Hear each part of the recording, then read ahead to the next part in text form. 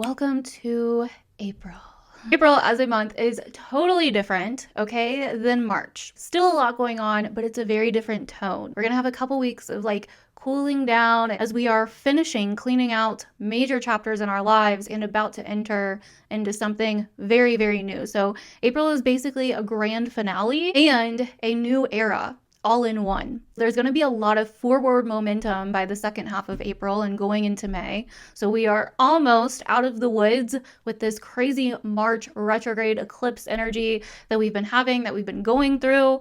And so in this video, I'm going to go over what all of this means for your rising sign for the month of April. We're going to go over your monthly horoscope, what I think the big themes for you, big story for you this month is going to be. We're going to talk about the bigger transits. There's not as many big transits this month as last month, okay? Which in a way is a good thing. It's telling us that astrologically, things are calming down a little bit. We're going to have some time to really cool off and sink into the massive changes, revelations, and breakthroughs that we've just recently went through in March. Those are going to be building in April, but not as intense. Future me here, and we are going to get into the story of April and what is coming for everybody, regardless what sign you are. So you want to hold on a second and you don't want to miss this first half of the video. But before we get into that, I wanted to briefly give a shout out to Astopia, the astrology app that I am partnering with for this portion of the video. Again, I've partnered with them before and I got a lot of good feedback last time. Here are the reasons that I agreed to partner with them again. Number one, their astrology app is really affordable. Number two, I do think that they have a lot of good things on their app. They give you personalized daily, weekly, monthly, yearly horoscopes, which not a lot of apps do.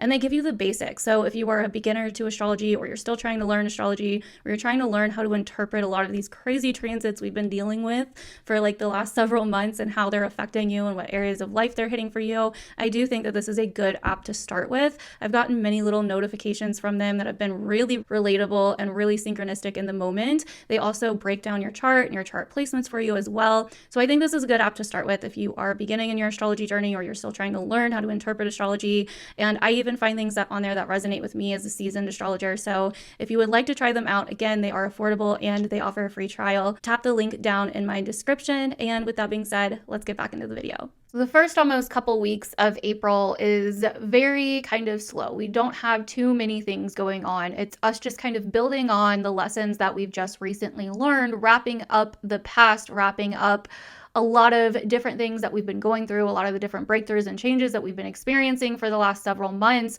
potentially wrapping up cycles that are even longer than that for some of us, like years, you know? We are wrapping up a lot of cycles. We are still kind of letting go and growing and integrating a lot, healing a lot, realizing a lot about our past and what we need to do to move forward and what that next chapter is going to look like for us. So these are kind of what the first couple weeks of April are going to be about. And then right before mid-April, on April 12th, we have a Libra full moon on the very same day that Venus goes direct, which I don't think is a coincidence, okay? There are no coincidences in astrology. I think this is a very powerful full moon. We're going to be feeling a very strong forward momentum in terms of what we want and what we're letting go of in relationships, with our values, with our self-worth, with finances for some people. But this is definitely going to be a really powerful event happening with that Libra full moon mid-month. Right before that full moon too, Venus is going to join Saturn and Mercury is going to go direct as well. And so it's like we are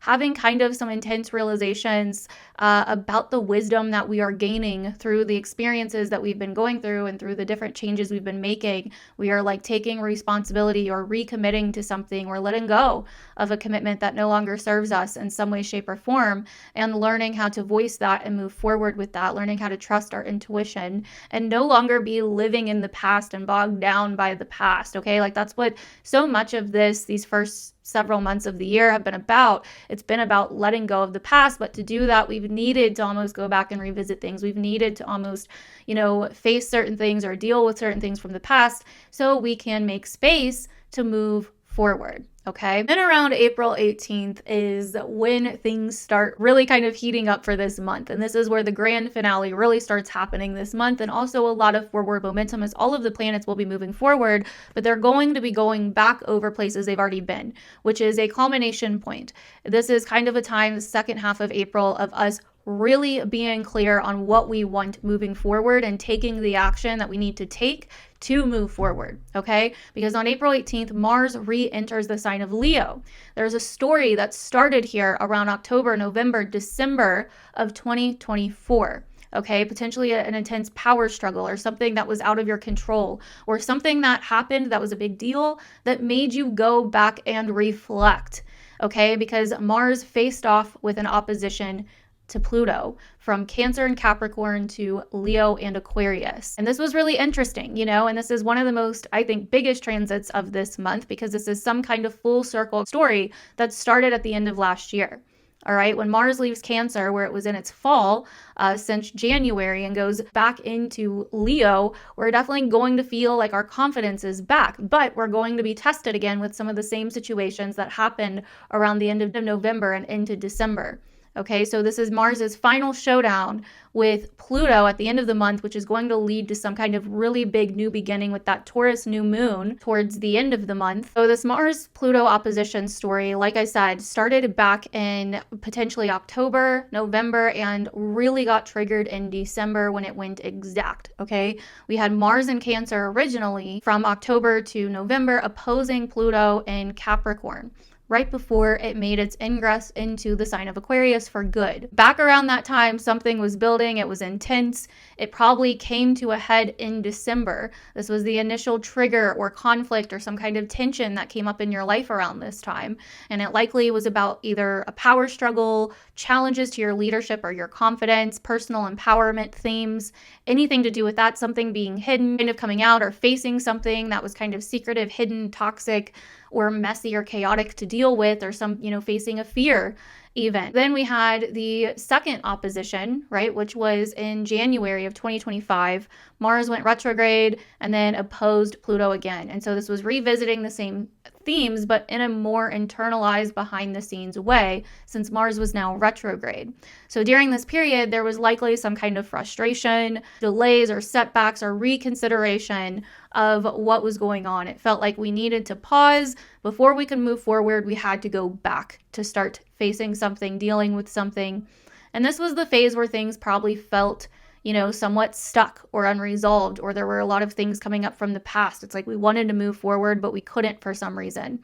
We couldn't think about what was ahead because we had to deal with something that was behind us or from the past or something that was more hidden or behind the scenes, right? So this could have been, some people maybe experiencing a loss of confidence or kind of a reassessment of their own personal power or the power dynamics within their lives or the social dynamics within their lives. It was basically a need to step back and rethink how we wanted to move forward. And we've kind of been in this place since. Mars is moving direct, and we have gained more emotional strength and kind of dealt with things and realized things and dealt with some breakthroughs. But this final opposition, this final battle and showdown between Mars and Pluto happens when Mars moves back into Leo, on the 18th. Now, obviously, it's not going to be exact then. It won't be exact until around the 27th. But for that 10-day period, we're going to be feeling the intensity of this build up again. So something is coming back around, but we have a different perception on it than we did before. It's different this time. Mars is now direct and moving forward. This is the final opposition. Therefore, it's a culmination or a resolution or a climax to the original issues that were brought up at the end of 2024. Okay. So whatever started in December is kind of coming to a head or coming to an end in some way or being faced in some way. It's like forcing some kind of final confrontation or final climax or moment or power shift in some way, shape, or form. And we have a lot more confidence right now because we've had to literally go back and reflect on things, reflect on who we are, reflect on our past, reflect on what we care about, what's important to us, what we are emotionally tied to, or the emotional baggage that we have. Our emotions and our emotional strength has been tested during the last few months. So this could end up being some kind of decisive moment where we finally reclaim the power that we felt we lost, or reclaim the confidence that we felt we lost, where we step into leadership or, take some kind of bold risk that we may have originally hesitated on before. There's also a major external event potentially, that forces us to act or respond.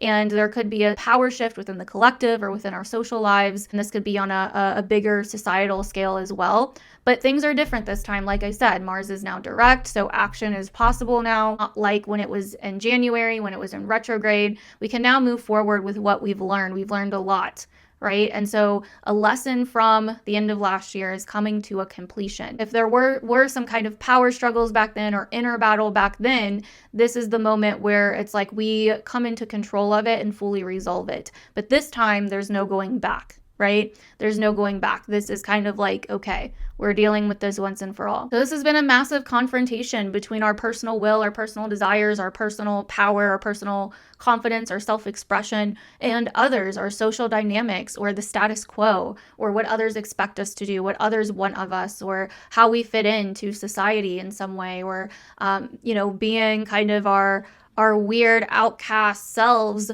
versus fitting in or being seen or being paid attention to in some way. The way that I see this, it's almost like Mars, is cruising along in Cancer and then moves into Leo and opposes Pluto and is like, you know what, Pluto, you got it, right? Like we can face off. And it was almost like too ballsy, right? It was almost like too ballsy. It was almost like ahead of itself, And then it realized that this was not what it was prepared for, that this was not what it thought it was, right? Pluto can hide things, right? So it's like Pluto had some kind of secret weapon where there was more going on than what meets the eye.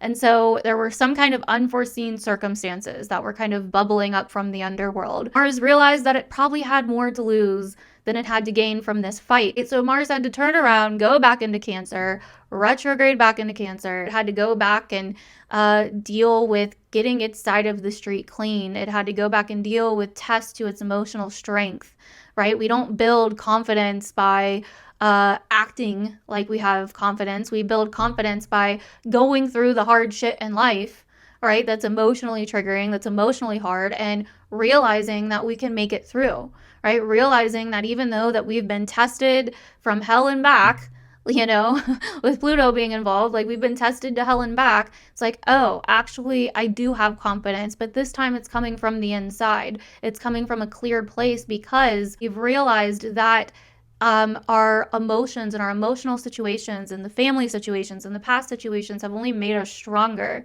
and it's not actually baggage, right? Now Mars has chopped off its past and chopped off all the things in which it felt insecure or weak, and now it's ready to face Pluto, right? It's like, I almost see this like cancel culture, right? Like Mars and Leo's like the rise of like the new hot freaking, person on the internet, right? And they're like, yeah, I'm rising, you know what I mean? And they get a little bit too cocky, they get a little bit too egotistical, right? And then society, goes and digs up old tweets from when they were 15 and then just completely takes them down, right? Not saying I agree with any of that, but completely takes them down, you know what I mean? And they basically just get slapped back down, right? And then Mars is like, well, like what the hell? But a lot of that go through that kind of thing, like cancel culture, like whatever, it's like, this is kind of like turning your weaknesses into your strengths, right? This is kind of like going back, dealing with the emotional stuff from the past, dealing with the stuff that makes you vulnerable or sensitive, or that you feel like makes you vulnerable or sensitive, can actually really make you strong, right? And so can you face what has power over you? Because that's what is building here. That's what this is leading up to. Mars is going to face off with Pluto again. So this is going to be a test of your true confidence, your true self, right? And like I said, a lot of the people that have dealt with cancel culture and getting canceled and all of that, like they, especially the ones that keep going and don't let it complete. I mean, they might emotionally let it get them down, but they physically keep going. It's like they come back and they go through a transformation. They go through a rebirth, and you can tell that they're different, right? Even when it's over stupid stuff, right? It's like anybody having that level of attention on them and getting death threats and like just all of that stuff all the time, it like anybody would feel, emotional about that or go through some kind of emotional, transformation through that. But it's like when they keep going, it's like you can tell they get more emotionally resilient and they get more emotionally stronger. This transit has been about facing what's buried, facing the buried triggers, the buried attachments of the past, right? The emotional attachments, the codependency, the traumas, the things that maybe we wanted to keep hidden secret or, in the past, right? Facing the fears and the emotions and the emotional baggage or the secrets or, anything from the past or anything that's been very emotionally personal or that makes us feel vulnerable related to our confidence, our power, control, and our sense of self, our sense of self-expression, right? So facing these things could really have really likely led us to some kind of personal empowerment, personal healing, some kind of deeper understanding of who we really are and what we're really capable of. Pluto in Aquarius is also about, mass movements and technological revolutions and systemic shifts. And, Mars in Leo is very much about personal ambition and individual expression, being free to be oneself and shine for who they are. So these opposites may definitely be very, very clear, and these tensions may become very, very clear again, right? The individual versus the collective or the society, right? What the individual wants or what a select few individual wants versus the many or the masses or the normal person, right? And we could definitely see those tensions start building and rising again. And then on the 29th, we have a Taurus new moon highlighting this opposition even more. This new moon in Taurus is going to be squaring the Mars and Pluto opposition. So this is going to be an intense, powerful new moon in Taurus. A new moon in Taurus is normally like a fresh start that's very grounding and more about like feminine energy and finding the beauty and the physical stability, security, self-worth, and the material world. But with this particular new moon, it's going to be squaring the Mars-Pluto opposition. So really creating some major tension between the need for stability and security and grounding versus kind of high intensity transformation and power struggles and confidence and, doing what we want to do versus what other people want us to do. And so this could kind of highlight this internal or external conflict around security, control, personal power versus social power, in some way, shape, or form for many of us. So yeah, April feels like a grand finale of sorts and kind of also a major jolt forward into a new era of us really starting something brand new, right?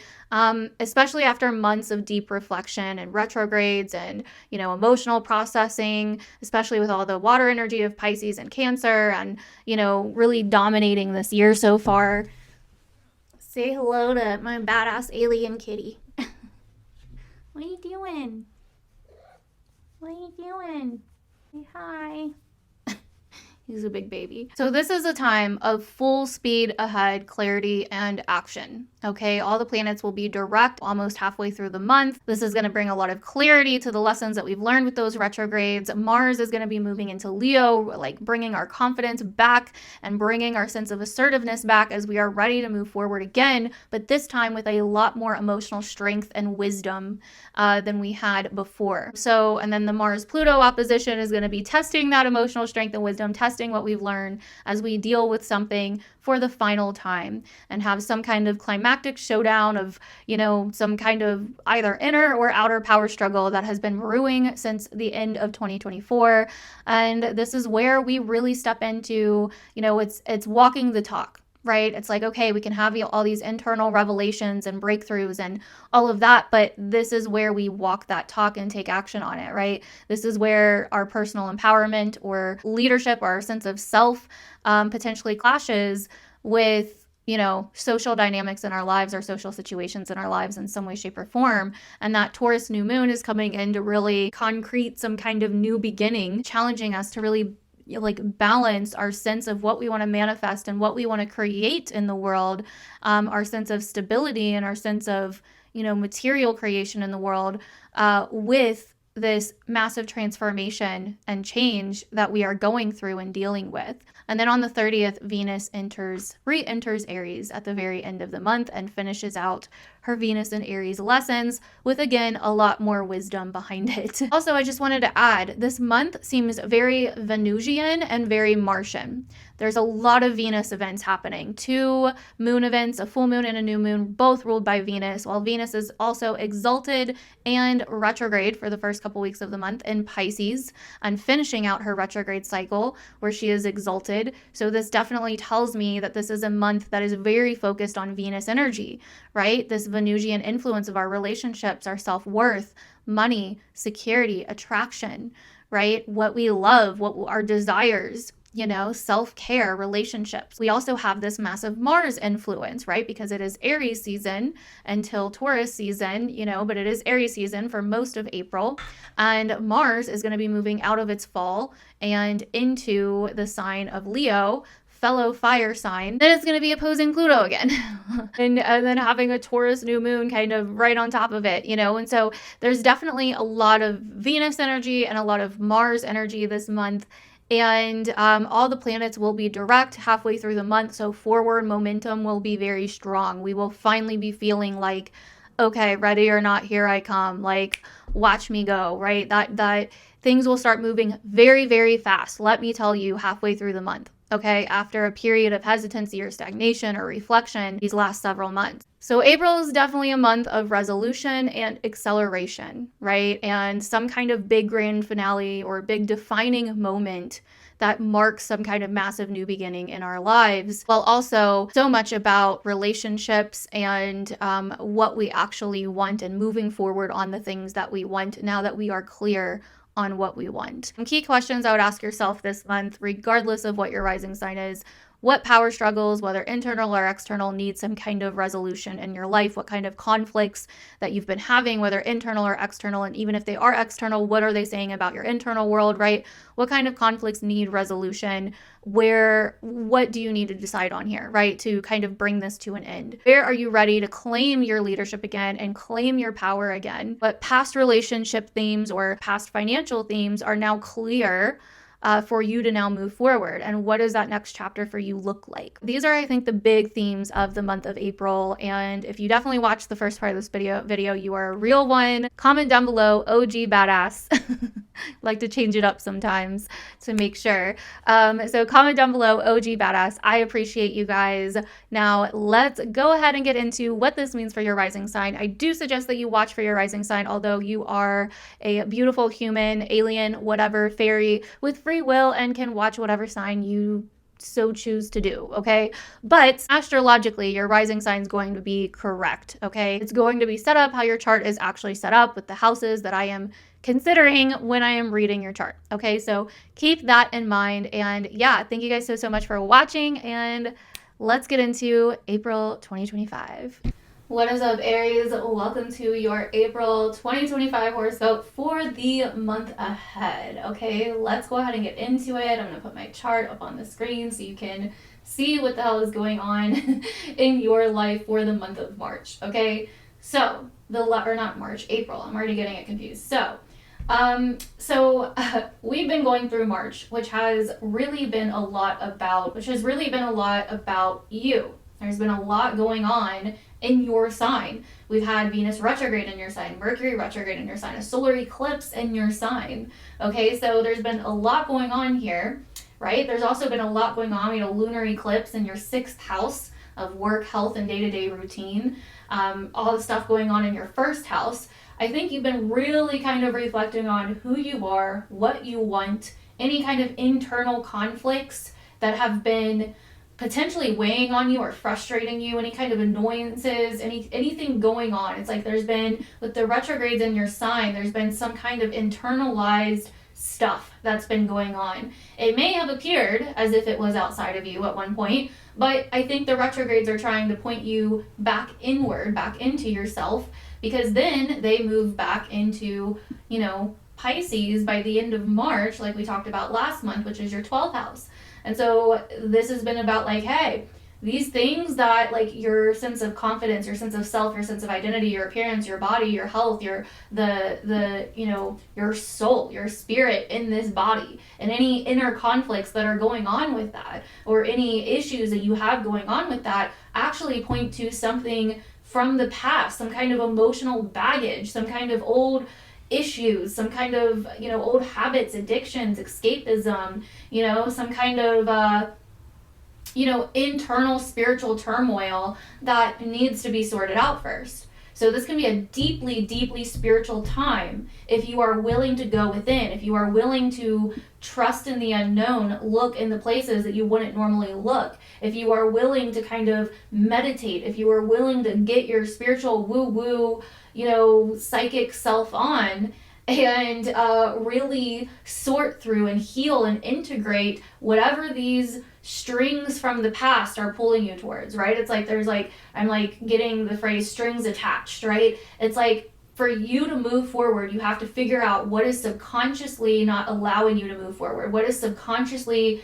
controlling you, or what is controlling you behind the scenes, right? And that's what March was so much about, right? Like what is really going on in your behind the scenes world? What kind of spiritual sicknesses are you dealing with? What kind of spiritual complications are you dealing with, right? Like the 12th house is the house of self-undoing. So you can't fully step into your badass self with full conviction until you let go of whatever is lingering from the past that isn't allowing you to do that. The kind of vision I'm getting with this are like, people with, puppets or whatever, how they have like the strings. It's like you're trying to figure out what is pulling your strings, right? But it's like going on behind the scenes. Like you're trying to figure out, hey, is this old thing really good for my body?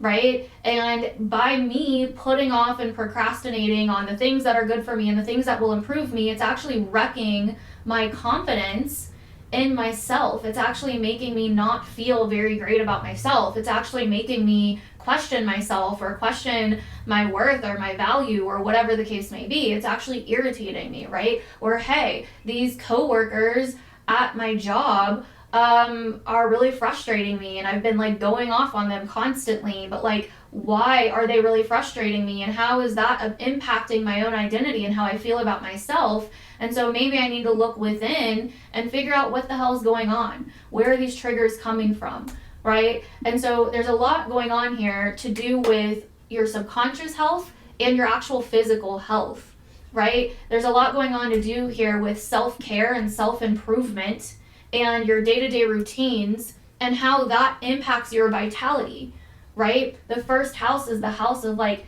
your vitality in terms of your health, where you actually get the energy to do the things that you want to do in your life. If you've been spending that energy on a lot of, excuse my language, but fuck shit, in your 6th house of Virgo, if it's been going to a lot of small little things that are just adding up and piling up, or if you've been allowing small little things to just add up and pile up, that directly impacts your confidence and your vitality. It's like, where's your energy going, right? That's what it feels like maybe the lesson is here for some of you guys. Like being more discerning and picky about where you're giving your energy, being more organized about what you're giving your energy to, right? Where's your vitality going? This is a brand new time and a brand new era that is like really underway this month. Neptune is now in your sign.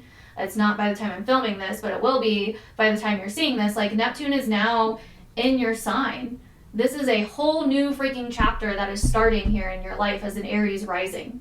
One where you are going to be able to see your possibility, your potential, right? Really manifest and create a vision for yourself. You're going to feel deeply spiritual or into something that is more sacred. Neptune is going to teach you these sacred ways of the body, that your body is a temple.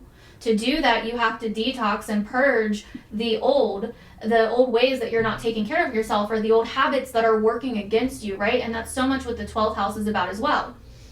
The things that you are doing that are working against you, the ways in which we do things, whether passively or intentionally or unintentionally, that work against us. It can even be like staying in the same toxic situation or relationship and what in behind the scenes that is doing to us. And so this is so much what this time period is about for you as an Aries rising. It's like really looking at everything in your life and feeling and really feeling like, is this aligned with who I really am? It's like taking an inventory, right? It's very Virgo, South Node in the 6th.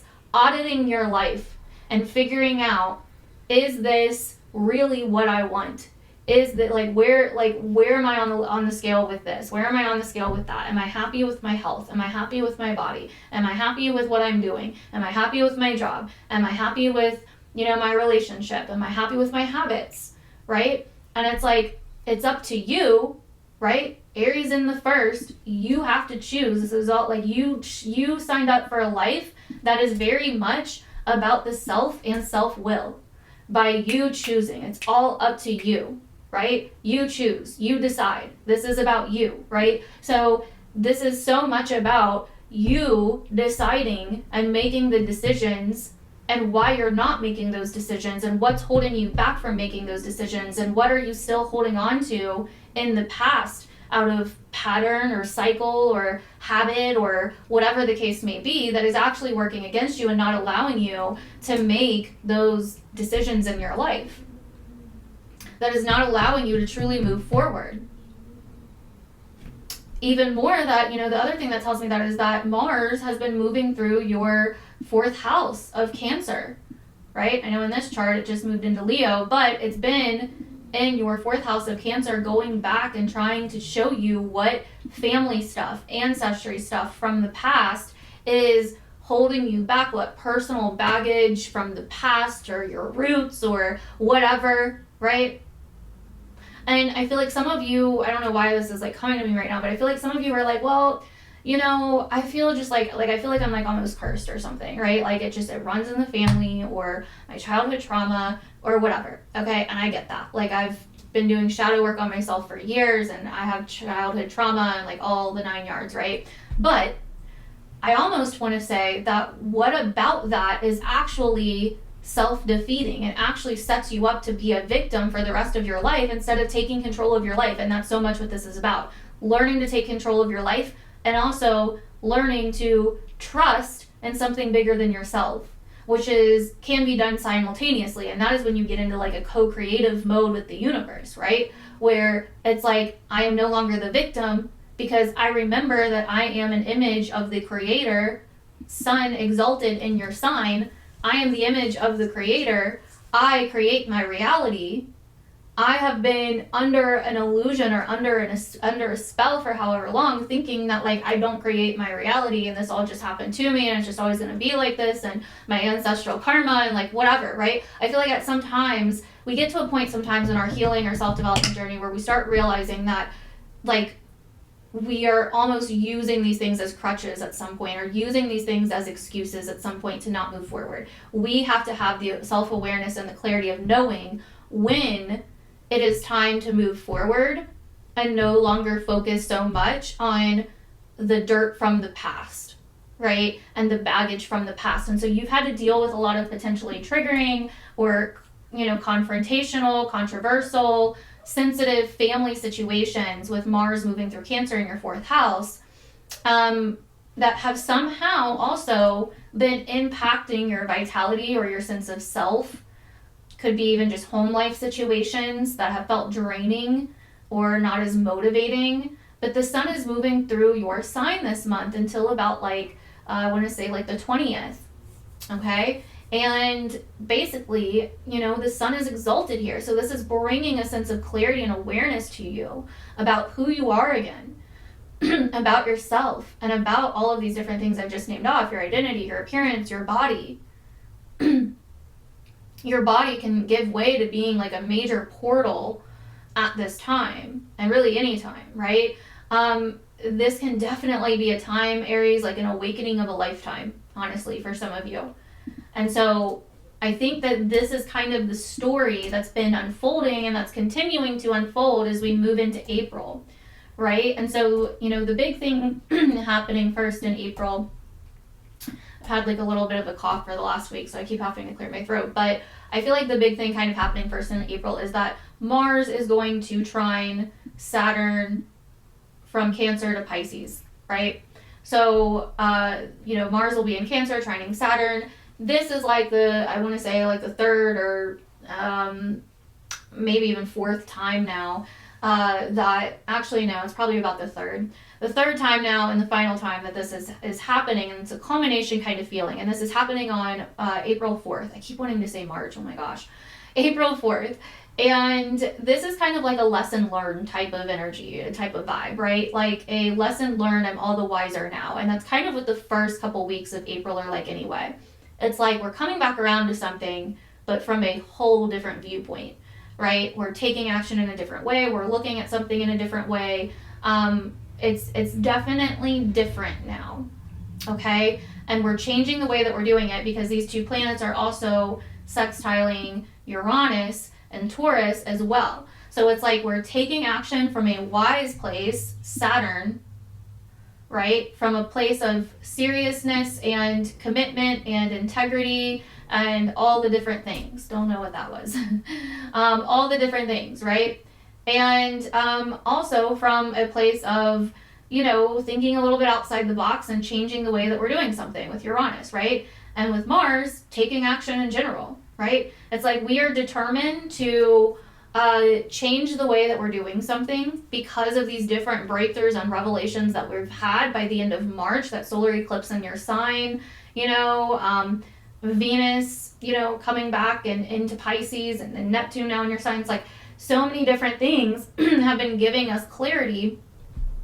And now is the time where, you know, Mars finally trines Saturn this final time, and then sextiles Uranus, and it's like, I'm doing this in a more emotionally wise and mature way.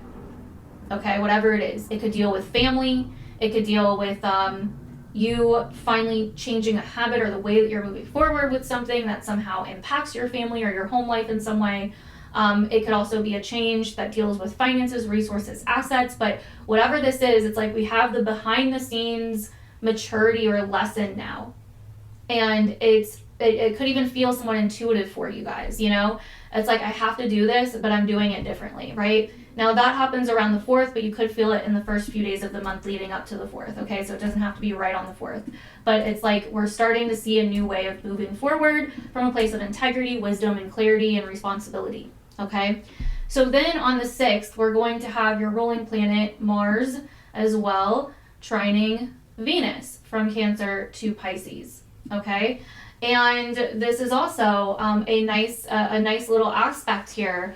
Again, somewhat like lessons learned. I mean, Mars is just coming off of the trine with Saturn, so Saturn's still kind of nearby. Again, lessons kind of being learned here and applied in a very different way. This is a very harmonious aspect, right? It can deal with your relationships, with your relationship with yourself or with your family. Again, this is like a subconscious or intuitive feeling of like, I know what I want now, and because of that, I'm moving forward, or you're being helped to move forward in some way, okay? And so that's like right around the 6th, but again, you could feel it on the lead up, so a couple of days before.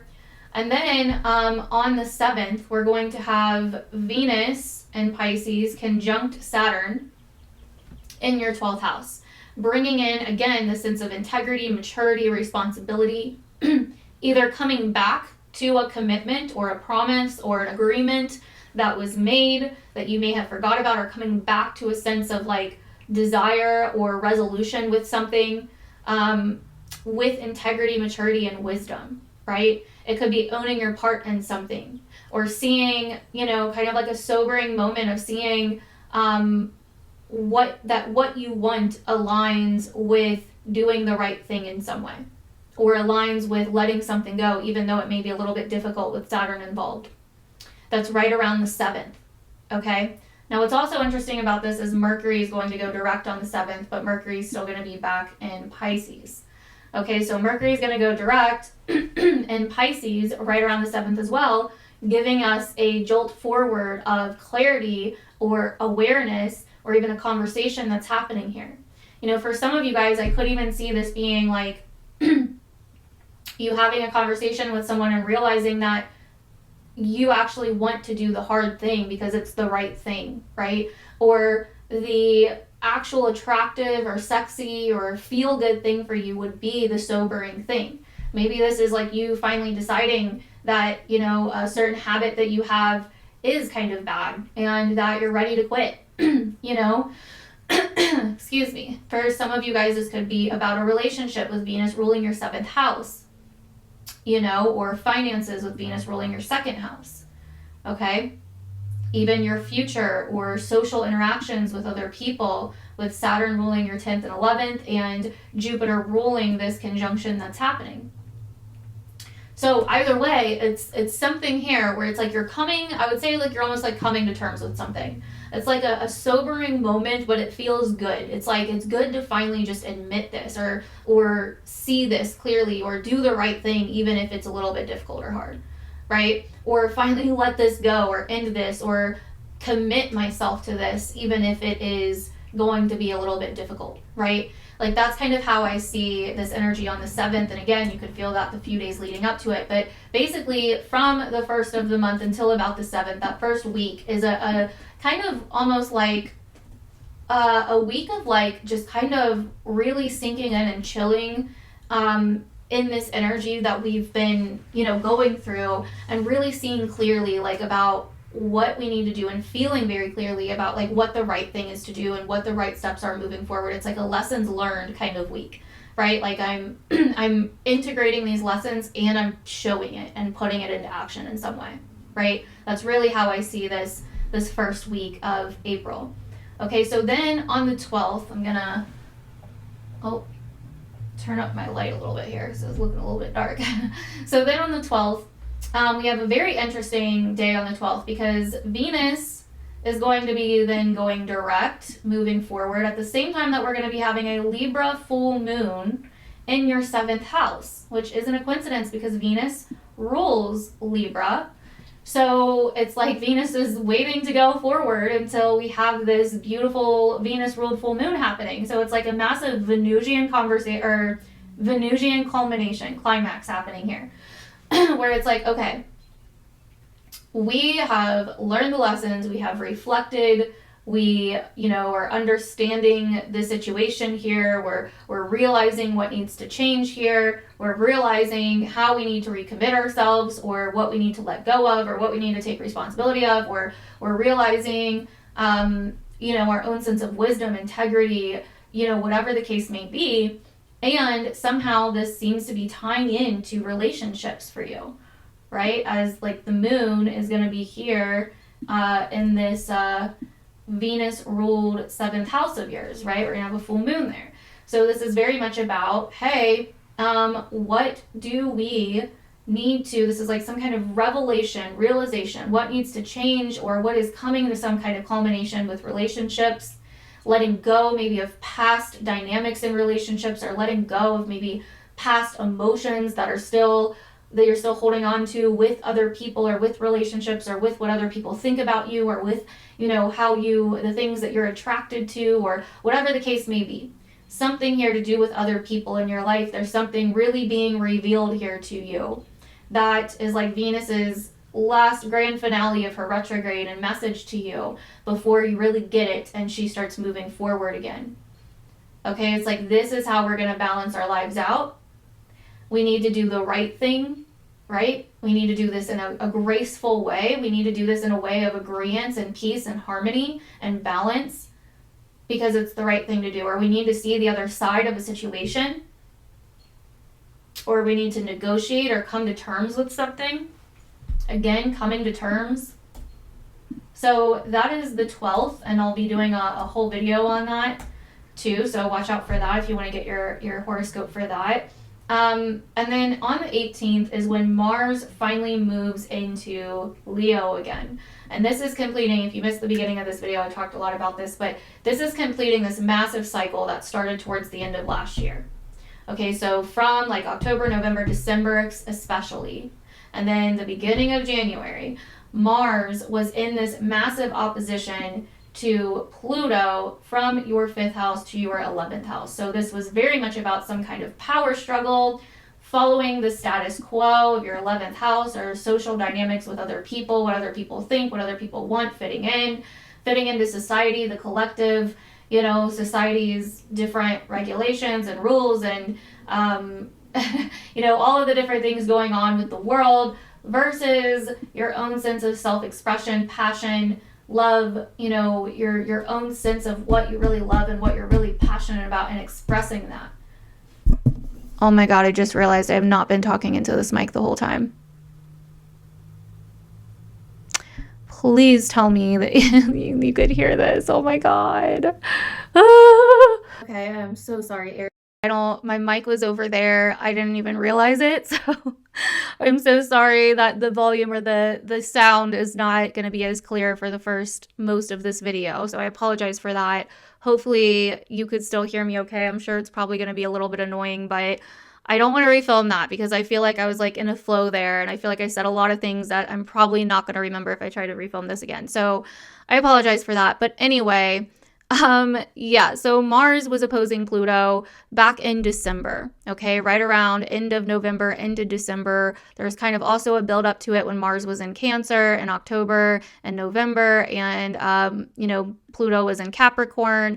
So there's been this kind of shift going on from Cancer and Capricorn to Leo and Aquarius, this kind of opposition that's been going on potentially in your life. And at first maybe started with, you know, family and your home life and your past and your personal life and you know, the safety, security, you know, protection, you know, dependency kind of themes versus your career, your future, your long-term goals, authority figures, you know, the actual legacy you want to leave behind. And there was likely some kind of power struggle that kind of started there, and then it went into and perfected in your house of children, passion, sexuality, love, romance, and versus, you know, the status quo and the world and social life and social dynamics and all of that. So basically, I think here that, you know, Mars first opposed Pluto exact from Leo to Aquarius, right? Then Mars went retrograde back into Cancer. And so I think what happened here is there is this like buildup of tension or this power struggle between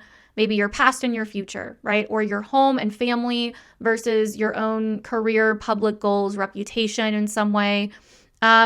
There was a kind of a clear divide in your life that you may have felt kind of in the middle of or in between, where it's like, do I want to kind of stick with what my family wants or expects of me and do the family thing, or do I want to go after my long-term goals and my future, right? Or maybe you were working more, but your family wanted you to be at home more, right? Or there was some, you know, tough stuff going on within your family, but you had a lot of also tough stuff and chaotic stuff going on with work or with a manager or boss or authority figure or something, right?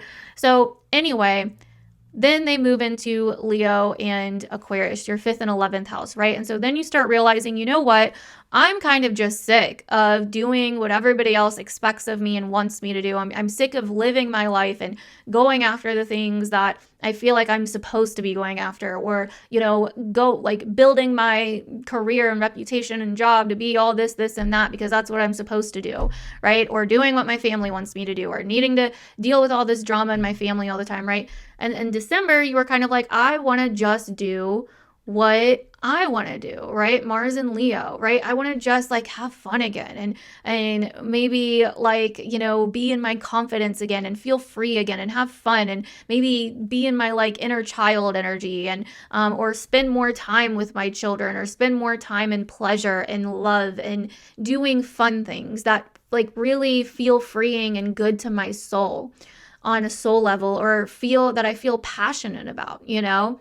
But Pluto up here in your 11th house was like, well, for some reason, that couldn't happen completely because there were either some kind of unknown variables, or there were certain fears, or there were certain things that were out of your control that were maybe going on in the world or in your social life, or in the collective, or you know, whatever the case may be. It's like there were like some kind of power struggles or issues going on with other people or social situations, or maybe you felt like you wouldn't quite fit in, or maybe you felt like maybe you did try to put yourself out there and do something you were passionate about, but you got like rejected for it, or whatever the case may be, right? It's like, or maybe, you know, with Pluto being in Aquarius, ruled by Saturn, also your 10th house ruled by Saturn, and Saturn being in your 12th house, maybe it was also kind of like, you know, there was maybe a loss of something. Maybe you lost your job or got demoted, or something along those lines, or you weren't really sure if you really wanted the same goal or not anymore. And so you were kind of going through these fears maybe about your future, right? Or about your social life or your career, or potentially it all led back to, again, this Pisces energy, your own sense of maybe self-sabotage or destruction in some way. So there was some kind of external circumstance where you were kind of facing a fear or facing something that may have had power over you in some way, or facing something unknown about the future, or unknown about a social situation or certain connections in your life. Like maybe you were betrayed by certain friends or a certain organization or institution or something along those lines, right? And so basically you realize that you were not yet ready for this, whatever this was, right? Whatever Pluto and Aquarius was for you. Mars realized he wasn't quite ready for that yet. Whatever happened, or something happened, or more was revealed, whatever the case may be, something happened and Mars had to go back into Cancer and kind of retreat. It was like, okay, I'm going to pull away from this, right? There was something else it needed to go through or learn in your 4th house of Cancer with home and family. So Mars went back and was like, I'm just going to kind of like go into my shell. And you could have been feeling this way, like, I'm just going to go into my shell. I don't want to deal with all of the craziness that's going on out there. I want to just kind of focus on my family, my personal life, my home life, be maybe more of a homebody, like whatever the case may be, right? And so Mars goes back into Cancer and then is like, chilling, but it also potentially brought up some tough stuff with home and family still, because Mars is in full in Cancer.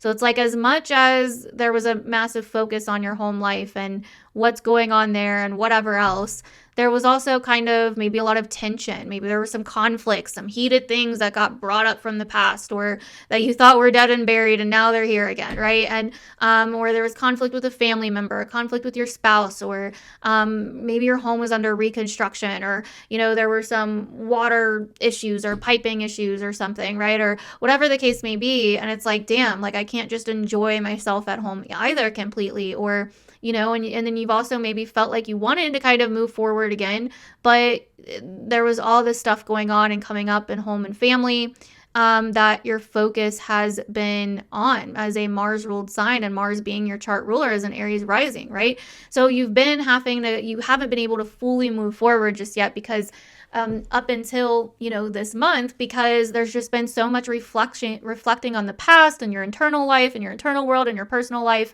And so you've maybe been a little bit more introverted than usual.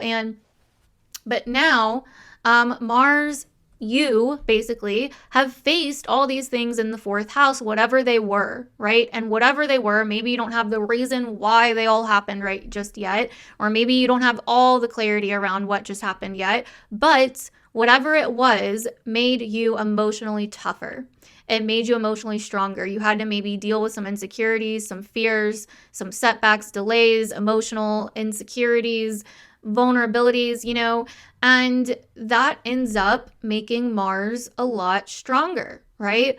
And you start feeling more confident in yourself because you faced these things or dealt with these challenges or dealt with these setbacks, annoyances, issues, fights, conflicts, whatever they were in your home and family. And now Mars is moving back into Leo on the 18th of April, and then going to start opposing Pluto again, right? For basically the final time, the third and final time, right? First time was in December, but you could have been feeling it in October and November as well. And then we had another time in the very beginning of January when Mars went retrograde, came into its exact opposition with Pluto again, right before it moved back into Cancer. Okay, so there was some intensity again there.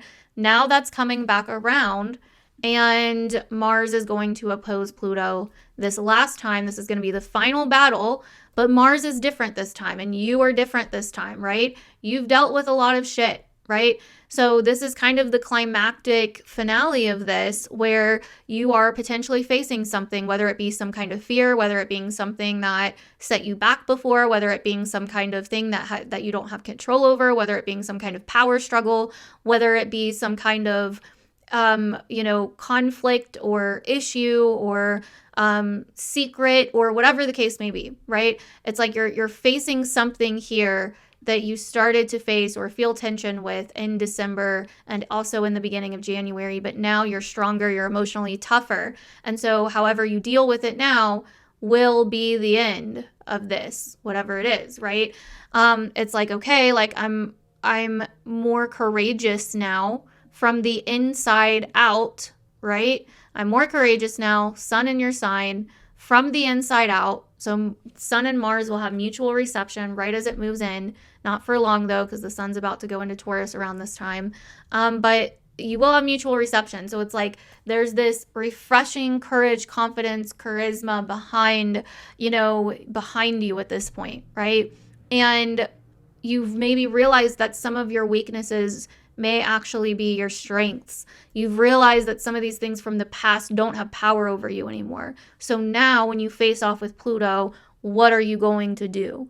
Right? Now, there is a way to integrate these two, since it is an opposition, to kind of find the middle ground here, right? Where it doesn't have to be one or the other, one extreme or the other, although it may feel that way sometimes for some people.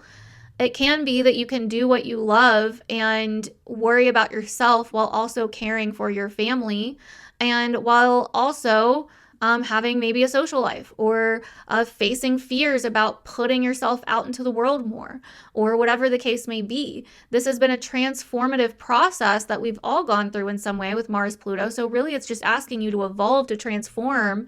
And you've already taken a good hard look at yourself, I feel like, for most of you, with Mars retrograde, right? And so it's like, this is about coming into alignment with your true self and your true desires and what you truly want. Again, you choosing, right? And, not needing to pick one or the other, right? And, we're coming off of that Libra full moon a few days before Mars moves back into Libra, or back into Leo. So, which is also about, agreements, negotiations, finding the middle ground, right? So it's like, allow this to transform you, or know who you really are when you face it, right? So it's going to be an interesting time. You guys are definitely going to have to let me know how this has been playing out for you. The exact opposition is supposed to happen, I believe, on the 27th. But I mean, when Mars moves into Leo on the 18th, we're going to be feeling it. It's only going to be 3 degrees off. Okay. So from the 18th to the 27th, we're going to be feeling it. And then on the 29th, we're going to get the Taurus new moon, which is going to square the Mars-Pluto opposition. So there's some kind of new beginning starting here in your second house of resources, finances, security, assets, the things that you own, the things that you have, your talents, your sense of self-worth, your sense of value and the things that you value, right? That's also bringing in this Mars-Pluto opposition into it. And it's saying like, hey, you may be making some big changes here to create something new in terms of how you want your life to go, and in terms of the things that you want to own with your second house, right? The things that you want to have, right? And so this may be facing a fear about putting your own creations or passions or the things that you love out into the world, so you can create, a new financial situation for yourself, right? For some of you, this could be letting go of an old passion that you no longer find joyful or fun, and doing something new, right? To create a new financial situation for yourself. So it's going to be different for different ones of you. For some of you, this could even have to do with your children. If you have children, this could be that, your child has been facing some issues, maybe socially, and, you had to kind of deal with a lot of stuff from the past and with family and stuff to move through that. And now you're a stronger parent because of it. And you're facing off with Pluto again. And, you are, realizing that, maybe you do have what it takes to deal with this, or you do have what it takes to do something about this, right? And so, this is going to be really interesting. And Mars does rule the 8th house too. So even though the 8th house isn't really involved here, other than being opposite of Taurus, Mars does rule your 8th house. So this could also be financial situations with other people, right? And you taking control in some way in that way, right? So anyways, these are just a couple different ways it could be playing out. It's going to be different for different ones of you. If you have any idea of what this was back in the end part of last year and beginning part of this year, let me know down below. I'm really interested to hear how this played out for you guys before, and it can give you some clues on how it's going to play out now, but it will be different now because Mars is different now. Remember that, right? Okay, so on the 30th, last but not least, Venus will move back into your sign, Aries, to finish this final retrograde cycle. I mean, she's already moving direct, but this will really complete that cycle, and it will bring things back around that may have been coming up before. But again, Venus is different now, so you're going to be dealing with them in a very different way. And so that happens on the very last day of the month, and that is what I am seeing for you guys, Aries risings. I'm sure this was probably really long, but it is your month, so I figured I'd spend more time with you guys. Hopefully this was helpful. Let me know down below. I'd love to hear your feedback. Thank you guys so much for being here and hanging out with me. Comment down below if you hung out with me the whole time. Badass Aries rising down below. I appreciate you guys. You can also comment sexy Aries rising too. I changed it up because people were like, I don't want to call myself sexy. So if you don't want to call yourself sexy, then you don't have to call yourself sexy. But you can say badass Aries rising. I don't really care. But I love you guys, and I will see you guys in the next one. Alrighty, what is up, my beautiful Taurus risings? Welcome to your April horoscope for the month ahead. I hope you guys are doing really, really well. March was a crazy month. I'm sure it's been a crazy start of the year so far. A lot of twists and turns. Hopefully you have a lot of revelations now, though. Hopefully you have a lot of clarity. April, if you didn't watch the first half of the video, is basically a month full of a lot of forward momentum and more acceleration. But also, it's a little bit more of a chill month at times as well than March was. But also, there's a massive grand finale happening and a massive new beginning happening. So we have a lot going on this month, and it's definitely different from last month. I think it's going to be a lot less confusing and a lot more clear on what we want, where we're going, what our next chapters are, all of that. So I'm going to go ahead and bring up your chart here so we can kind of look at it and go over it. So obviously for you, Taurus, you're a Venus-ruled sign, and Venus has been retrograding from Aries into Pisces, and, you know, Aries is your 12th house sector, so there's been a lot of stuff going on behind the scenes. Venus has been showing you a lot of behind-the-scenes conflicts, internal conflicts, and even external conflicts that have been happening in your life that have maybe had power over you, or that have been holding you back in some way, that have maybe not felt the best, right? You know, the 12th house is things that are hidden. This can also be hidden enemies, frenemies, right? Kind of comes to mind. Maybe people that weren't exactly who you thought they were, or people that you even had a long-standing relationship with, but, you know, maybe it ends up ending through this Venus retrograde, or something comes to light, or something comes out in some kind of way. For others of you, this could literally be that there are situations going on behind the scenes that you become aware of, you know, that you kind of became aware of in March. And for some of you, this could even be internal, like literally going on within you, a fight, a conflict, a battle going on within you that you have been wondering how to resolve, or maybe somewhat confused on how to resolve in some way, shape, or form, you know? And so this is kind of what I think a lot of you guys have been dealing with potentially. You maybe have felt a little bit low on energy as the sun is in your 12th. It is exalted in Aries, but it still is in your 12th. So it still is kind of behind you, or, you know, somewhat hidden, somewhat dampened to some degree. And so I think that, you know, this Venus retrograde, you're likely really feeling. And, you know, we kind of start April with Venus being back in Pisces, where she is exalted. So that is kind of the good part of this. Like, you are feeling a nicer tone of Venus now. You are feeling, instead of those like maybe hidden impulses, or hidden frustrations, or hidden annoyances, you probably are maybe feeling a little bit like cooled down with Venus, you know, moving back into Pisces.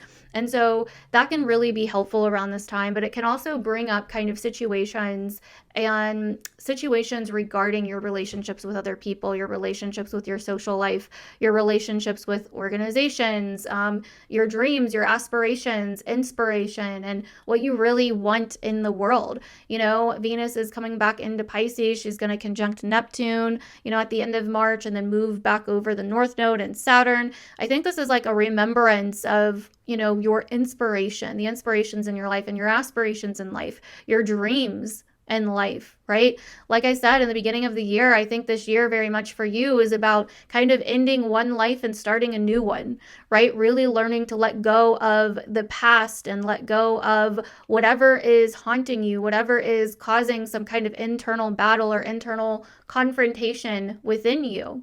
I really think that around this time, also with Mars being in Cancer in your third house, this could also be issues going on or conflicts going on related to siblings, extended family, your environment, your location, neighborhoods, etc., as well. Maybe you figured out some things going on around you that you weren't aware of before. But either way, like I said, I think that this year very much for you is about kind of leaving an old life and starting a new one. You're going through a massive transformation with Pluto in your 10th. You're going through a massive kind of, a deep personal transmutation of what you potentially thought you wanted your life to look like versus something new that's kind of forming here. And so I think that Pluto in your 10th is revealing things about your future and things about the potentials of your life that you couldn't see before. They can feel somewhat serious sometimes. It can kind of force you to see things that maybe you didn't want to see before. But again, sometimes it's through seeing the things that we don't want to see that we see what we actually want and what actually matters to us. It narrows our focus, right? And so anyways, Venus moving through your 11th house is reconnecting you with your hopes, your dreams, your wishes, and potentially a community or a social group or a social environment or friends or whatever the case may be here, right? So, and we start out April with that kind of energy. The other big part of April is that we have this massive Venusian theme other than Venus just being retrograde. We also are going to have Venus moving direct on the same day that we have a Venus full moon, Venus ruled full moon happening in the sign of Libra in your 6th house, really kind of pointing to where you need to get your self-care, your work, job, health routines in balance, right? Where you need to kind of balance out this area of your life or, something kind of coming to light about this area of life. Also showing you where you have certain habits, patterns, addictions, cycles, subconscious things that are potentially affecting your, day-to-day life in some way or keeping your day-to-day life out of balance. I would really look at any internal and external conflicts that are going on. If they're external conflicts, what are they saying about you internally, right? And if they're internal conflicts, what are they saying about what you're doing externally, right? And so I think this Libra full moon is really kind of bringing something back into balance with your work, health, and day-to-day routines.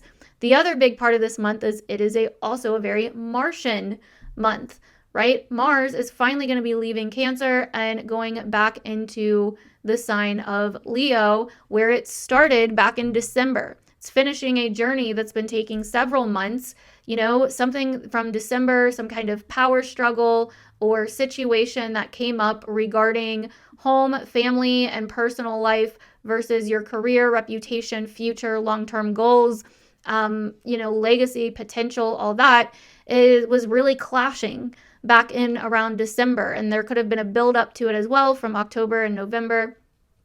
And you probably went through some kind of clash again that was more internalized back in the beginning of January this year. Okay. And so that is kind of coming to a grand finale this month as well. So it's going to be a very interesting month. Let's go ahead and kind of get into the details of it. Okay. So from about the 1st to the 7th, we have a series of kind of smaller transits happening, but I do think that they're important. On the 4th, and you could feel this on the days leading up to the 4th as well, Mars, which will still be in Cancer at the time, will trine Saturn in Pisces, okay, in your 11th. So from your 3rd to your 11th. This is some kind of lesson learned that we're now moving forward with. It's like we've gotten the wisdom, this Saturnian wisdom, because this is like the 3rd time that this trine has happened. Okay, so we've gotten some kind of Saturnian wisdom that Saturn's been trying to teach us about maybe, hesitating before we move forward or learning a lesson before we can move forward in some way. And this is kind of the final time that it's happening, like I said, and this is happening from your 11th to your 3rd house. So this could be, some kind of like taking maybe more responsibility for, trusting in something bigger than yourself, taking more responsibility for your aspirations, wishes, goals, social life, and actually taking action on moving forward with that with the third house, right? Maybe doing something in your environment, in your community, in your local surroundings.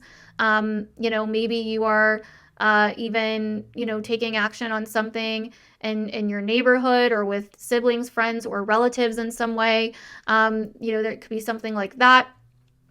Mars rules your relationship sector. So, your relationships with other people, your spouse, your, close relationships in your life. And it rules your or not your sixth house, that's Venus. And it rules your 12th house, right? So this is definitely like, look, something subconsciously has been learned here. There's been some kind of wisdom gained, and it could deal with a social situation that you're finally moving forward on or coming to terms with in some way. And the first week of April is really about coming to terms with things in some way. Okay. And so then on the 6th, and again, you could feel this in the few days leading up to it, but we're then going to have Venus, your chart ruler, we're then going to have Venus trining Mars. Mars is still going to be in Cancer. Remember that. So again, then there's some kind of like agreement on what to move forward on, or there's some kind of almost want to move forward on something. And, right around this time, the very next day, Venus is going to be exactly conjunct Saturn in Pisces as well, while they're basically trining Mars, and so this is like us coming to some kind of sobering revelation and agreement about how to move forward in our lives. Okay. And so this is like, okay, like this is the wise thing to do or the right thing to do, or I'm going to recommit to something that I kind of lost my commitment with, or I'm going to assert boundaries where I should have asserted boundaries and actually do something about this, or I'm going to take care of something I knew I should have taken care of, but I didn't, and I'm going to take responsibility for it. Again, kind of coming to terms with something in that first week and really kind of doing something with the right thing, making maybe amends for something, or being honest with ourselves about something and how we're moving forward with it. Also on the 7th, Mercury, which will be back in Pisces still, is going to move forward. Okay. And so then around this time, we finally start moving forward with that Mercury retrograde, less confusion, more revelations, more clarity will start building after that. So then on the 12th, we have a very interesting day. That is the day that we have the Libra full moon happening in your 6th house, which is the same day that Venus goes direct in Pisces, and Venus is the ruler of this full moon happening in your 6th.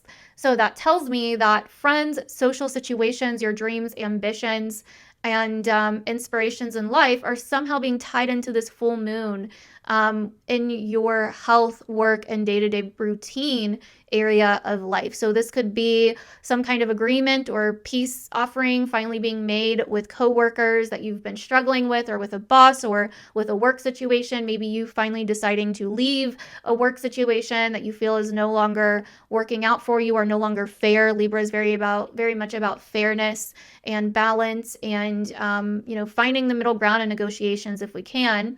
But yeah, this is like really thinking like, are you really aligned with the people that you work with? Or this could also be for some of you deciding to be of service in some way. The 6th house can be of service. The 11th house can be charitable. So this could be trying to be of service in some way, or someone or an organization or something being of service to you in some way. Right. And again, Venus is your chart ruler. So, I would say this likely does have to do with maybe your health, your body, your vitality, or even, again, it could be like your work or, being in service in some way, but it's like, it's like you're maybe giving back in some way, or you're maybe, receiving in some way, or there's like a connection that you are you're realizing something big about your aspirations, your connections, your job, your health, your work, your body, something in that category. You're realizing something big where there's a culmination coming in here to do with those things and tying in those areas of life. Okay. So on the 18th, Mars enters back into Leo, where it will start opposing Pluto again. And this is a really interesting opposition. Okay. This is the final opposition in this cycle. This cycle basically started pretty much around October and November. It was very, very close to opposing then, but it was in Cancer and Capricorn. It made its exact opposition in December, like the first week or so of December, and then Mars went retrograde. And then Mars came back around and opposed Pluto exactly again the beginning of January. So what was going on around that time? There was likely some tension going on, or there was likely maybe some fears that you were focused on, or potentially a situation that came up. It could have been an external situation that was somewhat out of your control that you didn't know how to deal with, or there could have been, it could have been an internal situation too, but there was something going on there that required, or that brought in a lot of change, or potentially a conflict, or potentially even a power struggle in some way, shape, or form. And that situation is kind of coming back around now, but this is different. Mars has been through a lot. Mars retrograded back in Cancer, went through a lot of emotional stuff, learned how to be more emotionally strong. And so Mars is different now, coming back into this, okay? And this is your 4th house of home, family, your personal life. This is like what you want to do in your home, family, and personal life. Like, you want to feel like the queen or the king in your home life, in your personal life, right? And Pluto here is in your 10th house, right? And so it's like, but maybe there has been something going on with your career or your reputation or your long-term goals or your future. There's been a lot of unknown or uncertainty surrounding your future, right? And so it's like been hard for you to really be truly in your confidence, maybe with your family or at home, or, to some degree, because there's been a lot of pressure or chaos or uncertainty or fear surrounding your future, your job, your career, something along those lines. Or there's been a power struggle with authority figures, maybe, that was happening back in like December and early January. But somehow, some way, it's like we've regained our true confidence, and now we're facing Pluto again, this fear or this unknown or this situation, whatever it is. And Mars is saying, look, I have the confidence now to deal with this. I have the inner strength now to deal with this. And so this is very much about like what has power over you. And you may have been feeling kind of caught between the two, because these two signs square your sign. Plus the Taurus new moon that we're going to have at the end of this month is going to square these two, this opposition as well. So this is kind of some kind of building tension between your future and your long-term goals and your legacy and, potentially the status quo, what's expected of you socially or in the world, versus what's important to you in your home, family, and personal life, right? How you're connected to your family, your past, what you do in your personal life, and how that maybe conflicts in some way with what you do in the world. But facing this is going to be different this time. And I think this is the climax. This is the grand finale. This is the last time we're facing this. So it's like we're facing something here and becoming empowered by it. We're allowing it to evolve us. We're facing it this time with a lot of wisdom, with a lot of emotional strength, right? Whereas before, we may have needed to slow down and reflect. We may have not really known how to deal with it. And so we've been kind of not knowing how to move forward just yet. But this is us really facing whatever this is, so that we can move forward. For some of you, this could deal with relationships in your home life. Okay, this could deal with something going on behind the scenes in your home life. Or the feeling of maybe wanting to be alone, or wanting to kind of have your space in terms of your home life. It's going to be different for different ones of you, but either way, Aquarius in the 10th house is like, okay, this is what society expects of you, or this is what the world expects of you socially. But your 4th house and having Leo here, it's like, well, this is what I keep private, but I want maybe to be able to express this. Or maybe Pluto threatens to expose something that you keep private or something, right? In more of a subtle way, for some of you, this could literally just be that there's some changes going on, or that you're making with your home life or with your family or whatever. Maybe you're buying a new house or selling your current house or whatever the case may be. Or maybe you were fighting with a boss back then, and this time you finally face the boss, and maybe you're respectful, but you're in your power about it. And maybe that causes a change, But somehow this does lead back in a lot of ways to your ascendant, your 1st house, your own self-worth, your own appearance, your body, your own relationship with yourself. And so it's like this this change, this transformation that is happening here between your home, family, and personal life and private life and your public life, your achievements, your goals, your career, and your identity is really big and really evolving you. Okay, so, and that's going to be happening from the 18th until around the 27th. After the 27th, it will start waning, but then we have the Taurus new moon on the 29th, which will square it, even though it'll be waning by that point. It's still kind of like, okay, whatever we have transformed and changed from that opposition is causing this massive new beginning and new chapter for yourself, your identity, and your relationship with yourself, your body, your appearance. Okay, so that's really big. And then on the 30th, Venus will enter Aries again for the final time to finish out this retrograde cycle. She's no longer retrograde, but she's just going back over where she was before, with also a lot more wisdom and a lot more resilience this time. And so, and she will kind of bring back up those maybe internal conflicts, battles, things going on behind the scenes that, she'll be able to make peace with now, right? And so anyways, that is what I'm seeing for you guys, Taurus. Let me know down below how that resonated. And I'd especially love to know what you think this Mars and Pluto opposition, this final climax is about for you. What did you see come up in December and early January timeframe? And I would just love to know what you think this may be for you and how you saw this playing out before. And comment down below, badass Taurus rising, because you are, boo. Thank you. Thank you guys so much for watching this, and I will see you guys in the next one. Bye. Gemini, welcome to your April horoscope for the month ahead. We have a very, very different month here coming up in April. Okay, so we have a lot going on, but not as much as March. Okay, so in April, the first couple weeks are really about cooling down, really integrating all of the breakthroughs, the revelations, the changes that occurred towards the end of March, and then preparing us for kind of a grand finale and massive acceleration as we move forward into a brand new chapter of our lives.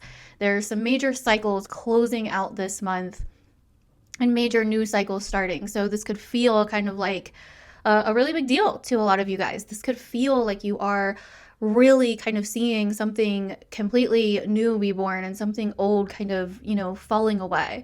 As I said for you guys, I think a big part of this year is you guys kind of almost like saying goodbye to an old life or an old dream, or maybe remembering even an old dream for some of you guys, right? Like some of you guys, this could be literally like coming back to what you really want out of your life. What do you want from your future? Like, have you forgotten the possibilities? Have you forgotten the potential? Have you forgotten where you're going or what you're building towards, or what achievements you want to have, or where you want to be in terms of your life, in terms of the world, in terms of where you're going? I think your views of the world are changing a lot with Pluto and Aquarius. I think you've been learning a lot with Aries and all of these 11th house retrogrades. What is holding you back in terms of going after your aspirations in life? I think also you've been feeling maybe held back or confused or conflicted about a career path or a path that you've been going down, or if you still want that path, or whatever the case may be. There's something here when it comes to your big long-term goals, your big long-term dreams, like your aspirations in the world, your actual, like the things that you want to achieve. What is the mark that you want to leave behind in your life and in the world? Right? Especially with Jupiter being in your sign, ruling your 10th house, being your 10th house ruler. I think, and also your 7th house ruler. There's been a lot of reflecting on relationships, but also massive, massive reflecting on what you actually want out of your life. What does your future look like? What do you want your future to look like? Is your life going in the direction that you want it to go in?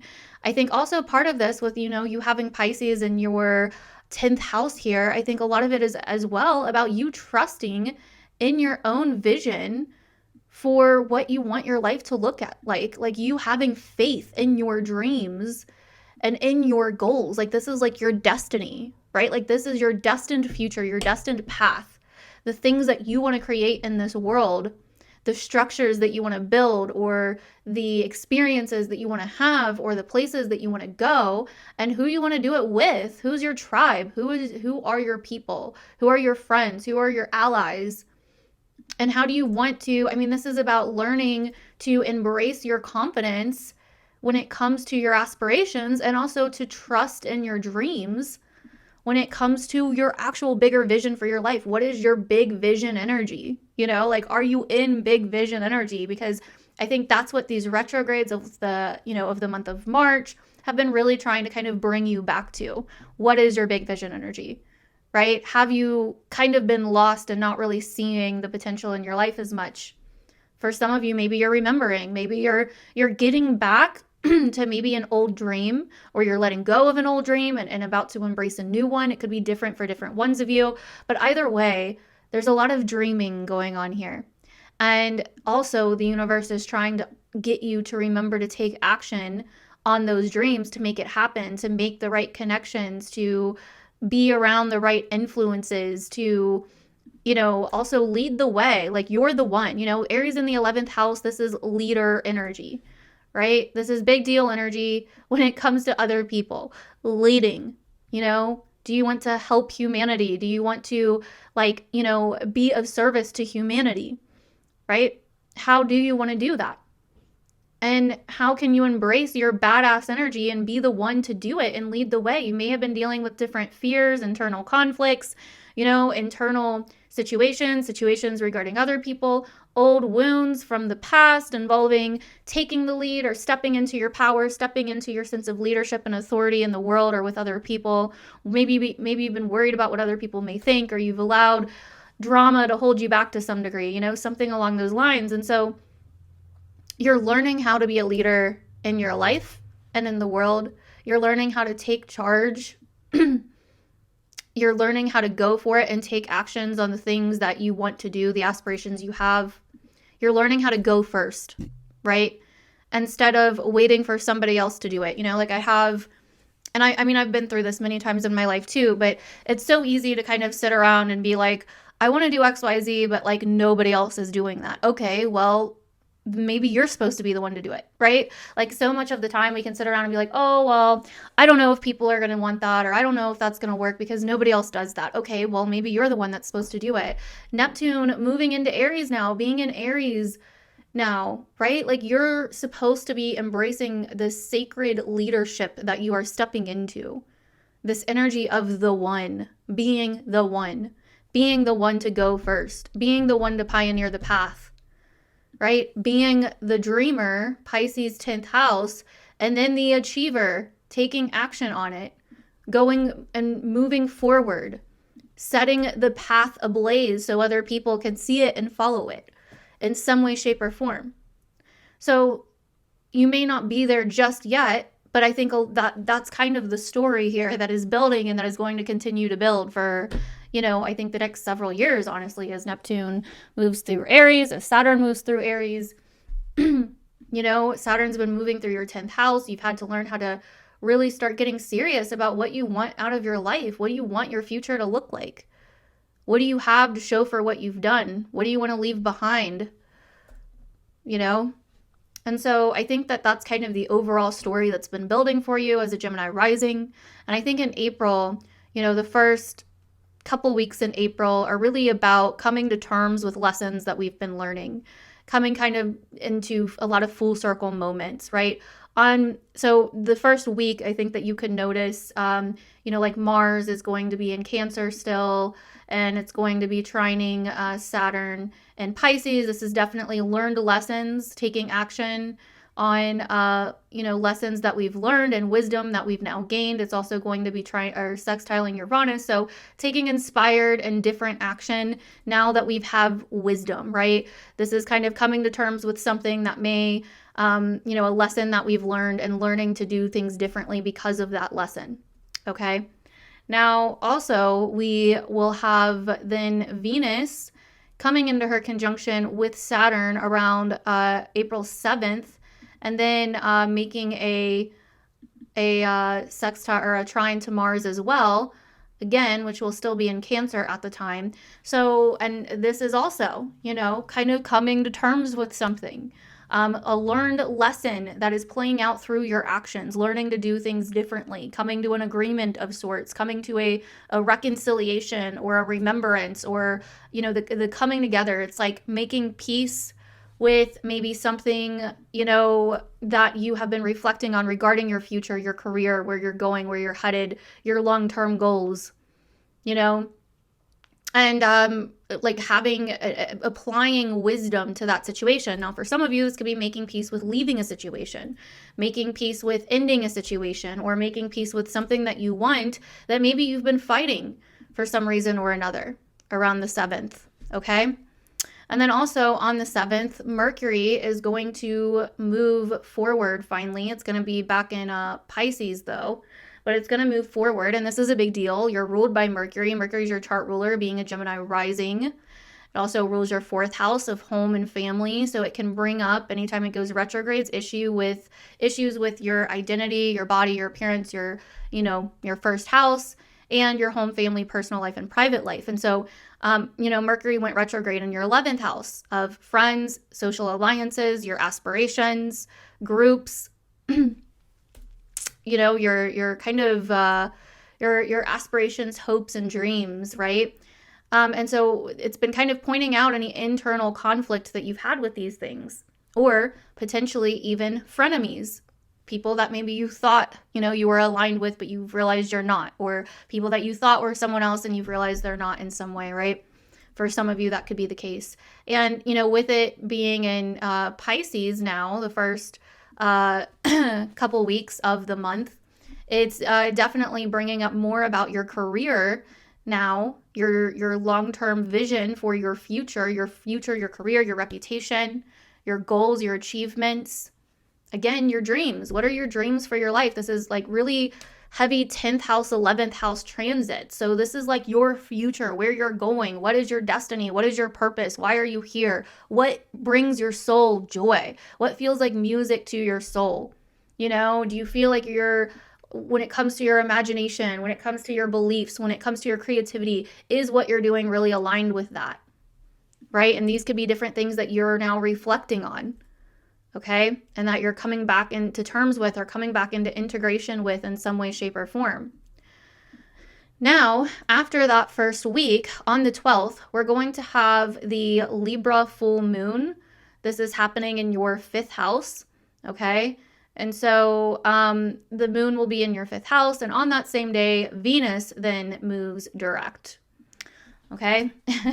And Venus rules that 5th house area, and she's moving direct in your 10th house. And so this is like, and again, your 10th house is ruled by Jupiter, which is in your sign. And so it's kind of like all connected, right? Now, this is really signifying some kind of major culmination point, major release, major aha moment, major revelations regarding your love life. Okay, potentially your love life, your dating life, your passions. Again, do you love what you're doing and where you're going in the direction that you're headed in? Is it in sync with the things that you love, with your passions, with your heart, with who you are and your identity? Right? Like, what about the relationship with yourself, with your values, your self-worth, etc.? You know, now with this being your 5th house, Venus, you know, this can also rule children if you have children. So this could also be, you know, tying in children in some way, children in the direction of your future, your career, etc. Or Jupiter also ruling your 7th house and your 5th house being activated anyway. So this could be relationships. Is a relationship really meant to be long term, or does it feel like kind of, you know, a bit of a fling, you know, like whatever the case may be. Maybe there is a reconnecting of the vision of a relationship that you're in, you know, maybe there's been a loss of passion or love or romance or charm in your relationship sector. And maybe that starts to finally come back in, or you start to really have that vision for what you want in your life and out of life, and for the things that you want to create in the world, for the things that you want to achieve. What do you want to create long term? And who do you want to create it with? And does it really sync up with who you are? I think these are going to be the different things that you could be noticing coming up around the 12th and building up to the 12th around that Libra full moon, and as Venus goes direct, okay? So then on the 18th, Mars is finally entering Leo again after a long retrograde period back into Cancer. And it's going to pretty much immediately start opposing Pluto again. This happened back in December, okay? It first started, the build up to it, we could start feeling it around October, like end of October and into November. There was this strong tension that was starting to build somewhere in your life, likely to do with safety, security, finances, resources, dependency. Versus other people's money, kind of playing by the rules, other structures, businesses, investments, shared resources and finances, maybe with a partner, etc. So, these were some tensions that may have started rising at first, October and into November. And then Mars and Pluto both went into Leo. Mars went into Leo, Pluto went into Aquarius. They both switched signs and started opposing in Leo and Aquarius in your 3rd and 9th house sector. So this has been really about expressing yourself and worrying about your own kind of life, environment, lifestyle, your here and now, being more expressive with your opinions and being more authentic with your opinions and your self-expression and your communication versus following maybe the status quo or the social systemic dynamics in your life. If you're going to college or in school for something, maybe it was kind of like, your school predominantly kind of had, a certain ideology attached to it, or most people thought or had certain opinions one way, but you had different opinions, and where you came from was different, right? So you didn't feel there was maybe some tension building there between like, should I really, and for some of you, if you're not in school, it could even just be the world at large. Like 9th house is more big picture kind of energy. So it could be like, I have certain opinions that are, authentic and my own, but maybe they're controversial, or maybe they would cause conflict, or maybe you were feeling like it wouldn't fit in with other people in the world in some way, or maybe you were starting to feel this kind of tension or this kind of power struggle building either within you or outside of you to do with expressing yourself and having opinions or expressing your opinions or kind of making changes to your environment or your location or where you live or your town or your community versus kind of the world at large, or your country, or something like that. Maybe there were things going on with travel around this time. Maybe there were power struggles going on with belief systems, values, ethics, morals with other situations in your life. Also could involve your career, with Saturn being the ruler of Pluto and, in Pisces, right? Maybe there were some tensions, some power struggles regarding morals, ethics, the rules or regulations in terms of a place of work, or in your career or with an authority figure. And you felt like you weren't able to really express your authentic self in some way, or really shine for who you were and your own talents or your own opinions or whatever the case may be. Okay, the sun does rule Leo, and so this could also be bringing up again your ambitions, your social life. Like, I think that it's like you're really learning how to be confident in who you are and put yourself out there, but maybe facing fear around what other people think, or certain external situations that have almost felt like they're out of your control or prevented you from doing so, or certain fears that have prevented you from doing so in some way. But this, whatever the struggle was, going into December last year, Mars went retrograde, like the first week of December, mid-December. It opposed Pluto the first week of December 2024, okay? Then it went retrograde mid-December.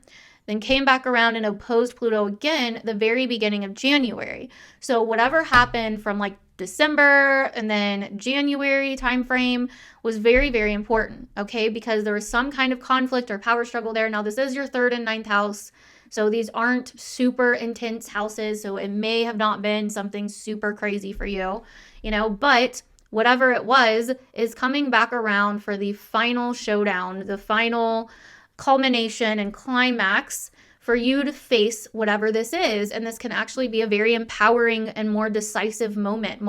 You kind of had to retrograde back, reevaluate your values, your priorities, your, emotional attachments, your sense of security and safety in some area of life or for some reason. And now Mars is moving back into Leo and a lot more confident, right? It's like you've cleared a lot of emotional baggage. You've cleared a lot of emotional attachments. You've, let go of a lot. You've gotten emotionally stronger, and you may feel more secure and stable at this time. So Mars definitely feels more confident coming back into this opposition with Pluto.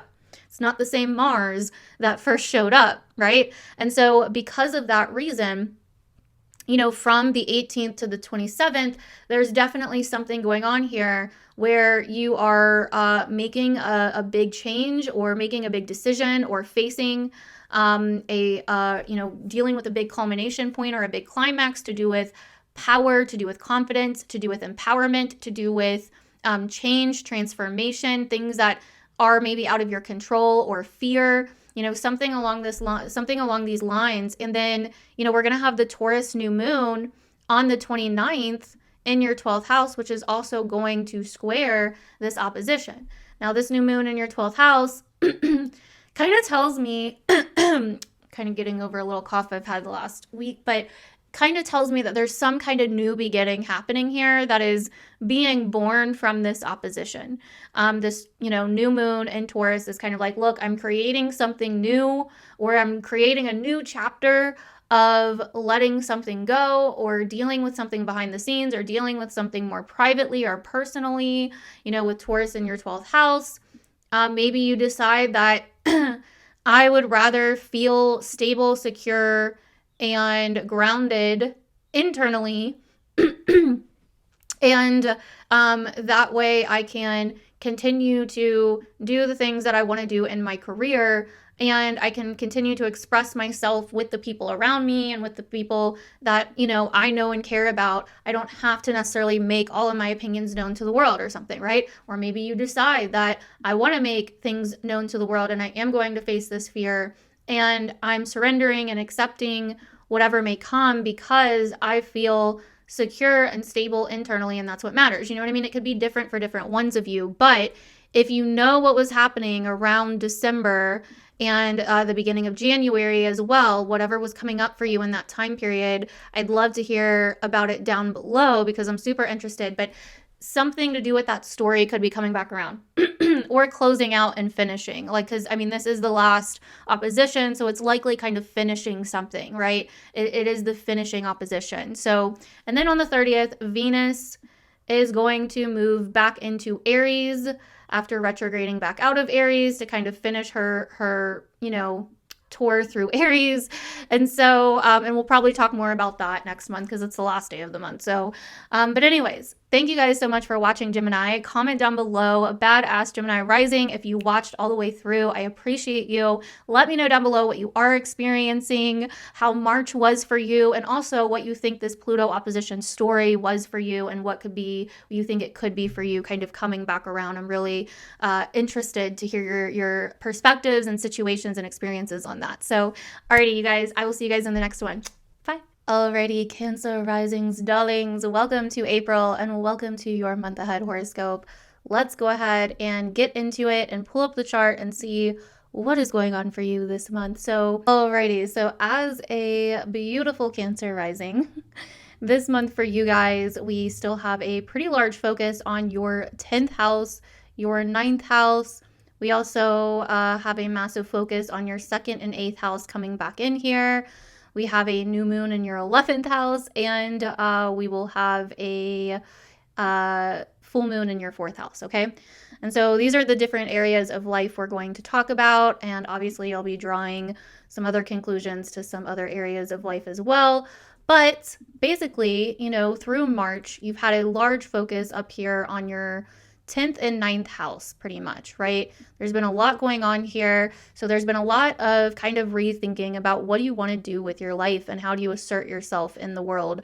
How do you go after the things that you want? Are you really taking action on the things that you want, or have you kind of lost that sense of confidence or that sense of fire and going after the things that you want in your life, right? You've probably been rethinking a lot about what you're actually achieving in your life, what you're actually wanting to build, what you want your future to look like. What is like kind of coming back to that like sense of like potential and possibility and like what is possible, coming back to dreaming again about what you want in your life, right? You've probably felt a large lack of motivation and a huge push to focus on your future, to focus on, you know, your goals, your achievements, and all of that. And you may have felt a little bit frustrated with yourself or unmotivated, or even, you know, dealing with like old repressed anger as Mars has been moving through your sign. And Mars rules your 10th house. So there's been a very large focus on like your future and what you're actually building towards, your dreams, your goals, your destiny, your purpose, your mission in life, your career. What do you want to be known for in the world, right? And are you on the right path, or are you still passionate about what you do, or is it bringing you a lot of frustration? Are you feeling a lack of motivation by it now? Are you, also we've talked a lot about the last couple of months with Mars moving through your sign, dealing with perceived weaknesses or dealing with insecurities regarding maybe your appearance, body, self, identity, right? Doing a lot of kind of character development work on yourself and having to face a lot of the tougher emotions about who you are and what you want and what you're capable of and what's possible for you. But Mars in your sign has really been building your emotional strength.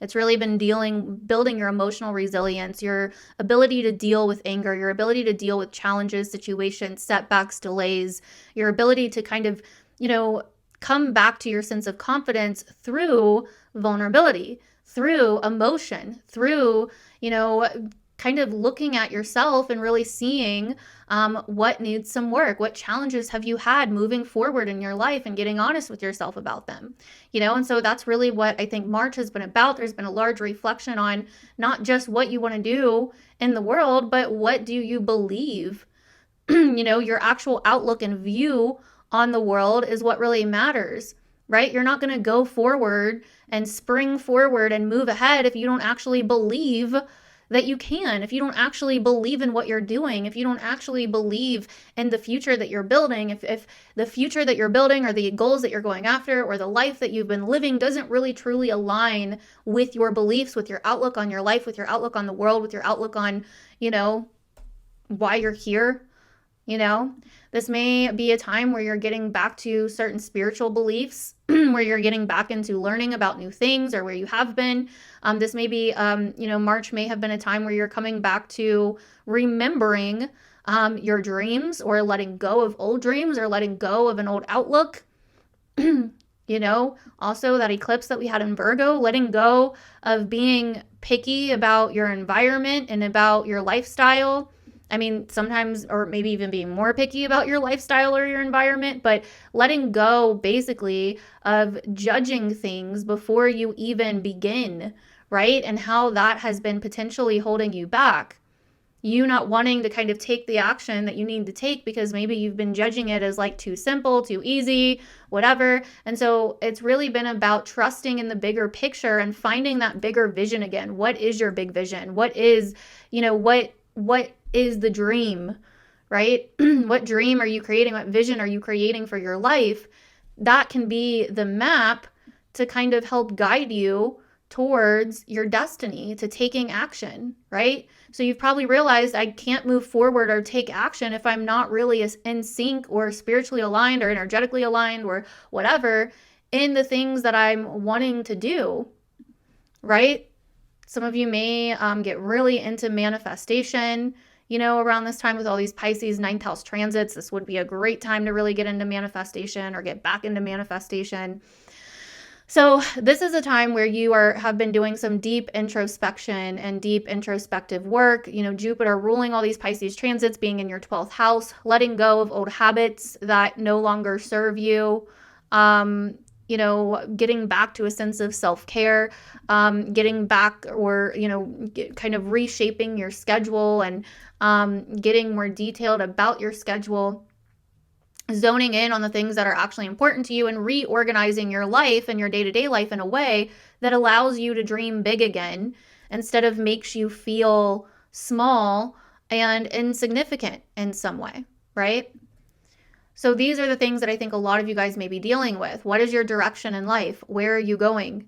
But first, you've had to go back to, well, wait, what do I believe? What do I believe is even possible? If I don't believe it's possible, I'm not going to go for it.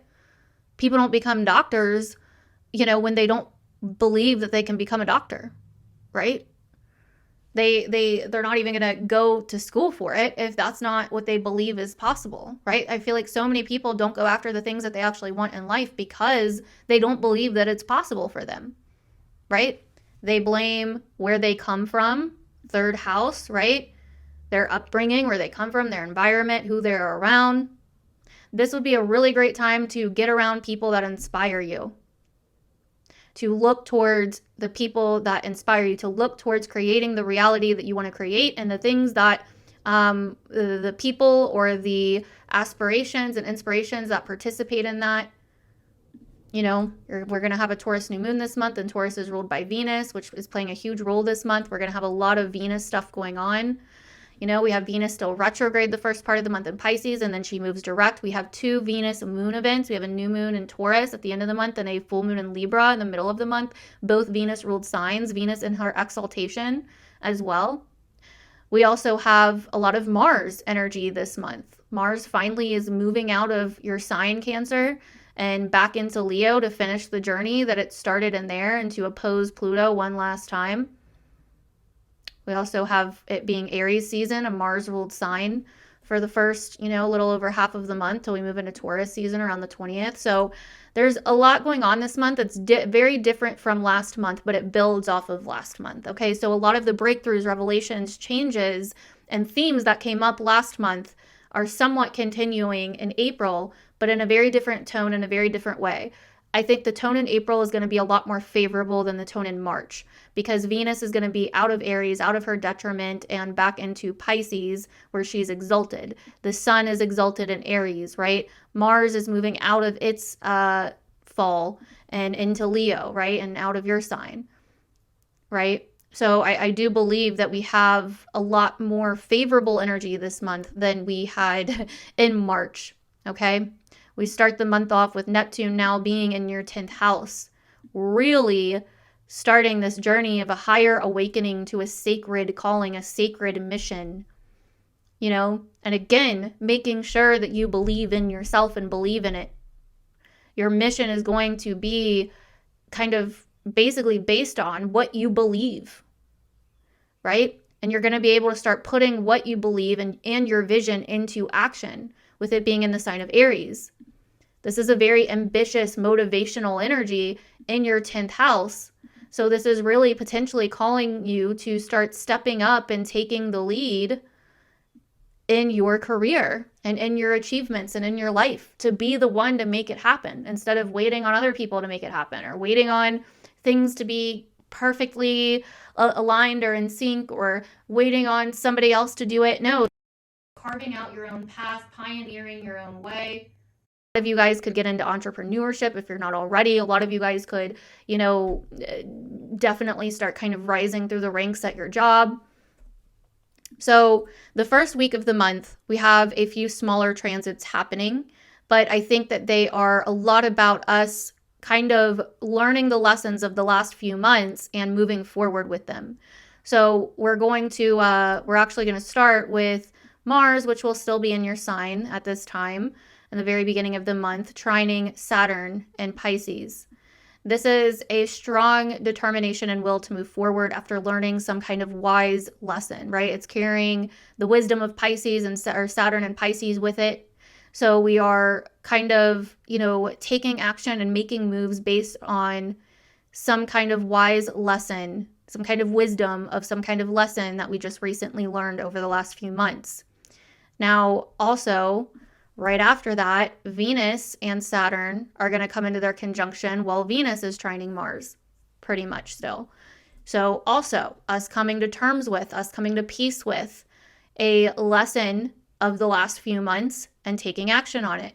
They're also going to sextile Uranus in Taurus, changing the way that we are moving forward, and moving forward with more wisdom, more integrity, more honesty, taking responsibility for something, coming to terms with something, realizing that the right thing feels like the good thing, right?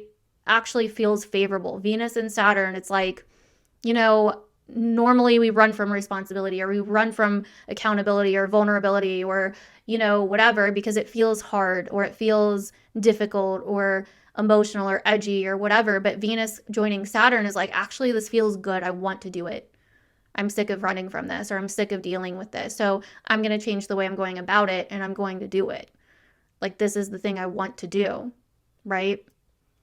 And so I'm going to change the way I'm wanting to do it. So this is like you're taking some kind of action, because Mars will still be in your first house. So you're taking some kind of action in faith with what you believe. This could be letting go of something. This could feel like you're finally kind of aligning, you're aligning your actions with your bigger vision, or with the things that you believe. For some of you, this could deal with travel, educational pursuits, teaching pursuits, etc. But I think for most of you, this is like a walking the talk.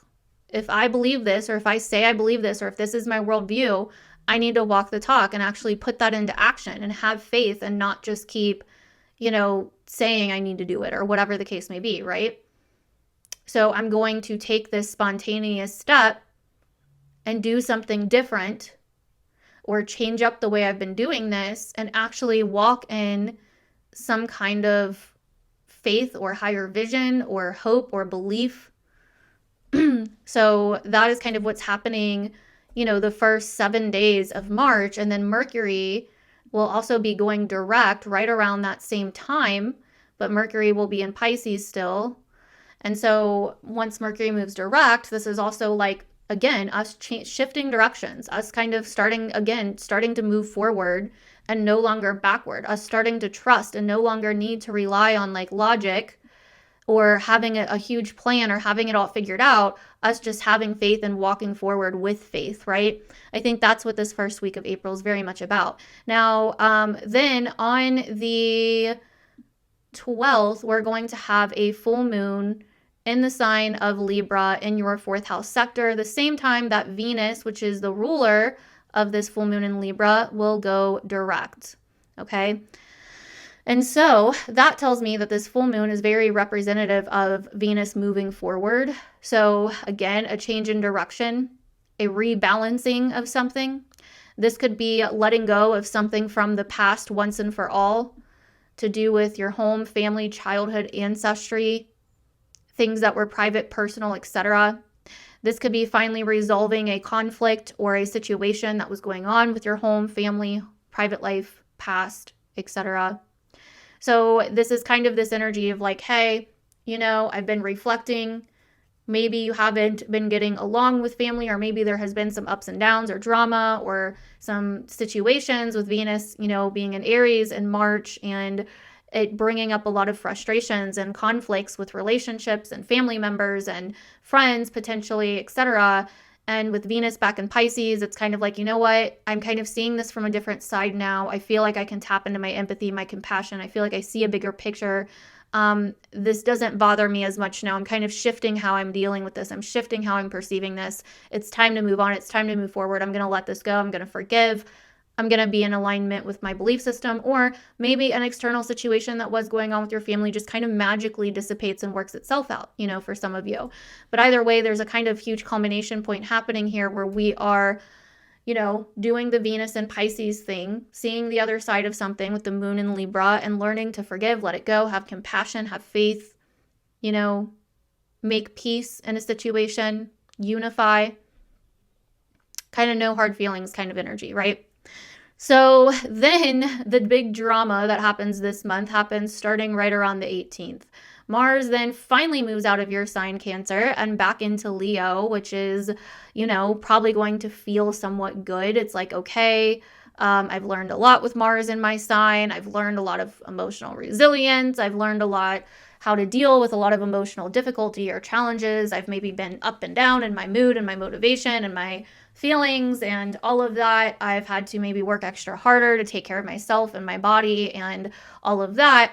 But now Mars moves into Leo, into the 2nd house. And so this is finishing a journey that started around December. So you probably may have felt it leading up to December, maybe end of October and into November when Mars was going through your sign and Pluto was still in your 7th house. They were starting to oppose there, and then they both moved signs.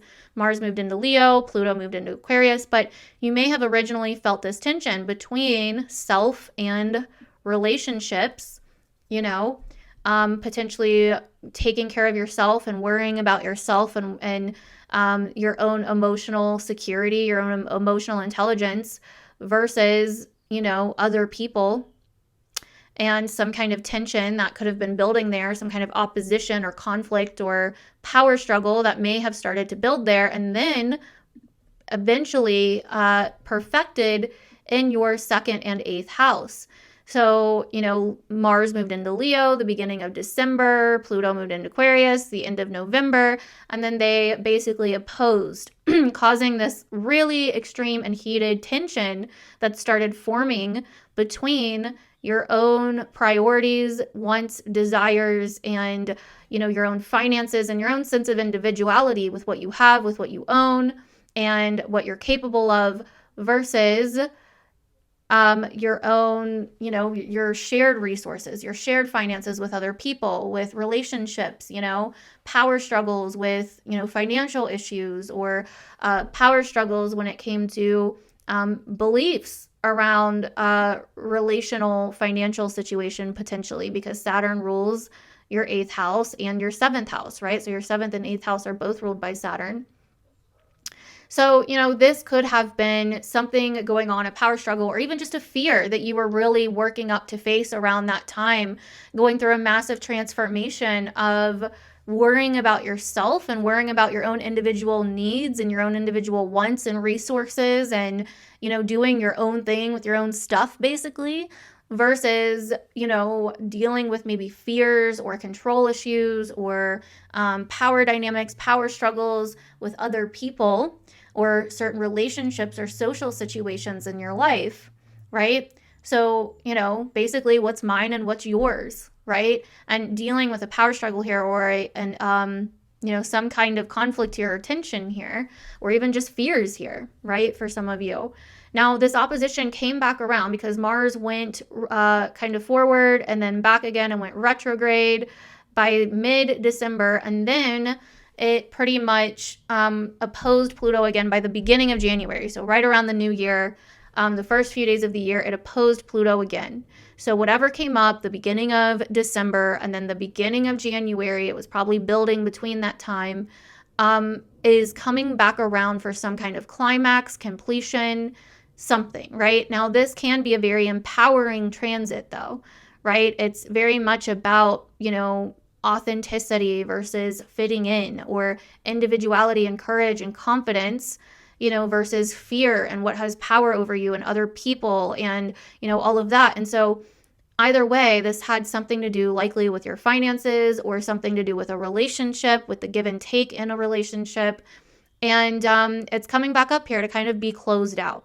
Mars has learned a lot since its first face-off with Pluto, though. So keep that in mind. This isn't going to be like the other times because Mars has went retrograde, went back, self-reflected, learned a lot of emotional strength, right? Built up its emotional strength by letting go of a lot.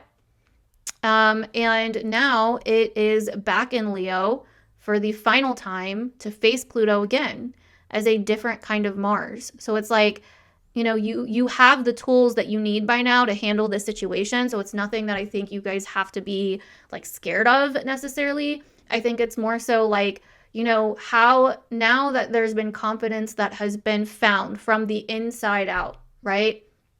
Mars is our willpower, sense of doing what we want, taking action, right? Pluto is usually situations that are somewhat beyond our control. For some of you, this could have been a situation that happened externally to you around December timeframe or beginning of January timeframe that felt kind of out of your control, that you may have been really worried about at the time, or that really caused some kind of changes or some deep transformation to occur. So this is coming back up because you're ready to face it this time, okay? Now, what's really interesting about this, though, is that we have the new moon in Taurus towards the end of the month, right around the 29th, right after the Pluto and Mars opposition, right after Mars starts moving on from the opposition, but they'll still be, it will have just started moving on after the 27th. So by the 29th, we have this Taurus new moon happening in your 11th house, and it is going to actually square that opposition.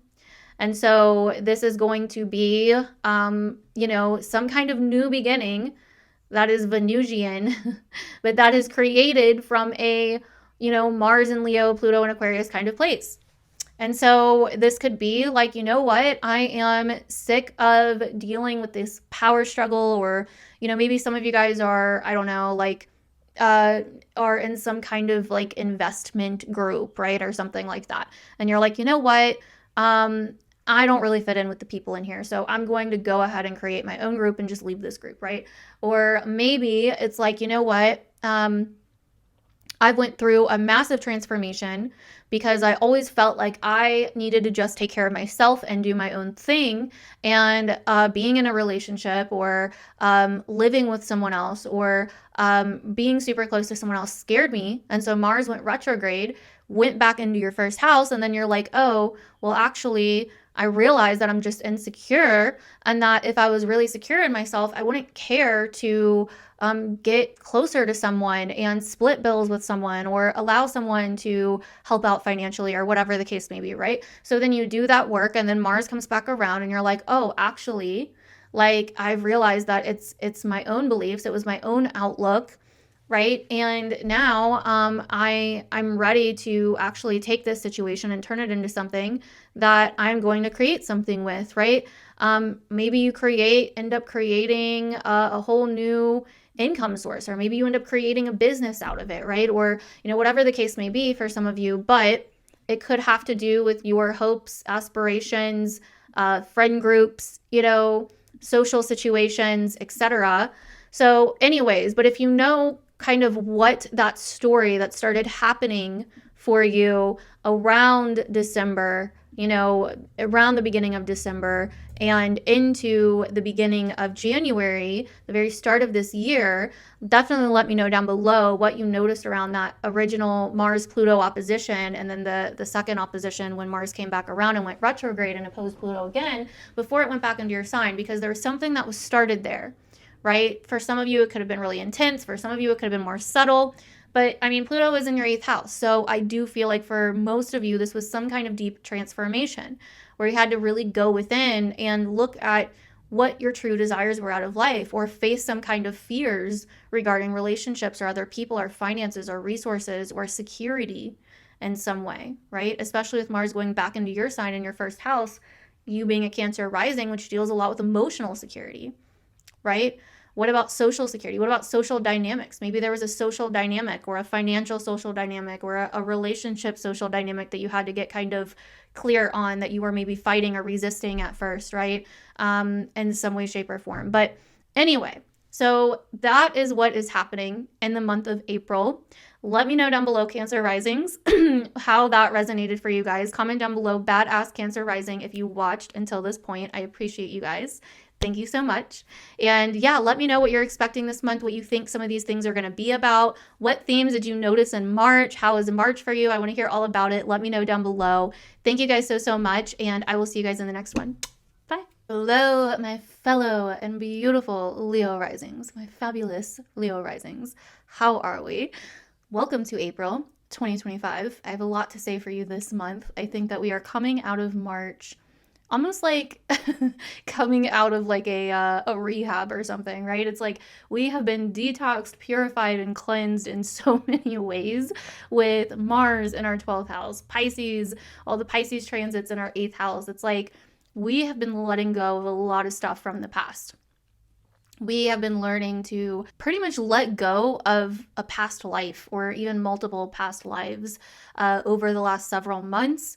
There's major cycles closing this month that kind of go back, 6-7 years from now. And so I think that we are kind of letting go of a lot. We have let go of a lot. And I think April for us is the start of something brand new. We are entering brand new territory, but first wrapping up the lessons of like the last few months. It's like we're going to have a few more kind of, coming to terms moment with the lessons of the past.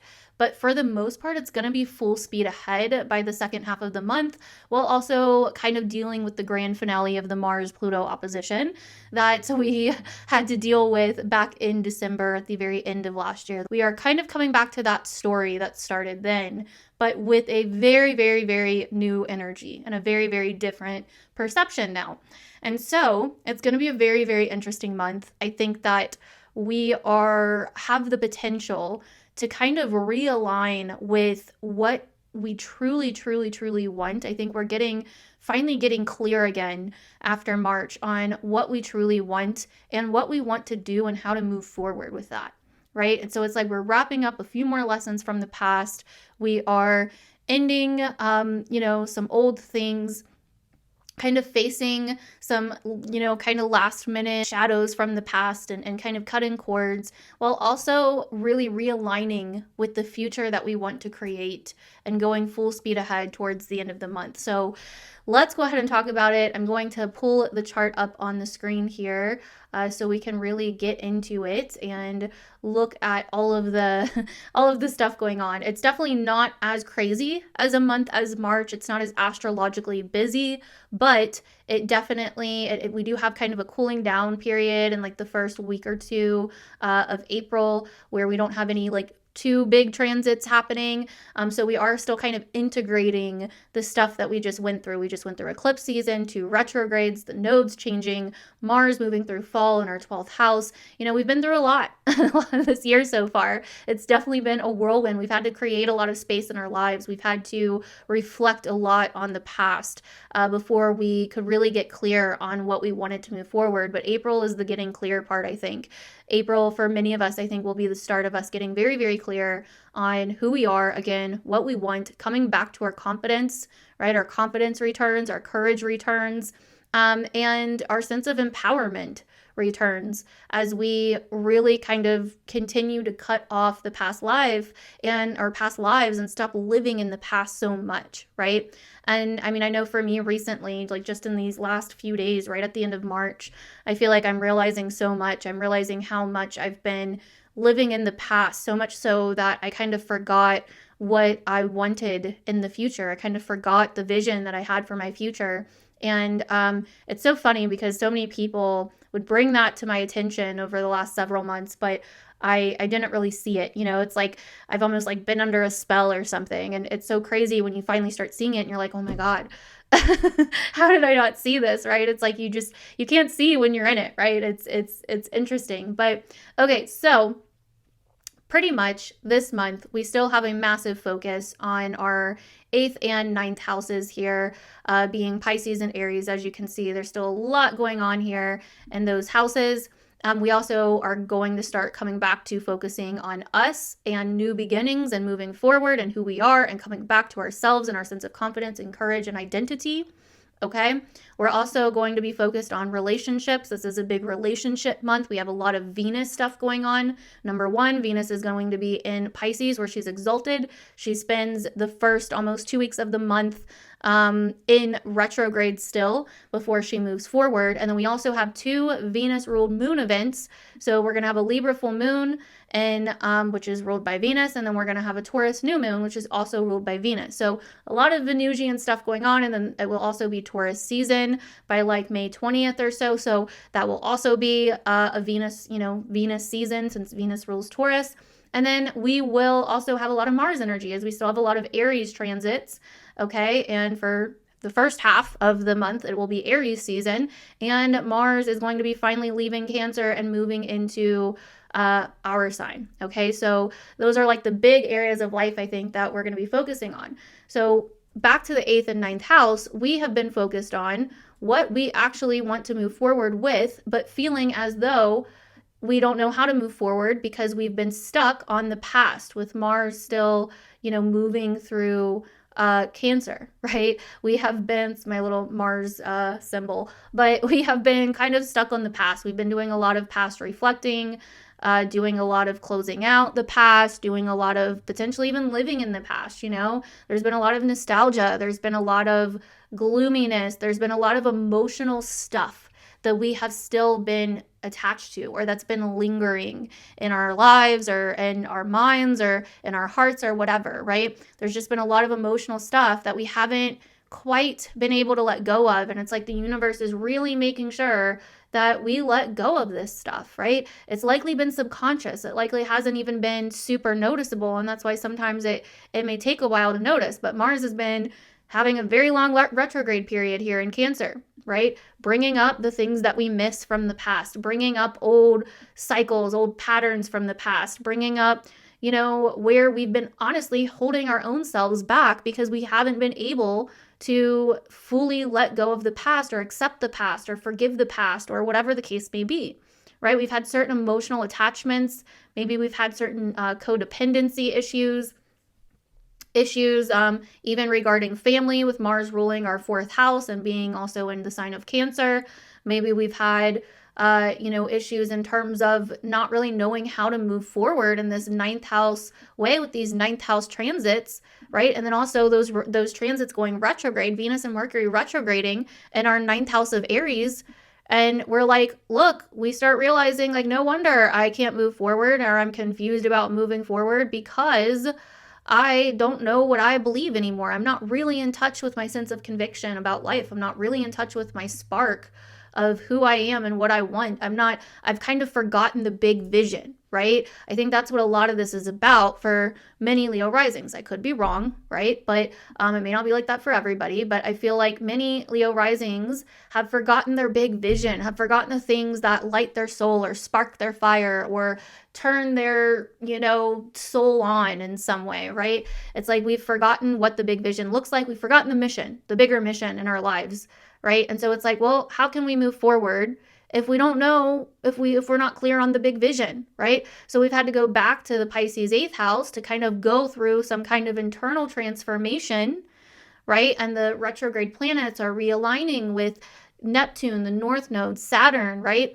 Kind of reminding us of the lessons we've learned. Like, it's like, oh, I've been here before. I've learned this before. I remember this, right?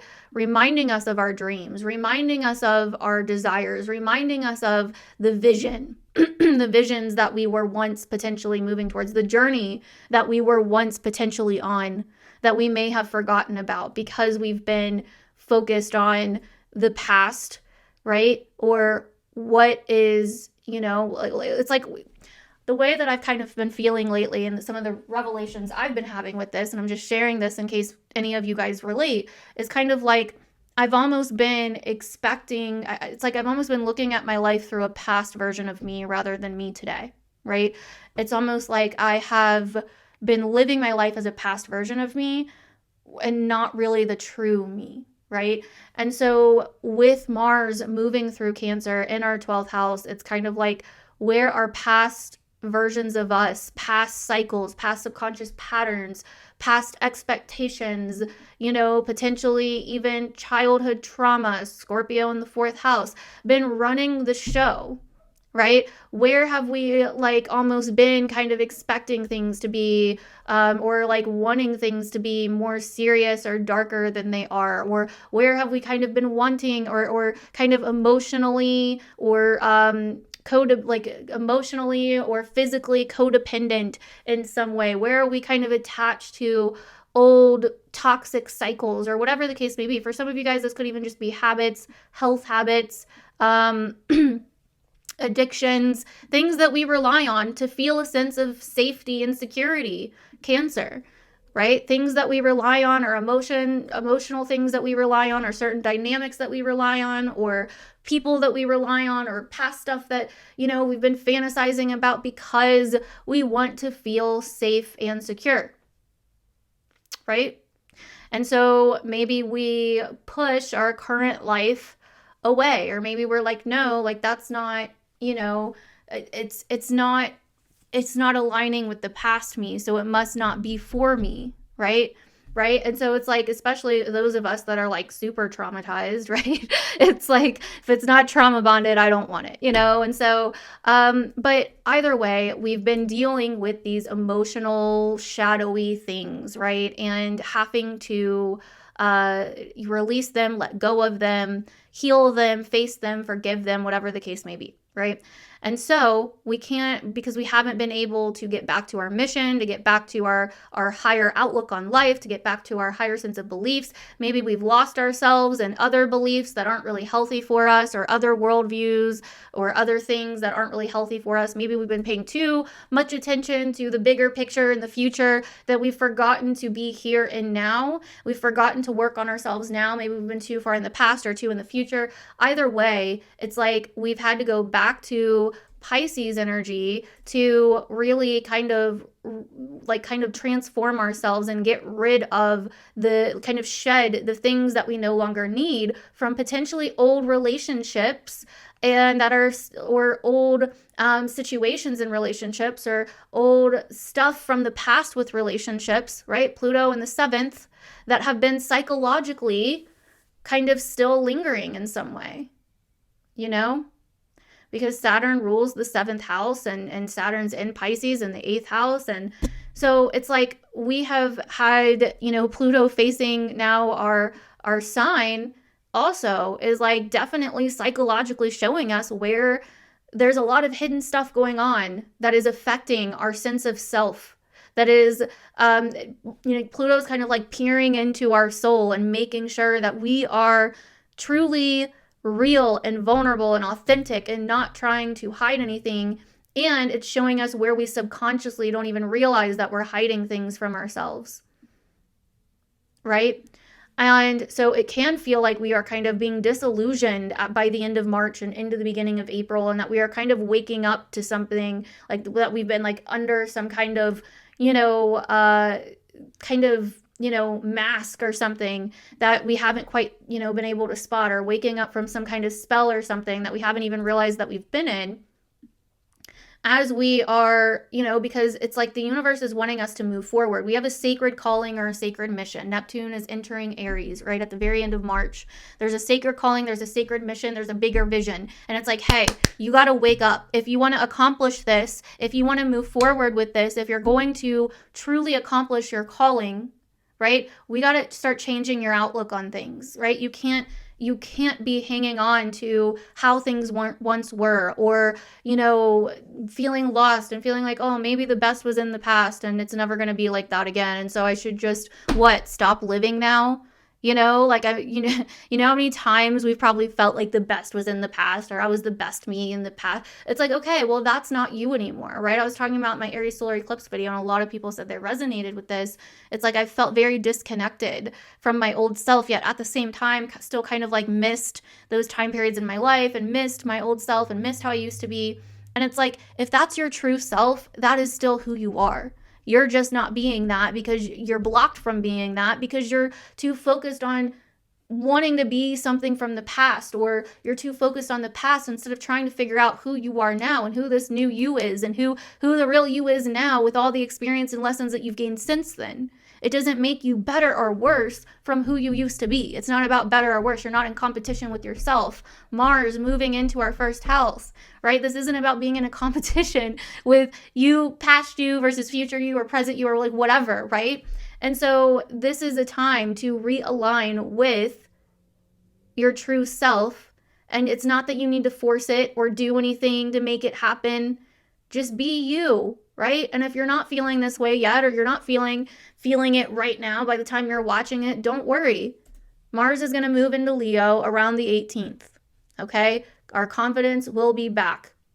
And we'll have a couple months to really stir into that as we start creating and figuring out who we are again and being able to express that, right? I think a lot of that's getting done, though, even this month.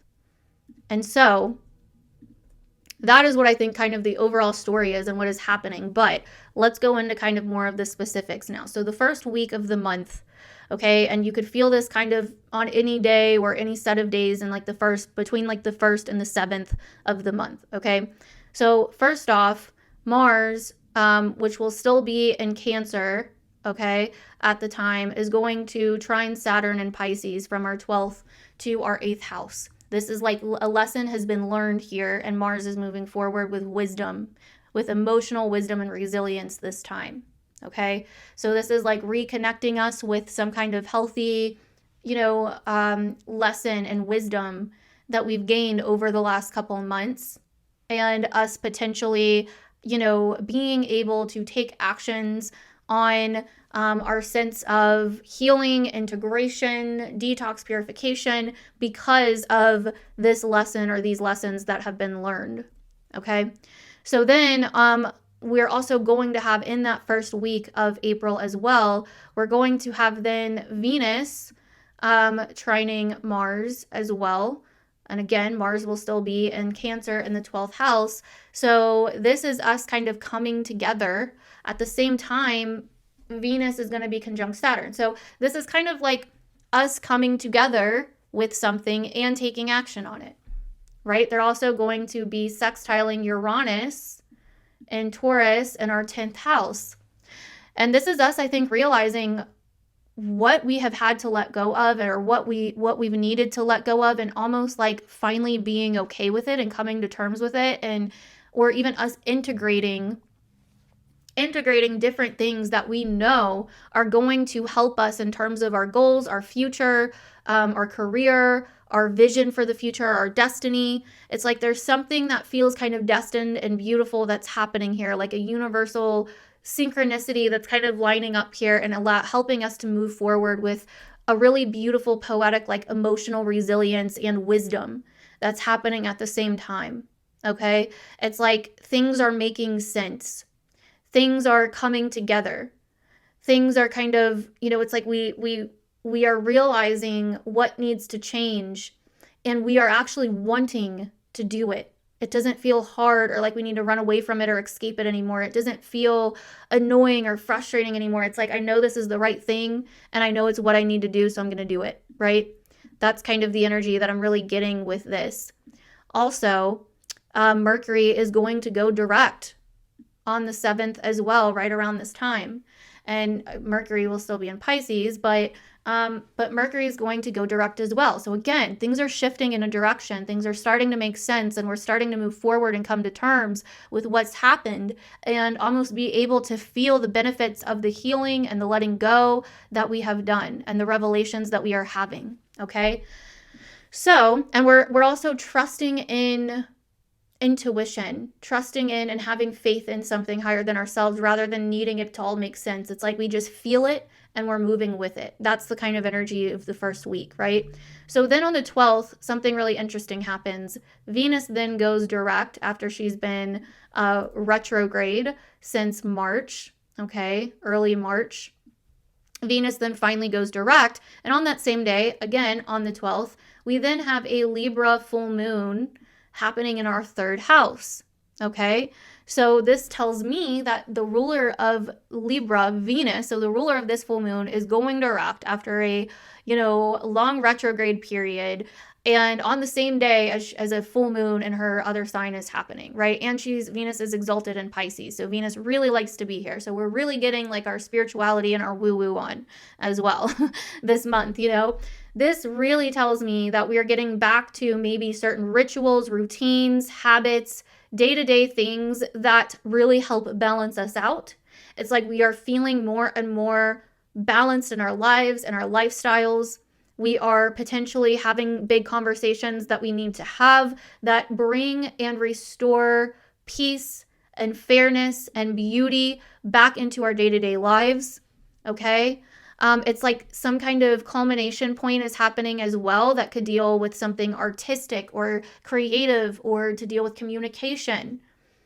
It's like there's something here that is kind of closing out as Venus, moves direct and this full moon in Libra happens. It's like we're having a big revelation and we're moving forward. Maybe we're letting go of something from the past and making peace with it, but there's something really beautiful happening here. This full moon as well can bring a lot of revelation since it's happening in our 3rd house. For some people, this could also bring up the topic of your local environment, your community. This could be doing something in your local environment.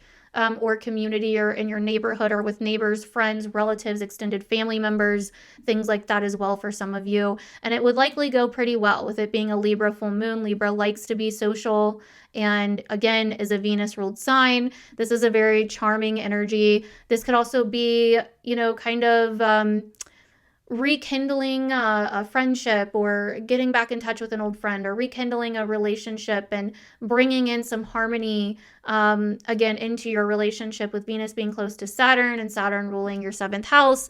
Our 7th house, I should say. Also, Venus rules our 10th house as well. So even though it's a Libra full moon, with Venus going direct, she's also, and her being exalted, very powerful here.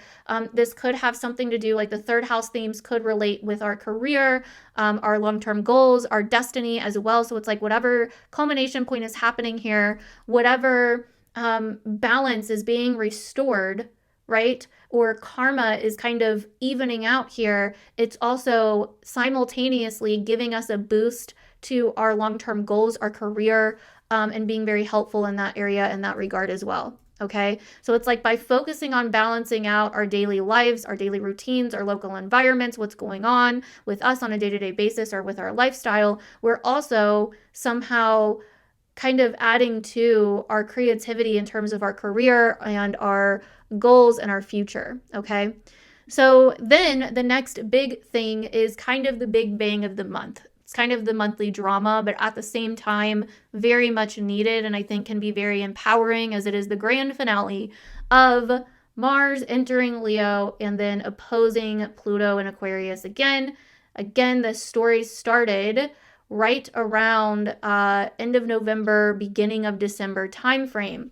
Mars then went retrograde, I think like the 2nd or 3rd week of December, and then came back around and opposed Pluto again right at the very end of December and beginning of January.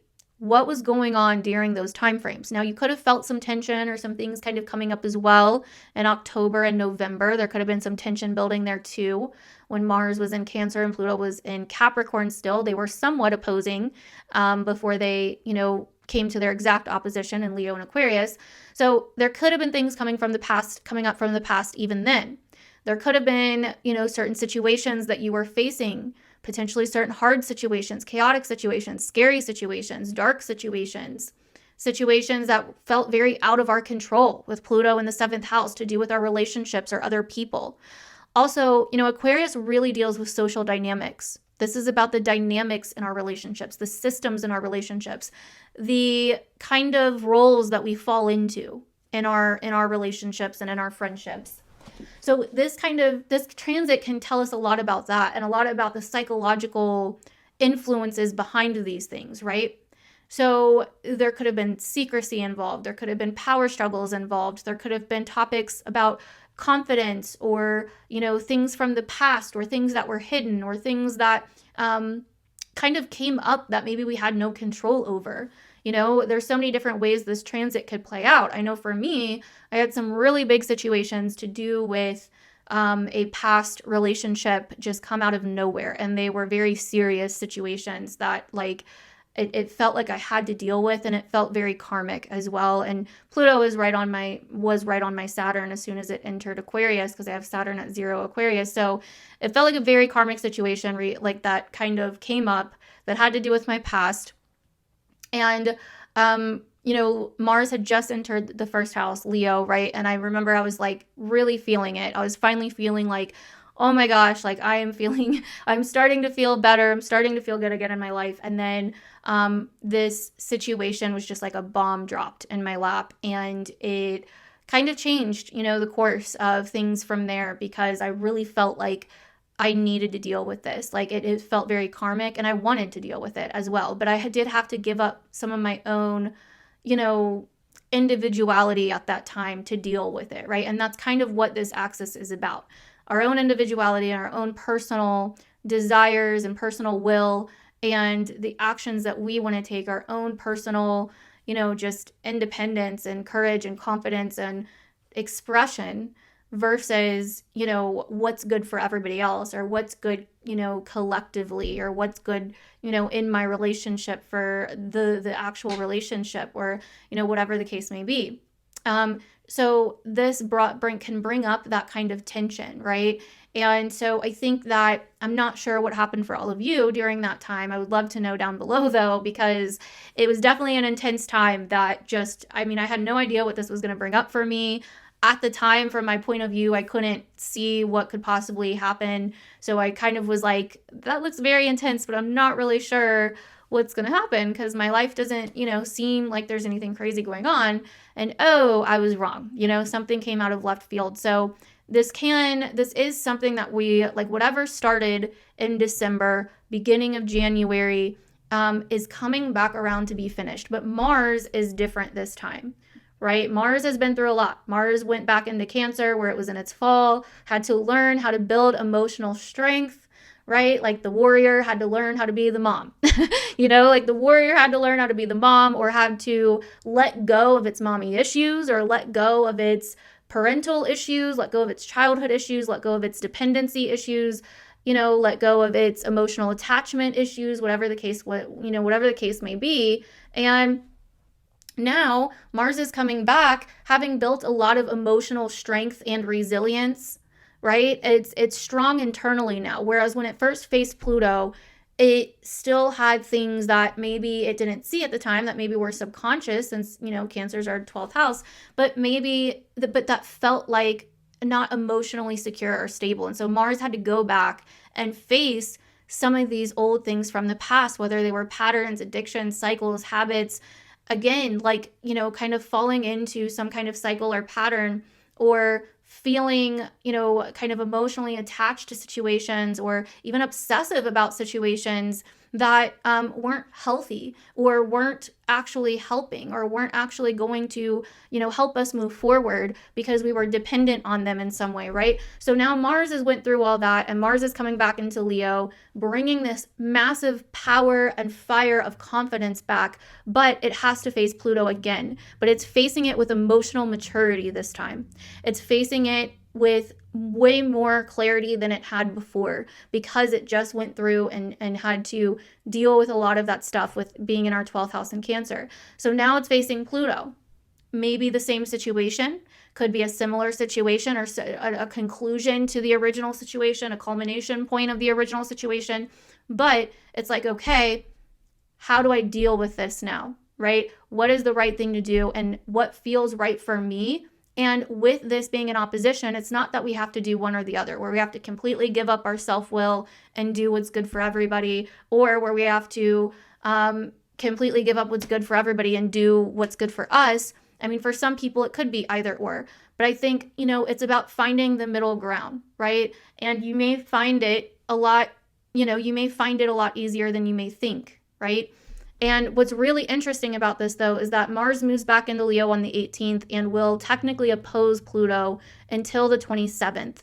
2 days after that, 2 days after it passes its opposition with Pluto, we will have the new moon in Taurus, which will square Mars in Leo and Pluto in Aquarius, right? So it will kind of reactivate this opposition, which kind of shows me that whatever's happening during this opposition for that week-long period from the 18th, well, a little longer than a week, like a week and 2 days, from the 18th to the 27th, and then on the 29th, so technically about 11 days total. But whatever happens in that period before the Taurus new moon creates a powerful transformation and an evolution of who we are and our relationships at the same time, which then funnels into creating some kind of massive new chapter for our career and for our reputation and our long-term goals and our achievements and our destiny. It's like it kind of almost is like, okay, now you're ready for a massive new chapter in your career. So there's a massive new beginning in our career. But first, this situation and in our future and in what we're creating and wanting to build in our lives, but first this situation with our relationships or other people or whatever this power struggle is, whatever this Mars-Pluto opposition brought up for us, first, that needs to be faced again. That climax needs to happen. That culmination point needs to happen. This is the final time. There's no going back after this for us to evolve and move forward with who we are and with relationships in our lives. Okay, so this is like... This feels like a very powerful end to April, Okay. We're getting very clear on relationship issues that we may have had, for months now. We're getting, we've probably also had relationship issues. Venus was moving through Aries. Venus is in fall in Aries, so I'm sure, or detriment in Aries. So I know a lot of people have likely had some relationship issues or frustrations or craved more independence or freedom in relationships, right? Crave more singularity in relationships. But I think that, for us, it's been very much about, is the relationship I'm in or the different relationships I'm in, does it conflict with my values and my view of life and my point of view and my morals and the way that I see the world, right? And maybe my spiritual beliefs or my religious beliefs or whatever the case may be for people, my political beliefs even, right? Whatever the case may be, like, we've really felt conflicted with our own views. And that's why, the retrogrades are going back into Pisces to help us kind of cleanse whatever chaos or impurity is in our way, from helping us to see clearly. So then by the time we go through this internal transformation of not only, and for some people, this is also transformation in terms of karmic debt, right? Which can be financial or energetic, but also resources, right? Other people's money and shared finances. But I think more than anything, Pisces in the 8th feels more emotionally transformative for me most of the time.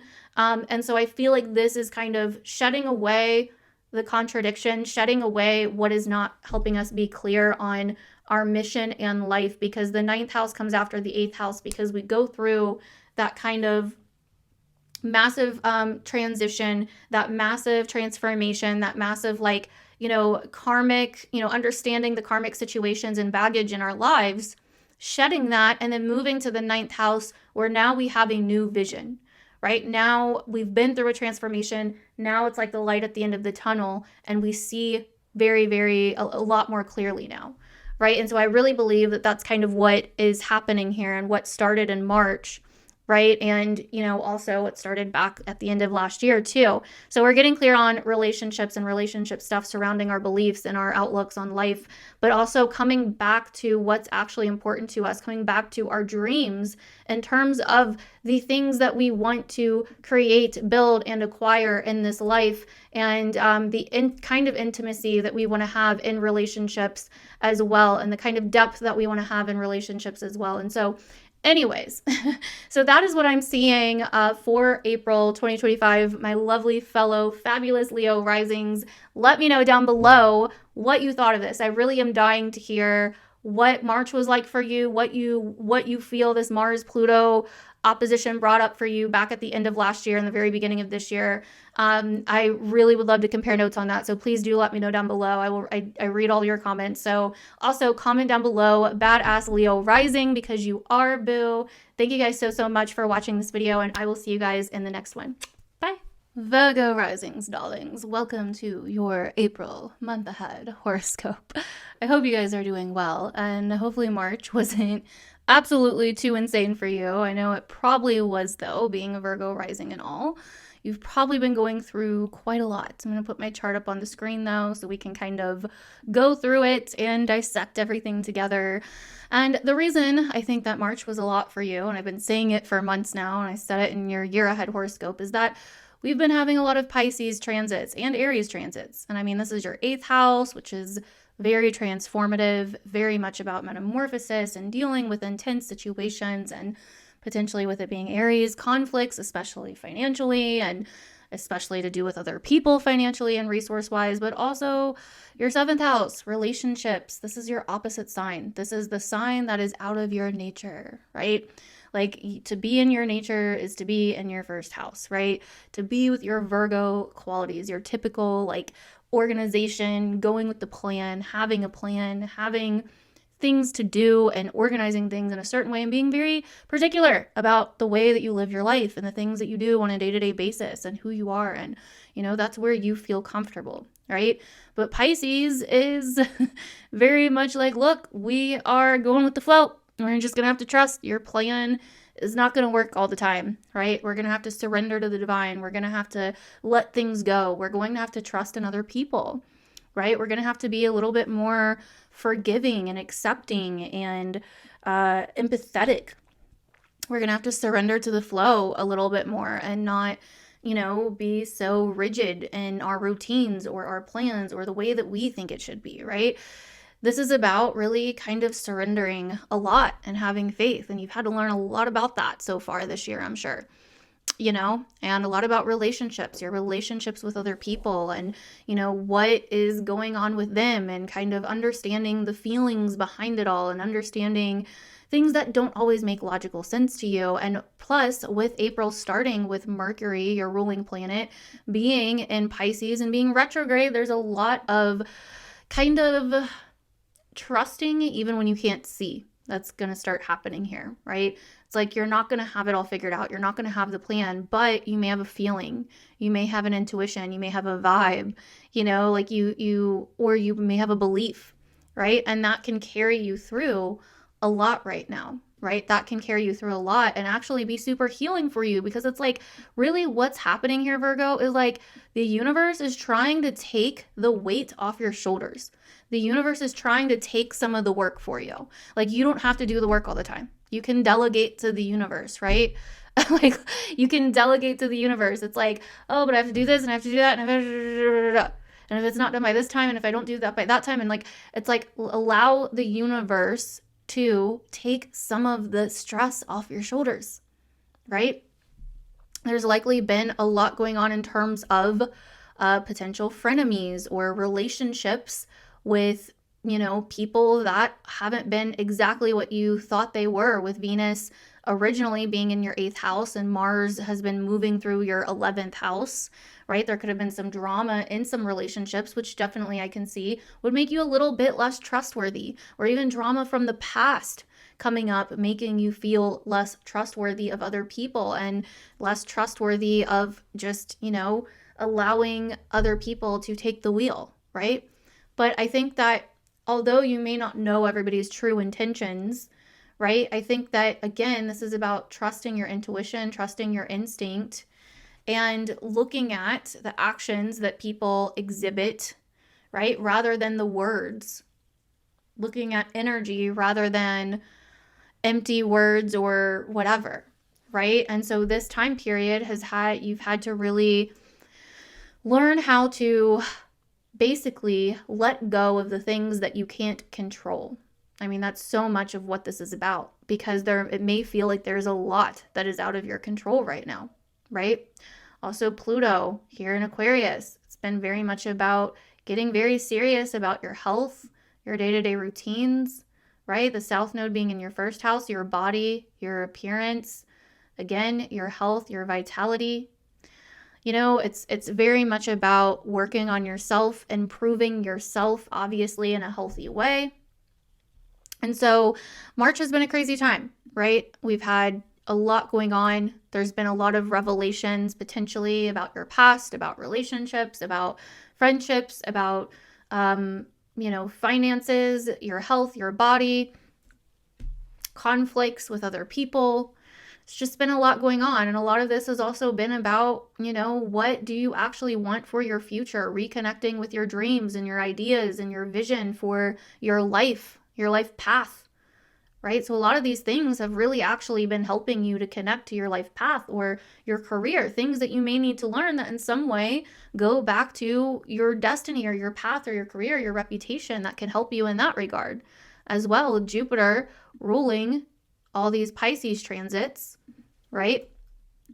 And so that is basically what we are dealing with, or what we have been dealing with, as we are now coming into April. Okay, now April's different.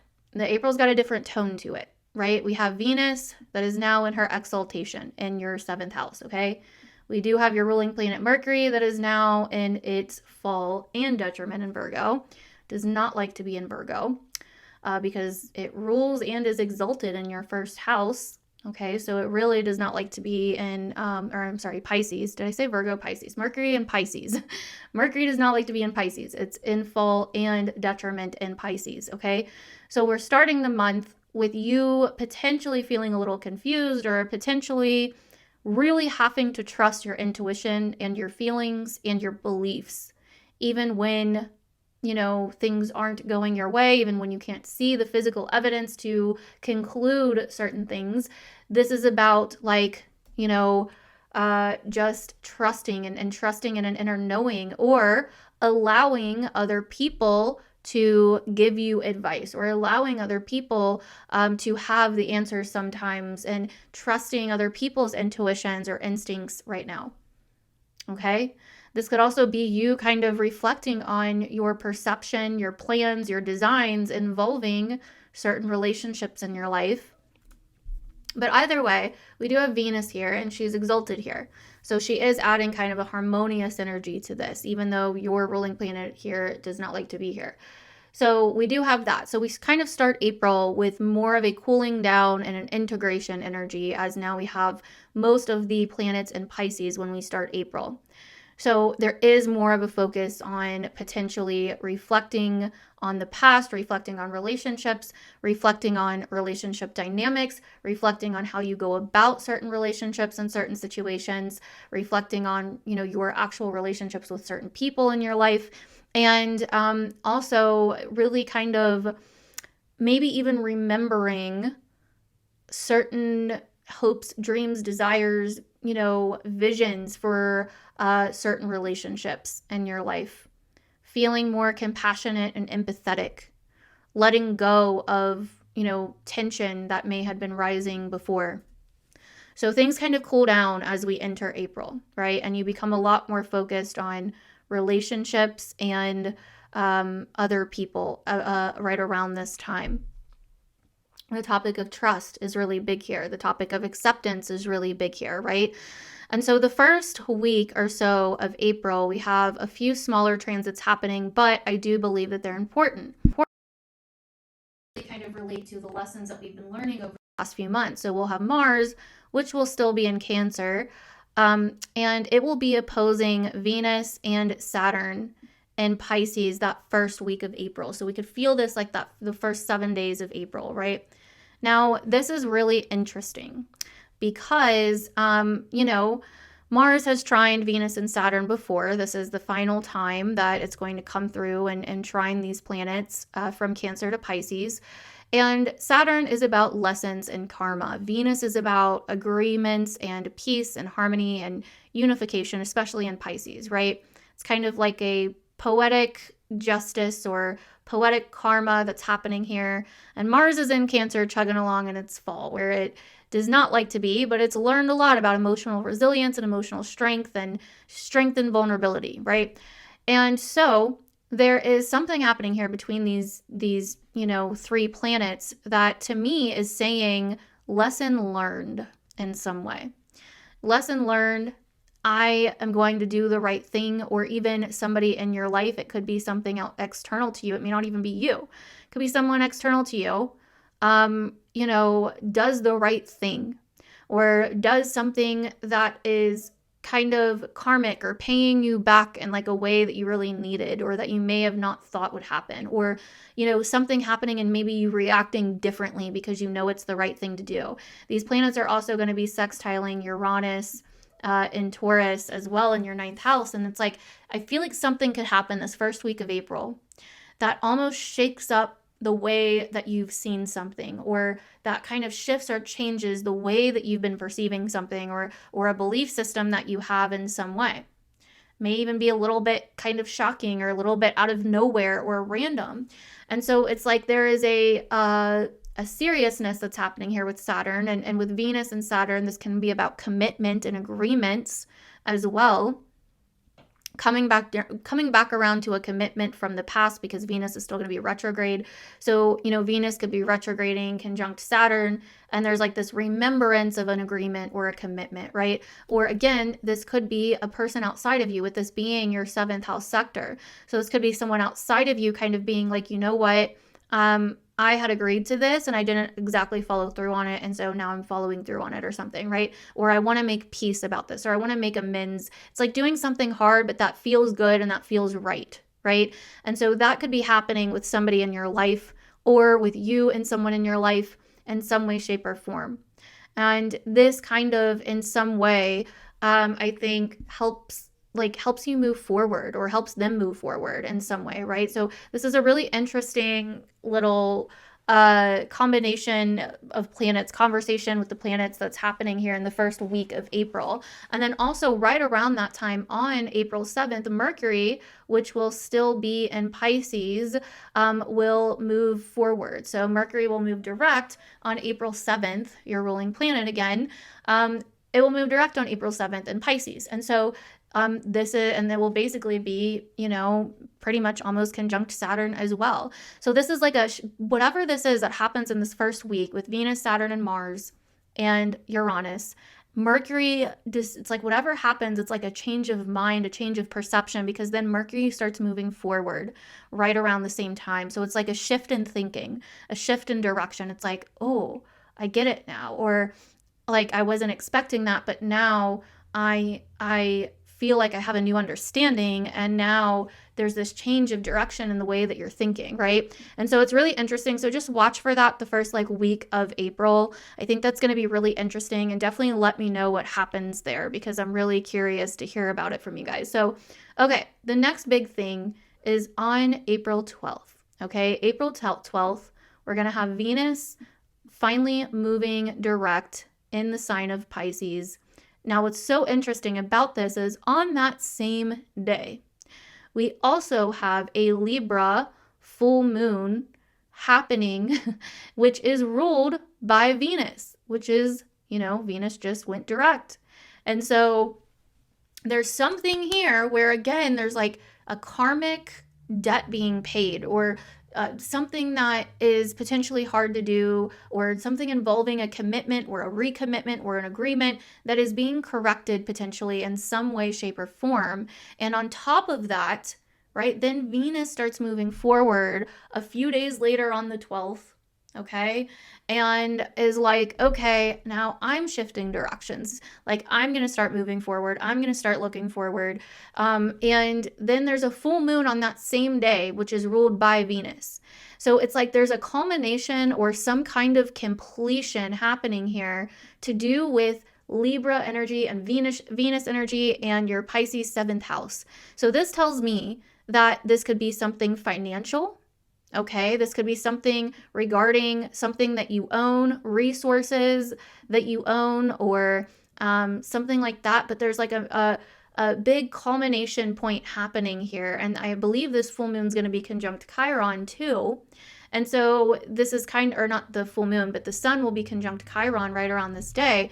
And so this tells me that it's like, okay, there's like a letting go of something, but in a peaceful, fair way. That there's like a rebalancing of the scales, and it somehow deals with your relationships or a relationship with another person, and potential finances, resources, what you own, what you have, all of that. And with the sun conjunct Chiron, this could be like, potentially a healing moment, or a moment of realizing that something was never personal in some way, something like that. It's like there's something being balanced out here. There's something being kind of fairly kind of reconciled in some way, shape, or form, right? And some kind of culmination point or revelation or climax happening here to do with relationships, money, and finances, and all of that. And so it's a very, very interesting first almost 2 weeks of April, right? So then right after that, right around the 15th, Mercury will move back into Aries and then conjunct Neptune. Now, this is really interesting because Mercury conjuncted Neptune right on the Aries solar eclipse at the end of March, but it was in Pisces then. Now Mercury is coming back into Aries and joining Neptune again mid-month, and we're going to have our first kind of clues as to what Neptune and Aries is going to be about. And since you are a Mercury-ruled sign, Virgo, you're probably going to be feeling this, right? There's some kind of message incoming here, or some kind of vision or download or new era or new chapter that you feel like you are starting here to do with taking care of things in your life, to do a taking charge in terms of your finances, your investments, your money, your business, whatever the case may be, in terms of, starting to move forward and take the lead with how you want to take care of things in your life, the things that you want to own, have, collect, buy, whatever the case may be. Okay. So that's going to be really interesting. And then the next big event that we have is on the 18th. Mars will then move back into Leo and out of Cancer, where it has been retrograding for several months and has been moving forward since the end of February. And it's finally coming back into Leo, where it started its retrograde back in December. Okay, so end of November, beginning of December, think about that time frame of last year, 2024. Mars came into Leo and opposed Pluto and Aquarius, okay? Then Mars went forward and then went retrograde again and came back and opposed Pluto again right before it moved back into Cancer at the very, very end of December. So basically right around New Year's, right? And the first week of December, Mars opposed Pluto again. What was going on during those time periods? Okay, what story kind of started during that time? What kind of came into your life? It may have felt like it came out of nowhere. It may have felt like almost like a bomb got dropped. For some of you, it could have been less intense. It could have just been something that was kind of already building that kind of showed up, or whatever the case may be. There was something that came up around that time period, and it dealt with something that was hidden to do with potentially your job, your health, your habits, and what you had wanted to kind of subconsciously do versus what was kind of going on outside of you that you had to deal with your health, your body, your habits, your routines, your job, things like this, right? It could have been facing a major fear, facing maybe a health scare or a health issue. It could have been facing a job loss. It could have been a lot of different things, but it was something that probably felt a bit dark, or that may have felt a bit hidden, that may have felt a bit subconscious, or that may have felt even scary or out of your control in some way, shape, or form. Okay. And then now in April, on the 18th, Mars is coming back into Leo and then opposing Pluto again for the last time. And this is basically the grand finale. But you see, Mars has learned a lot since the first time and the second time that it opposed Pluto. The first time it was kind of balls to the wall, just strolling into Leo, and then realized like, oh, Pluto's here. And then it felt like, okay, wait, I don't know if I'm equipped to deal with this battle. I'm going to need to retreat and go back first. And so Mars slowed down, went retrograde, moved back into Cancer, where it had to learn some emotional toughness, emotional resilience, right? It had to kind of break down its walls and transform and learn how to be emotionally strong, right? Internally strong. And so Mars has been working on itself. Mars has been cutting things off from the past. Mars has been dealing with, emotional situations regarding, your social life or other people or relationships or, potentially finances, organizations, institutions, connections with other people, all of that. And now Mars is returning to Leo, a brand new kind of Mars, right? And is now prepared to face Pluto this last time. So it's like something's coming to a climax or a culmination point or a finale here, a final showdown with this opposition.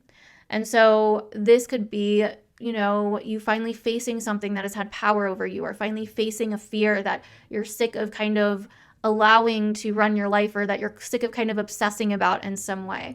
This could be, facing an issue that came up that was kind of out of your control and finally dealing with it. Whatever this is, though, is helping you evolve, right? It is helping you transform on a very deep level and helping you evolve, okay? And kind of step into a sense of empowerment. So that you don't have these things that have power over you anymore, or that have some kind of subconscious or physical control over you in some way, or mental control over you in some way, right? With Pluto being an Aquarius and air sign.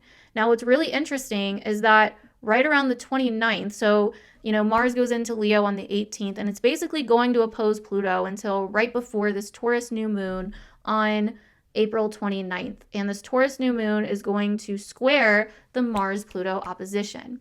And that tells me that whatever this opposition is bringing up, whatever changes, transformations, moments of evolution and empowerment and facing things that this is bringing up is like a catalyst for a massive new chapter and new beginning in your life that potentially could deal with traveling to somewhere more comfortable, safe, and secure and beautiful, or, a place that you feel more pleasure in or feel more enjoyment being in. It could lead it to a new chapter in how you look at the world, your belief systems, and what you want to create from this point on, right? What you feel your potential is, what is your vision for your life? And so it adds to this kind of new beginning, this new chapter in your life. It could be a new educational pursuit as well. But either way, this opposition creates this new chapter with this Taurus new moon, and that a chapter that feels more stable, secure, but that you feel more confident, ambitious about, and that you feel more in power with, especially when it comes to your mind, body, and health and job and routines. Okay. So that is what is going on in April, Virgo risings. Let me know down below how you're feeling about that. What you are feeling like this Mars-Pluto opposition could be bringing up for you, especially with whatever happened around December and the beginning of January. Like, what happened in your life around that time? What did you notice around that time? What came into your life around that time? What was going on? Because that's kind of coming to a climax. That story is coming to a close now with this opposition. And so I would love to hear your feedback down below. Comment down below, badass Virgo rising. If you stayed until this point, I appreciate you. Thank you so much. And I will see you guys in the next one. Bye. Alrighty, Libra risings. Welcome to your April 2025 horoscope. I hope you guys are doing well. I'm sure March was a hell of a month coming off the back end of that being eclipse season, retrogrades, your ruling planet, your chart ruler literally being retrograde. And with Mercury retrograde and just so much going on, it was definitely a chaotic and very astrologically busy month, one of the busiest of this year, if not the busiest of this year. Now that we are moving into April, as you will see, things tend to cool down a little bit, especially for the first couple weeks in April. We are doing a lot of internal integration of what we just went through, okay? And we are still kind of releasing some things, but also getting a lot more clear on some things, as the planets will eventually start moving direct by mid-April or so. And then we will kind of have one final big grand finale, big show off between Mars and Pluto again.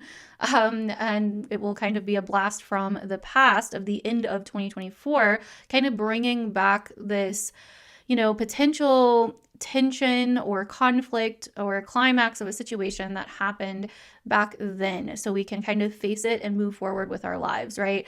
So there's going to be a lot of forward momentum finally, and a lot of clarity and a lot of integration and a lot of revelations happening, but also we have to kind of face something with that Mars-Pluto opposition before we can truly move forward by the end of the month. Okay, so let's go ahead and get into it. Your chart should be up on the screen. Okay, so pretty much, as you can see, we still have a lot happening in your 7th house and your 6th house for the month of April. And you being a Libra rising, we always want to look to your ruler, which is Venus. And this is a very Venusian month, okay? Very Venusian. Not like, first off, we have Venus retrograding for the first couple weeks of the month still. And then we also have Venus in her exaltation. So your ruling planet is in a sign that she very much likes to be in. So this is really good for you. You're probably going to be feeling a lot better than you felt in March, with Venus no longer in the sign of Aries, where she's in detriment.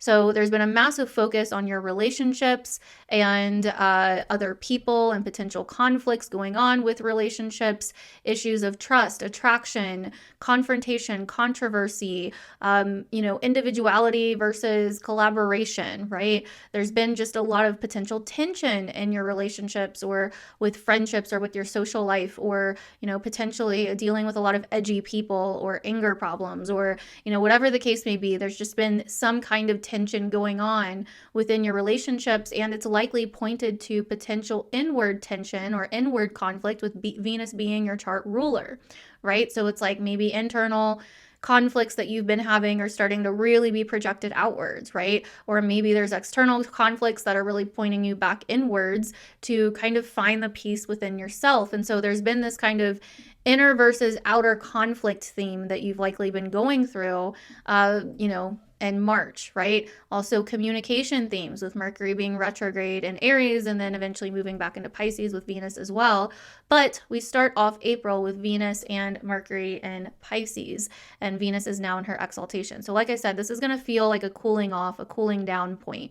It's going to help you return to compassion and unity and creativity and imagination and your overall vision for what you want. It's going to help you turn to nostalgia and a sense of dreaminess and a sense of, imagination when it comes to your life again, especially in terms of your work and health life, right? And this could somehow be involved in these conflicts, tensions, or issues that you've been having with other people or with relationships, or even with, how you feel the world sees you, or how your relationship with other people in general, or relationship dynamics in general, how you put yourself out there when it comes to other people. Because you're a Libra ascendant, your descendant is in Aries somewhere, so therefore you do have a part of yourself that is Aries, right? Even if you don't have any planets in Aries, there is an internal part of you that is Aries. So this likely has been bringing up old conflicts or old frustrations, things that maybe have been being held in for a while that maybe you've needed to voice or express, but maybe it's been a little bit rocky doing that so far. Maybe for some of you it's felt good. But either way, I think the bigger overarching theme here is that before you can really resolve the stuff within your relationships and the stuff going on internally with all of that, there's something that needed to be, reflected on or gone back to when it comes to your sixth house themes. So this is like, okay, if you've been having a lot of internal frustration or issues or, tense situations coming up with your relationships, have you also maybe been neglecting your self-care? Have you been potentially taking part in escapism themes or habits that are not good for you, or addictions that are not good for you, or not really following a spiritual routine or your normal kind of spiritual programming that helps you move through the day? Have things been potentially confusing or not clear when it comes to your job? And has that been causing extra frustration with your relationships or with, whatever's going on internally with you? Things like this could be coming up. And so I think that these Pisces transits this month are really like, hey, it's time to get back to some kind of self-care. It's time to start taking care of ourselves again. It's time to remember the truth about what we want for ourselves in terms of taking care of ourselves, right? In terms of taking care of the things in our lives that need to be taken care of. It's time to get back to a sense of health and wellness, like actual wellness, spiritual wellness, emotional wellness, energetic wellness, right? And I think solving these things and coming back to these things is going to be your key for moving forward this month as a Libra rising. So keep that in mind. And then also on top of that, we're going to have a full moon in your sign, which is also ruled by Venus, right? And then we're going to have a new moon in Taurus in your 8th house, also ruled by Venus, your chart ruler. So this is a very Venusian month. And then Taurus season will start as well, which is also ruled by Venus. So there's a lot of Venus energy this month. There's a lot of Venus transits, Venus placements, Venus signs being activated. So there's, a massive kind of cycle that's kind of closing out here for you when it comes to who you are, your identity, your body, your appearance, and how you express yourself, and it's like, it could also be a revelation that helps you bring yourself back into balance and kind of also shows you potentially the truth or something about certain relationships in your life or a certain relationship in your life as well. And so, yeah, there's going to be a lot going on, but let's kind of go into it a little bit deeper. So the first week of April, from about the 1st to the 7th, we're going to be experiencing a few different smaller transits, but I think that they are relevant because we've had them before and they're coming back around. So Venus and Saturn are going to conjunct and they are going to trine Mars. Mars will still be in Cancer at that time though, but they're going to trine Mars in Cancer. What I really feel like this is saying is that there's some lesson being learned here and we are changing the way that we are moving forward with a situation in our lives because a lesson has been learned. Uranus is also sextiling this transit. So this really tells me that we are shifting the way that we have been going about something and that we are integrating some kind of lesson with this Venus, Venus-Saturn conjunction that is happening here in Pisces. And again, Venus being your ruling planet, it's like you're recommitting or getting back to a commitment or an agreement or taking responsibility for something that maybe you had forgotten about, right? Maybe something from the past that you had been kind of procrastinating on or avoiding. It's like you're realizing that even though something may be a little bit difficult to handle at times or may have been emotionally draining or whatever, it's like you need to confront this and you need to kind of integrate this and accept this. And it actually feels like the good and right thing to do. It actually feels good to do this. This could also be you getting honest about something.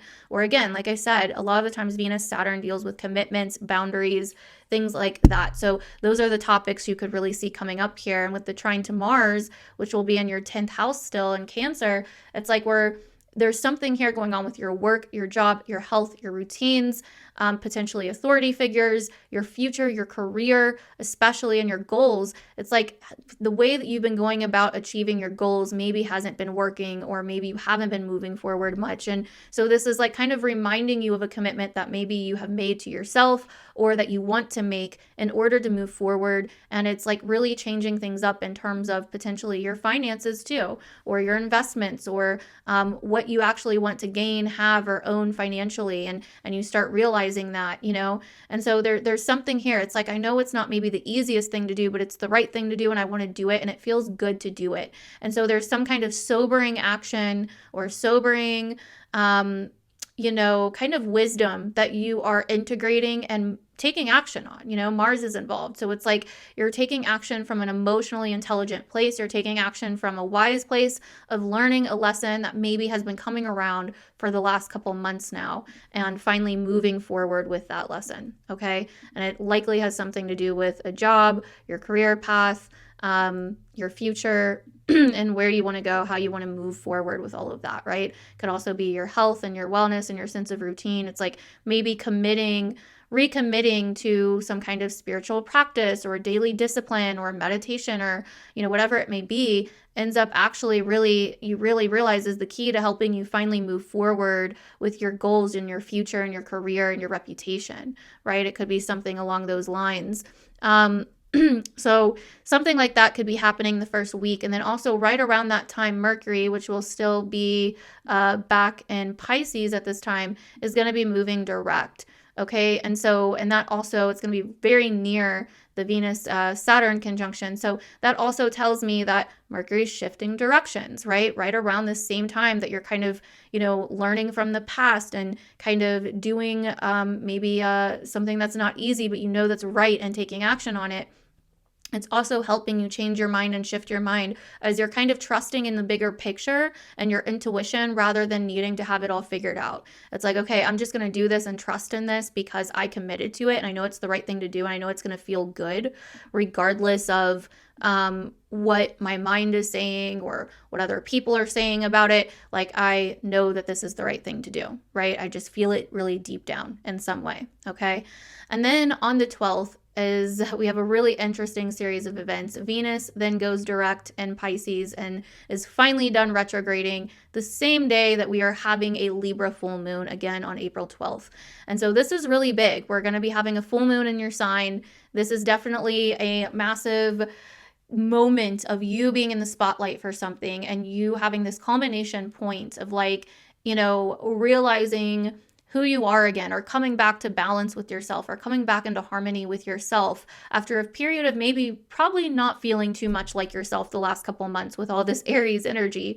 There's been a lot going on in your opposite sign, which is out of your nature, and so now with the Libra full moon, it's like now you get to kind of find out how to integrate and balance all of this. This Libra full moon is coming in to say, hey, it's time to kind of, find the middle ground here, weigh all of this out, let go of what you need to let go of, come back into balance and harmony with yourself, right? And I think it's going to help you kind of get out of or let go of certain issues that you may have been having with relationships or certain conflicts, or maybe it's going to help you, find kind of your power again to deal with some of these conflicts or to deal with some of these tensions that have been rising in terms of your relationships, right? And how your relationships are influencing your future, your career, because while all these Aries transits have been happening, Mars, the ruler of them, has been in your 10th house. So it's like whatever these issues are with relationships or these conflicts or these tensions that have been rising, regardless if they're within you or within someone else, it all kind of goes back to your career and your future and your long-term goals and what you want out of life. Like maybe you and a partner haven't been on the same page about where you're going or where you want to go or what you want out of life, or if you're going in the same direction or not, or whatever, right? Maybe you've had two different ideas of like what you actually want the vision of your future to like, and you haven't been able to really settle. I think this Libra full moon is helping you come to some kind of agreement or some kind of ending, and helping you make up your mind and helping you kind of realize where you sit, right? And so anyways, and for some of you, if you're not in a relationship, this could literally be socially, your social life in some way, shape, or form, could be having conflicts or tensions or, issues arise, etc. Right? So that is all happening on the 12th. Venus goes direct. Venus rules this Libra full moon happening. And with Venus ruling it, being in your 6th, again, this is job, health, wellness, day-to-day routines, all of that. So this full moon is kind of bringing this peak moment, this culmination point of, reminding you of who you are and rebalancing yourself out, while Venus is in her exaltation in Pisces, feeling very good, and helping you to feel good again with your lifestyle, with taking care of yourself, with your routines, with your job, getting back to the things that kind of make your soul happy, or maybe, getting back to certain desires, visions, dreams that you have about helping others in some way as well, something along those lines. Like, how are you taking care of yourself and how are you taking care of others? And so I think those could be things that you really see coming up around that time.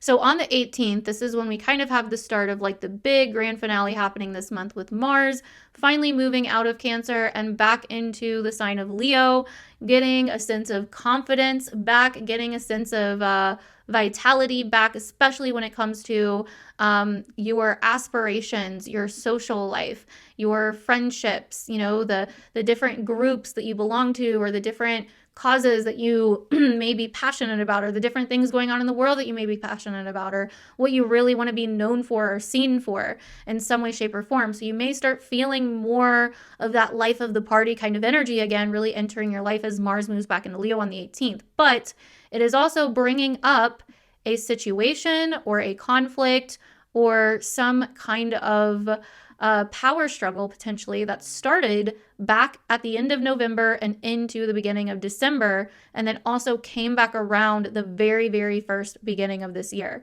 So like the first few days to a week of January 2025. Okay.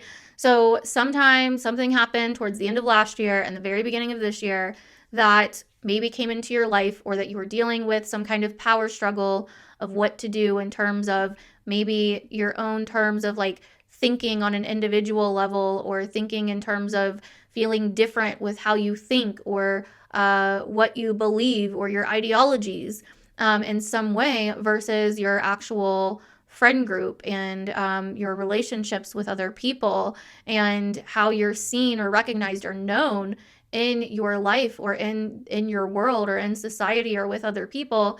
And so there's some kind of power struggle going on here, like between what you wanted and what you were into, and your own the different ideologies that you have found power in, or ideologies that you've had that may have been fading, or that may not be completely true for you anymore, right? And how that impacts your social life. Okay. Or it could even be things that you're passionate about.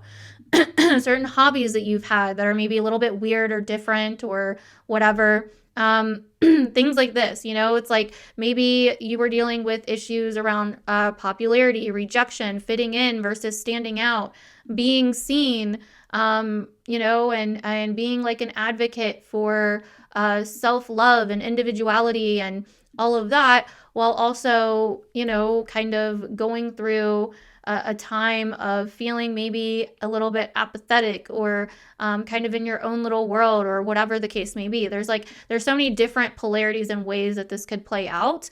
For some of you, this could have been maybe some of your children going through some social situations that were really big and transformative for them, or you going through some social situations that were big and transformative for you.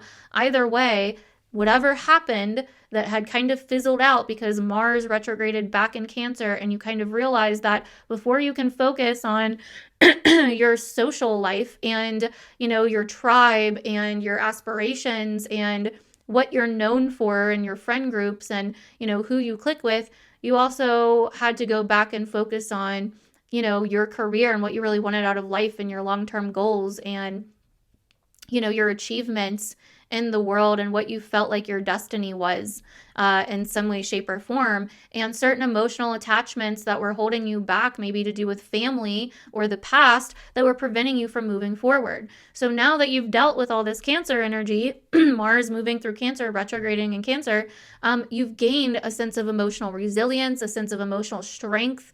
And so now Mars is coming back into Leo to face Pluto again. So this is like, facing Pluto the final time. And now it's like, okay, what did I learn and how can I apply it? This situation can actually be very empowering and almost kind of like revolutionary, or I should say evolutionary. I'm kind of getting over a cough I had like the last week, so excuse me, I keep having to clear my throat. But this change can be somewhat evolutionary, so it can really help you evolve and grow and empower you and introduce you kind of back into reclaiming your personal power, your individual power, your confidence, and your sense of leadership, if you can face whatever this is, right? It's like, do I fit in, or do I stand out? Do I tell people how I really think or what I really feel and be an outcast and be different? Or do I keep putting on a mask and putting on a show and, basically feel like I'm maybe being fake about something? There is a middle ground here that you can find if you want to, though, right? It doesn't have to be one extreme or the other. Just remember that it's an opposition really kind of wants us to find that middle ground. And as a Libra rising, you know what I mean? This can be a middle ground that you find. So, anyways, but what's really interesting about this is, so Mars enters Leo again on the 18th. We'll likely start feeling that opposition pretty much right away, since Pluto's only at 3 degrees Aquarius. So from the 18th until about the 29th, it's building. On the 29th, we're going to have a Taurus new moon, which is going to square this opposition.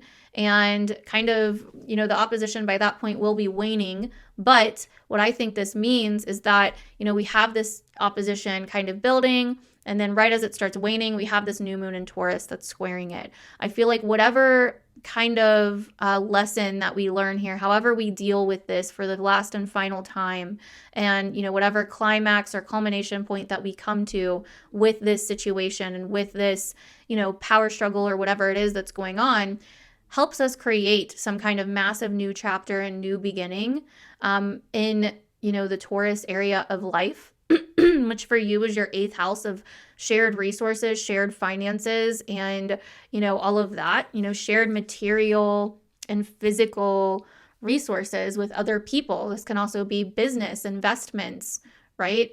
So it's like whatever you're dealing with here, whatever you're facing here and moving through with this Mars-Pluto opposition is helping you create this massive new chapter. It's like creating something new in terms of, your 8th house, right? And in terms of like what you actually want out of your life, the things that you want to have, the things that you want to own, it like gives you this sense of empowerment to do that, right? And to no longer fear it for some reason or another. So I really, that's kind of how I see this playing out, but I'll definitely be doing separate videos on both the moon events this month, like I always do. So watch out for that, where I kind of go even deeper. But anyways, that is what I'm seeing for you guys, Libra risings. Let me know down below how you feel this is going to resonate for you. And I would really love to know what you think that Mars-Pluto opposition was for you back in December and early January. What happened in your life then? What was kind of being brought up around that time? And then also, If you watched until this point, comment down below. Badass Libra rising. I appreciate you guys. Thank you guys so much for hanging out with me and watching my videos and supporting me. I really appreciate it. And I will see you guys in the next one. Bye. Alrighty, Scorpio risings. Hello. My mic is plugged in this time. Knock on wood. There are no problems. I don't know what it is, but like the last few really big horoscope videos I've done, for some reason, knock on wood, I almost don't even want to say it because I don't even want to jinx it, there has been something that has been disruptive that starts right around your reading. It's either like something in the file gets like weird and I can't upload it. It's saying it's starting right in your horoscope. My cat came in here and like knocked off a picture on the wall, which knocked over my whole filming setup, the last monthly horoscope, and my mic wasn't working for some reason, so it had no sound. It wasn't just yours though, but it started with yours and then it was like yours, Sagittarius, and the last few signs. But I don't know what it has been, but for some reason with your horoscope is when everything starts going weird, and it pisses me off because the last month's horoscope, I feel like your guys' horoscope was so good. I loved how it turned out, and then I found out it had no sound and I was so mad. And I know a lot of you guys were too, because when I finally went to refilm it, I was so tired by that point, and my cat had just knocked over my whole filming setup, which you guys didn't see because I edited that part out. Sorry, I'm getting over a little bit of a cough right now, but I was just so tired, and I was like trying not to let it all get to me, but it was definitely getting to me, and you could definitely tell. And a lot of you guys commented on it like, you do not seem as happy in the Scorpio horoscope, and damn, we really didn't get that much time. And so I really apologize for that. I have Mars in Scorpio, Mercury in Scorpio, Pluto in Scorpio. I have a ton of Scorpio. I'm actually probably more scorpionic than I am anything else. My sun in Libra is at the very end of Libra, a few degrees from my Mars in Scorpio. So I technically have my Mars in Scorpio conjunct my sun in Libra. So I'm very scorpionic. And so I promise it's not like some like grudge that I just have against you guys or anything like that. So anyways, let's go ahead and get started here. I'm going to put your chart up on the screen now. I'm going to try to give you guys a good reading this time as much as I can. I still have energy in me, so we're still going. Okay, so alrighty. So April is a very different month than March. Okay, it's got a different tone to it. Yes, there are some things that are still completing from the last few months. Okay, so it's not like we're completely moving on to the new yet, but by the end of April, I believe that we are. Okay, by the end of April, there's going to be a massive acceleration forward.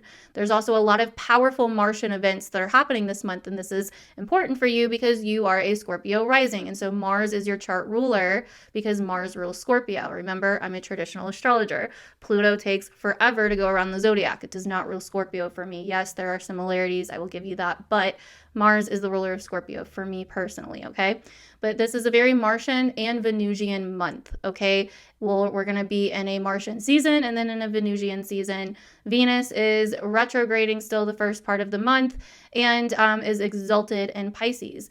We're also going to have 2 Venus-ruled moon events, full moon in Libra in your 12th house and a new moon in Taurus, your 7th house, okay? So there's a lot of things coming to light and a lot of things ending and closing out and a lot of new things coming towards the end of the month with relationships and new chapters in relationships. There's also the Mars-Pluto opposition coming back and completing something that started in December of last year. We also had another round of it in the very early days of this year, early days of January, like the very start of January, right around New Year's. There was some kind of tension building around December, the beginning of December, that we eventually had to kind of slow down for, retreat, delay, go back and do some introspection before we could move forward around January, right? Like we were doing some introspection around January, right? Mars has been moving forward since the end of February, but it's been in Cancer, your 9th house. And this month on the 18th, it moves into Leo, your 10th house. Okay, so we're also going to talk about that. But there's a lot, there's stuff going on this month. It's not as astrologically busy as March, okay? But we are kind of cooling down, especially in the first part of the month. I think the first part of the month, we are really integrating what we just went through in March. There's still some breakthroughs. There's still some lessons that we're integrating, but overall, it is cooling down. It's not as chaotic. It's not eclipse season anymore. The retrogrades are going to be moving direct in April. So we are definitely going to have a lot more clarity and forward momentum that is starting in April with some grand finales. Okay, so that is basically how I'm seeing April personally. Okay, so as you can see here, we're still going to have a lot of Pisces energy and a lot of Aries energy. So, and what I think this story that's been kind of building for you here has been a lot about your work life, number one, with a lot of these Aries transits. There's been a lot of retrogrades that have been starting in Aries and going back into Pisces, right? And what I think this has been about, it's been about addressing conflicts that you have had that may have been playing out externally within your work, your health, and your self-care department, your health and wellness department, okay? It could be habits, addictions, routines, rituals, your work life, co-workers, whatever it is, there's been some friction here, okay? And it's probably not been fun. It probably has also brought up something to do with your belief systems, your outlooks, right? Morals, ethics, potentially legal situations, legalities, educational pursuits, travel, right? Somehow that has been connected because Mars has been in Cancer and Mars has been ruling a lot of these Aries transits in Cancer and it's full. So we've had a lot of tense situations coming up here in your health and wellness work department. And with the planets moving retrograde, these planets are saying that the tension may seem like it's outside of you, but it's really inside of you. And it's really due to you potentially either not asserting yourself, not having boundaries, not speaking up. Maybe you're in a situation that you're not in alignment in, that isn't in alignment with your beliefs, your worldviews, or what you really want out of life, or your mission in life. Maybe you've been thinking about ditching your job and going back to school to learn something new, or not really truly following your skills or your trade or your passions or your creativity. Maybe you've just been challenged. I mean, for some of you, it may not even be that you're at the wrong place or the wrong job. Maybe it's just been challenging. It's like maybe you got a new job or a new career path or a new routine that's been extra challenging, and maybe you've doubted yourself a lot and not really sure if you can do it or not, right? But I think these retrogrades are saying hey, whatever this tension is, it's something going on within you. Yes, it's manifesting as external things, but the conflict is within, right? Now, then these retrogrades move back into Pisces at the end of March, which to me signals that the conflicts aren't just within, they are also very much about what you really want, what you really like, where you find pleasure, where you find passion. What are your real heart's desires? What are you really passionate about? What do you really love? What really feels good to you? What really brings a sense of creativity into your life? Maybe you're just missing a sense of creativity. Maybe you're just missing your sense of imagination. Maybe you're missing your sense of compassion for yourself, for others. Maybe it's about reconnecting with your inner child. Maybe there's some inner child stuff going on. Maybe you actually have children and this is about your children or your love life or your romance life or your dating life in some way. Either way, these two areas of life, your 6th house and your 5th house, are connected right now. And before you can move forward with your work, job, health, and day-to-day wellness, you have to come back to your 5th house of Pisces, what you love, what you find pleasure in, what you find enjoyment in, where your heart is, right? What really is going on with your internal self. What does your soul really want? What speaks to your soul? And I think that right now you could be feeling more poetic, more imaginative, more creative, more in touch with your intuition, right? More into the beauty of things or more into spiritual pursuits, right? And it's how can you integrate that with your day-to-day life and the challenges and the tension of your day-to-day life, right? And so there's kind of these two different things going on with your 5th and your 6th house that I think you've been trying to kind of figure out or work with or deal with in some way, shape, or form. Okay, so that's what we've been going through, and that's how we're kind of starting April, right? But a lot of these retrogrades, we're through the second half of the retrogrades now, starting April. So we are starting to cool down. We're starting to realize a lot. The revelations are starting to hit. We're getting back to things. We're getting more clarity with things. Okay, the lessons are starting to be integrated and learned at this point. Okay, so the first week of April, We have a couple of transits going on that aren't super huge, but I wanted to talk about because they really deal with everything we've been going through the last few months. So we have Venus and Saturn coming into their conjunction within the first 7 days of April. You could feel this anytime within the first week of April, okay? They are going to trine Mars, which will still be in Cancer at the time of the trine, the first week of April. They're going to trine Mars and Cancer in your 9th house. And this is telling me that you are somehow getting back to your love or your passion for your outlook on the world or your beliefs in some way.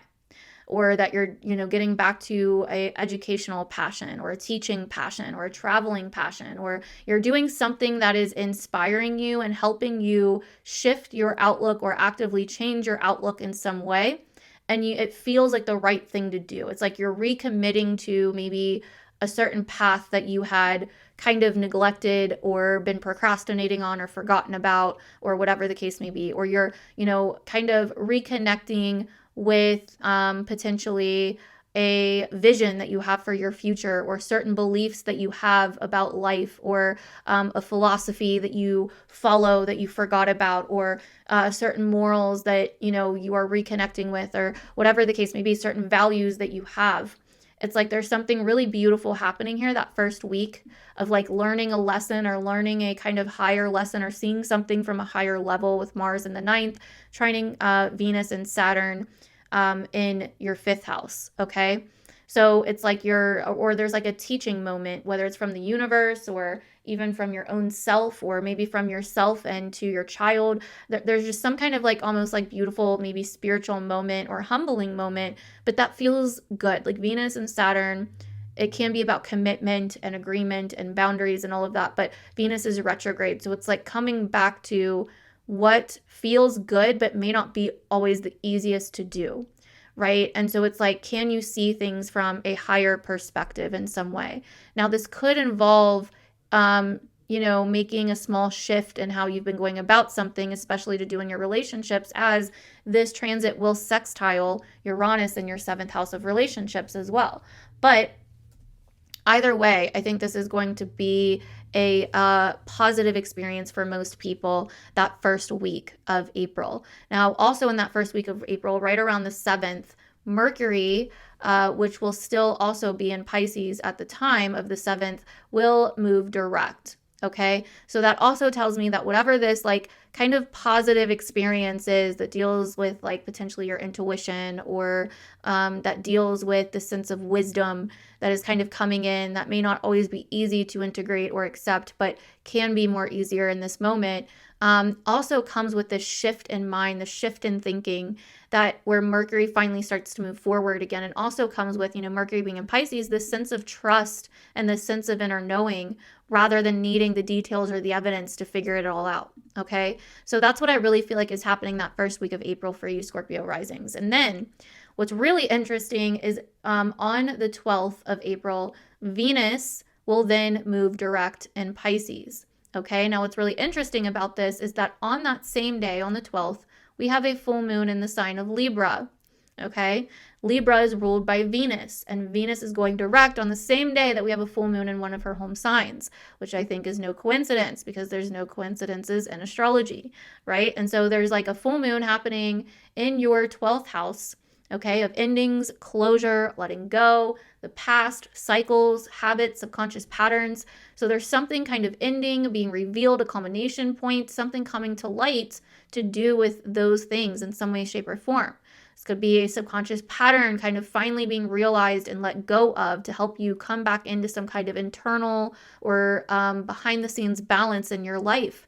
This could be you really seeing how certain habits, rituals, schedules in your day-to-day life have been potentially toxic or not helpful, or where you've been forcing things too much or pushing yourself too hard. And so Libra in the 12th is like accepting kind of peace and balance, and allowing yourself, like balancing your system out in some way. It's going to be about balancing your sleep out in some way. But Venus being in your 5th is like whatever you're doing for your creative path, your, the path that you're passionate about, your maybe you're doing something fun or that like really lights your soul up, and it almost like helps bring you back into harmony right? And you see where things that you have been doing have been in your day-to-day life, whether it's a job or a certain routine you were following or certain tensions that were really starting to get to you, you start seeing where that has not been helpful and maybe even been wounding you. So this Libra full moon's coming in to like help you rebalance things out, right? Maybe the things that you haven't wanted to deal with or face, or that you've been avoiding, or maybe you've not been getting enough sleep and you've been working yourself too hard, or whatever the case may be. Either way, this Libra full moon is coming to help you kind of balance things out. For some of you, this could have to do with relationships, because Venus is involved. Venus is in your 5th house. So dating, romance, this could be for some of you, if you're like dating someone and you're kind of feeling like, you know what, I'm really not feeling like they're the one. This feels like a very Venus retrograde thing. It's time to let them go. Like some of you guys could be letting go of a past relationship or a past ex, or, something along those lines, or a past situation in a relationship, something like that. It's like or a past cycle or pattern in a relationship.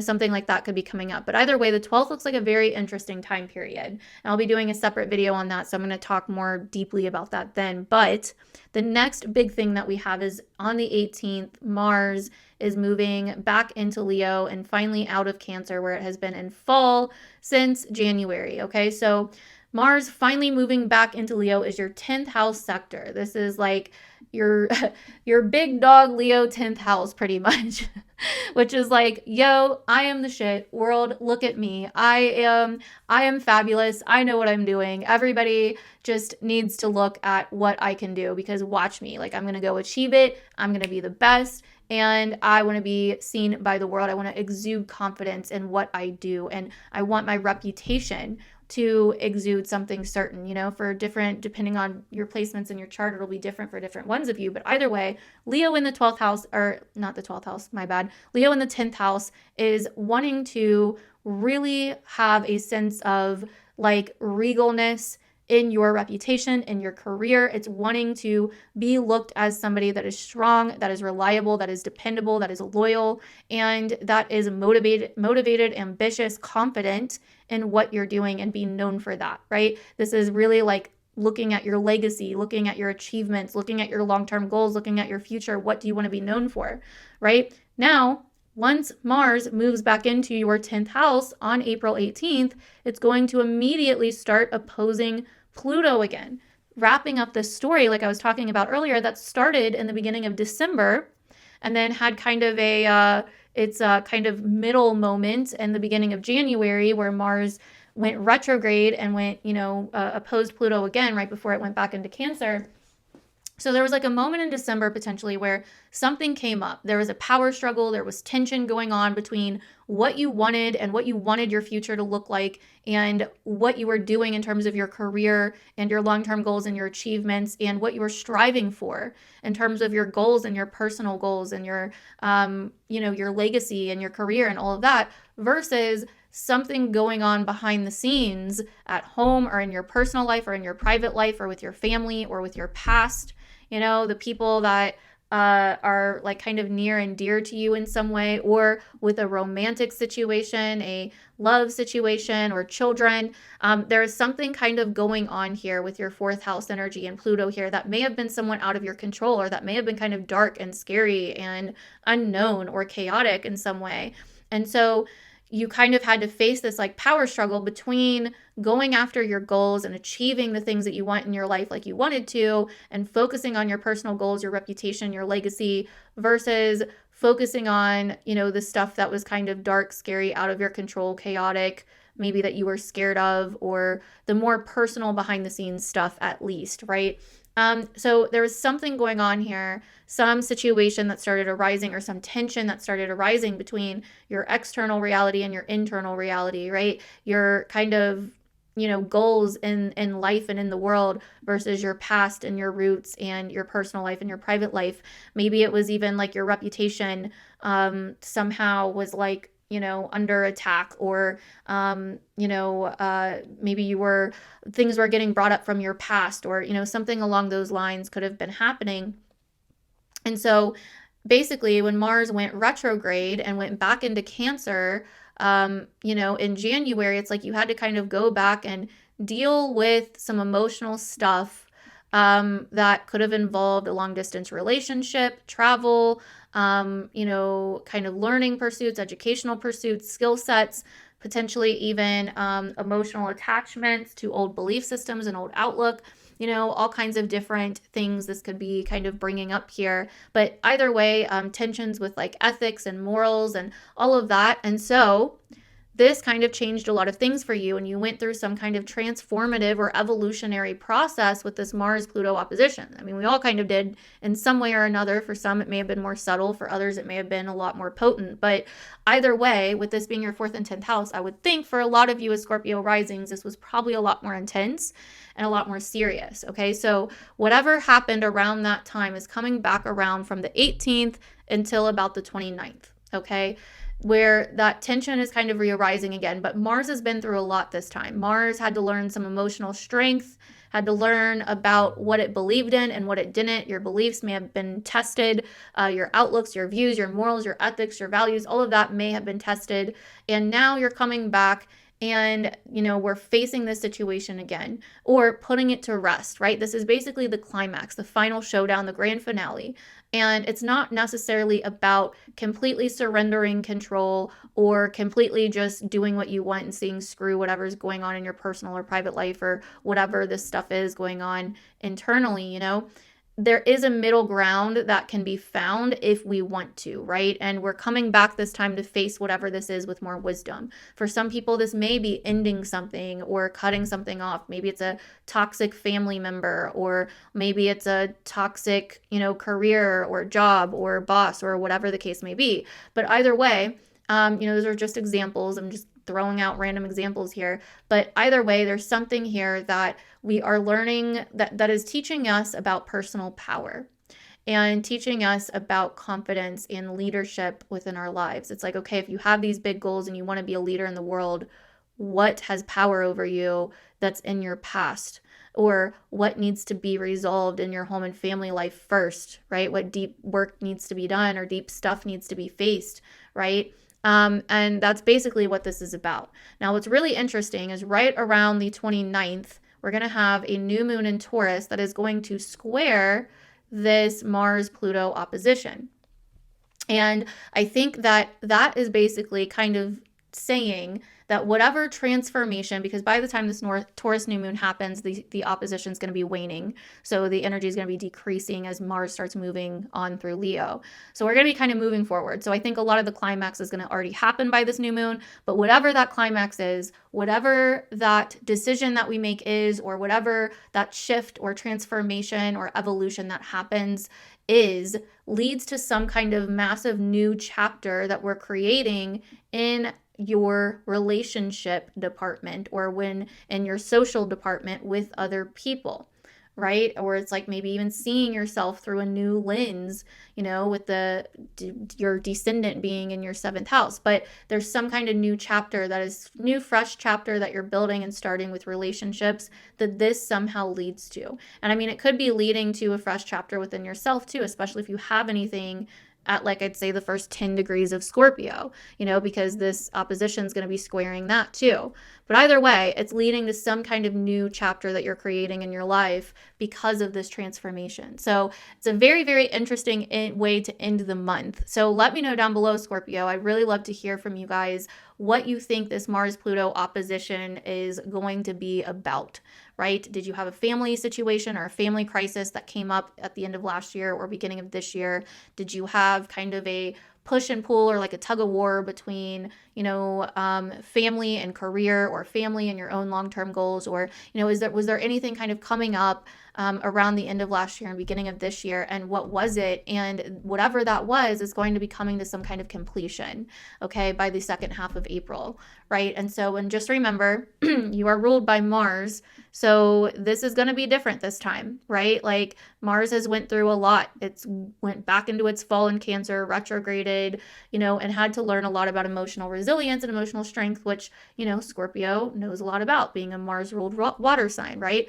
And so, I I think that we're a lot more prepared for this opposition now than maybe we were in the beginning, right? We've learned a lot, and I think those lessons are going to be applied here, right? So comment down below, badass Scorpio rising, if you watched until this point. Hopefully this horoscope was better than last month's horoscope. I appreciate you guys so much, and I will see you guys in the next one. Bye. Alrighty, Sagittarius rising, welcome to your horoscope for April 2025. I hope you guys are doing fabulous, especially after March. That was a cray-cray month. I'm sure most of you at least felt some of it. Alrighty, I'm going to put my chart up on the screen here so you guys can see what I'm talking about.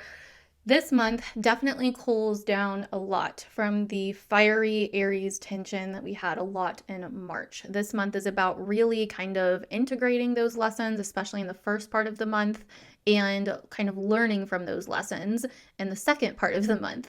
Okay, so there's a lot kind of going on, but it's not as astrologically busy as March. So there's not as much going on, but there are a few big things going on that I want to talk about this month, okay?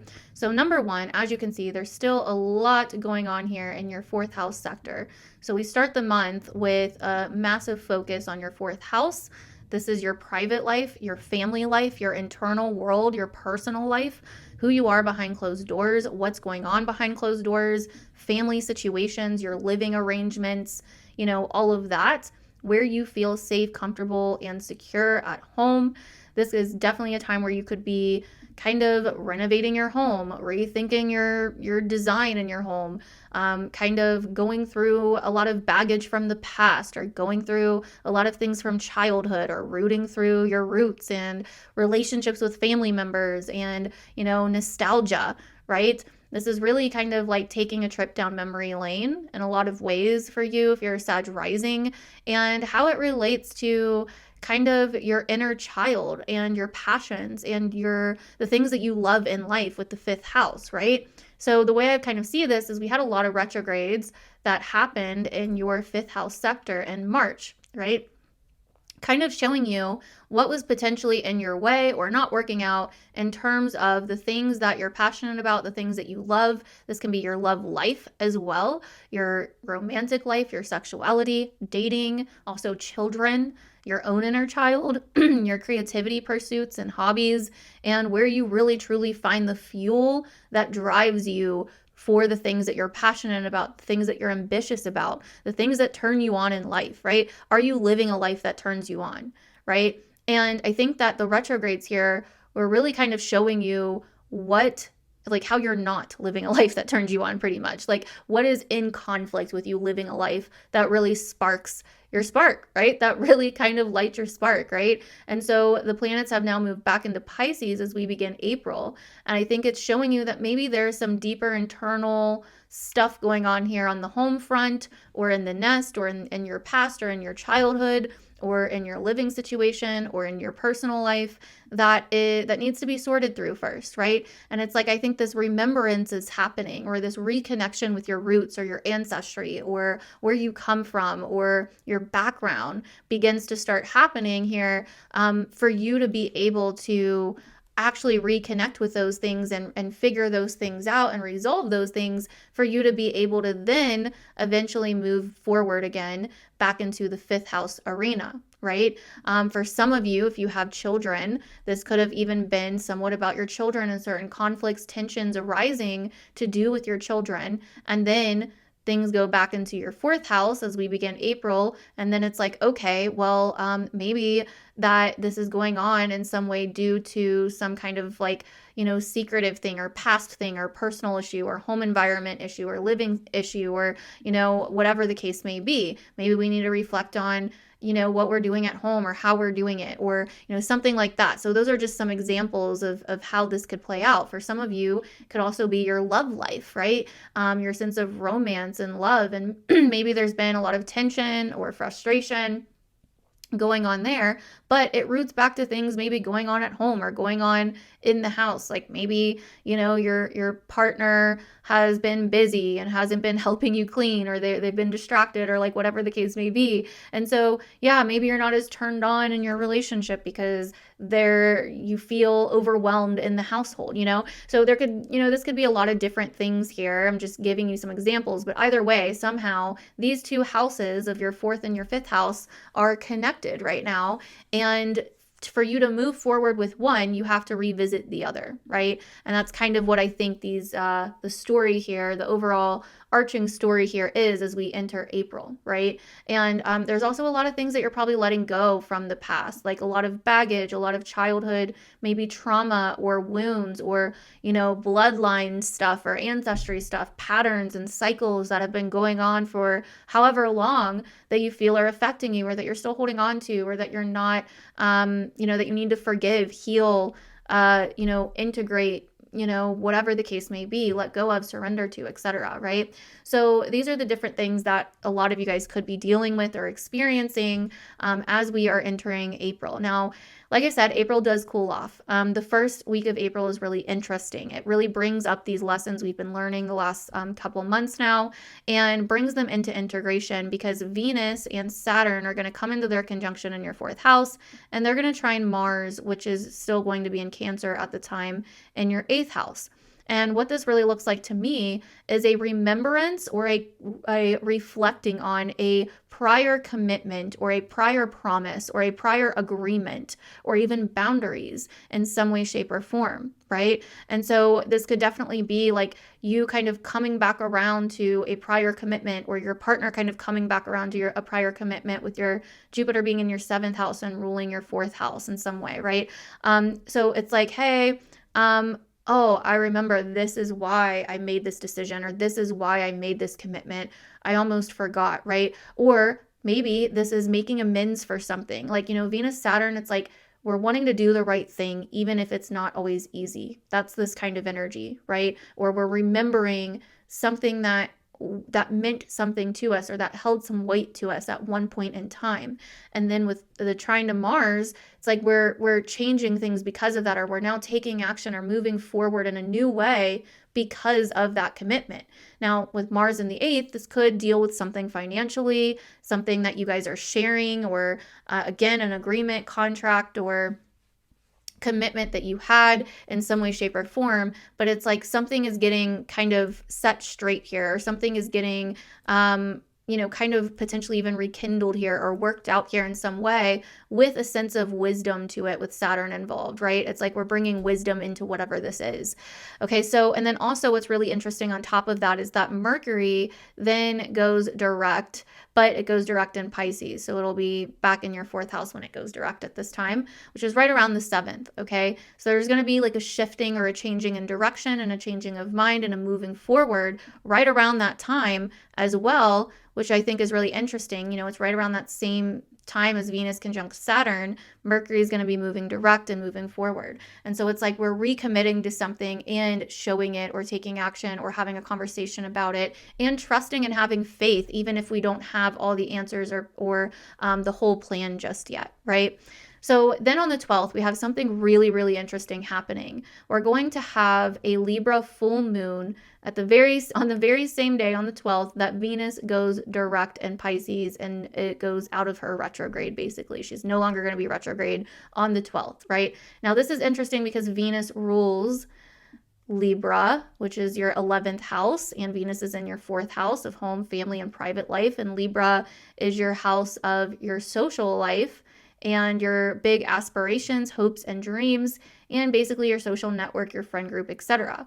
So for some of you, this could be maybe an event that you're having at your house, or a social gathering that you're going to, or a family reunion or something like that. I do think that whatever this is, whatever this full moon is bringing up for you to do with your social life and your family life, or your hopes and aspirations and your private life, likely may go back to you mending something or rebalancing something out in your life, because this full moon's going to be opposite Chiron. The sun's going to be on Chiron at this time.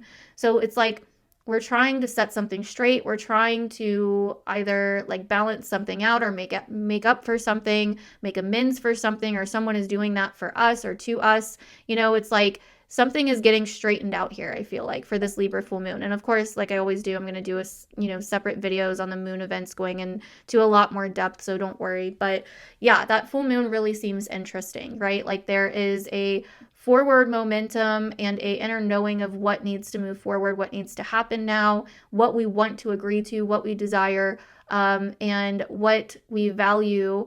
And somehow that is relating to some kind of culmination point in your social arena.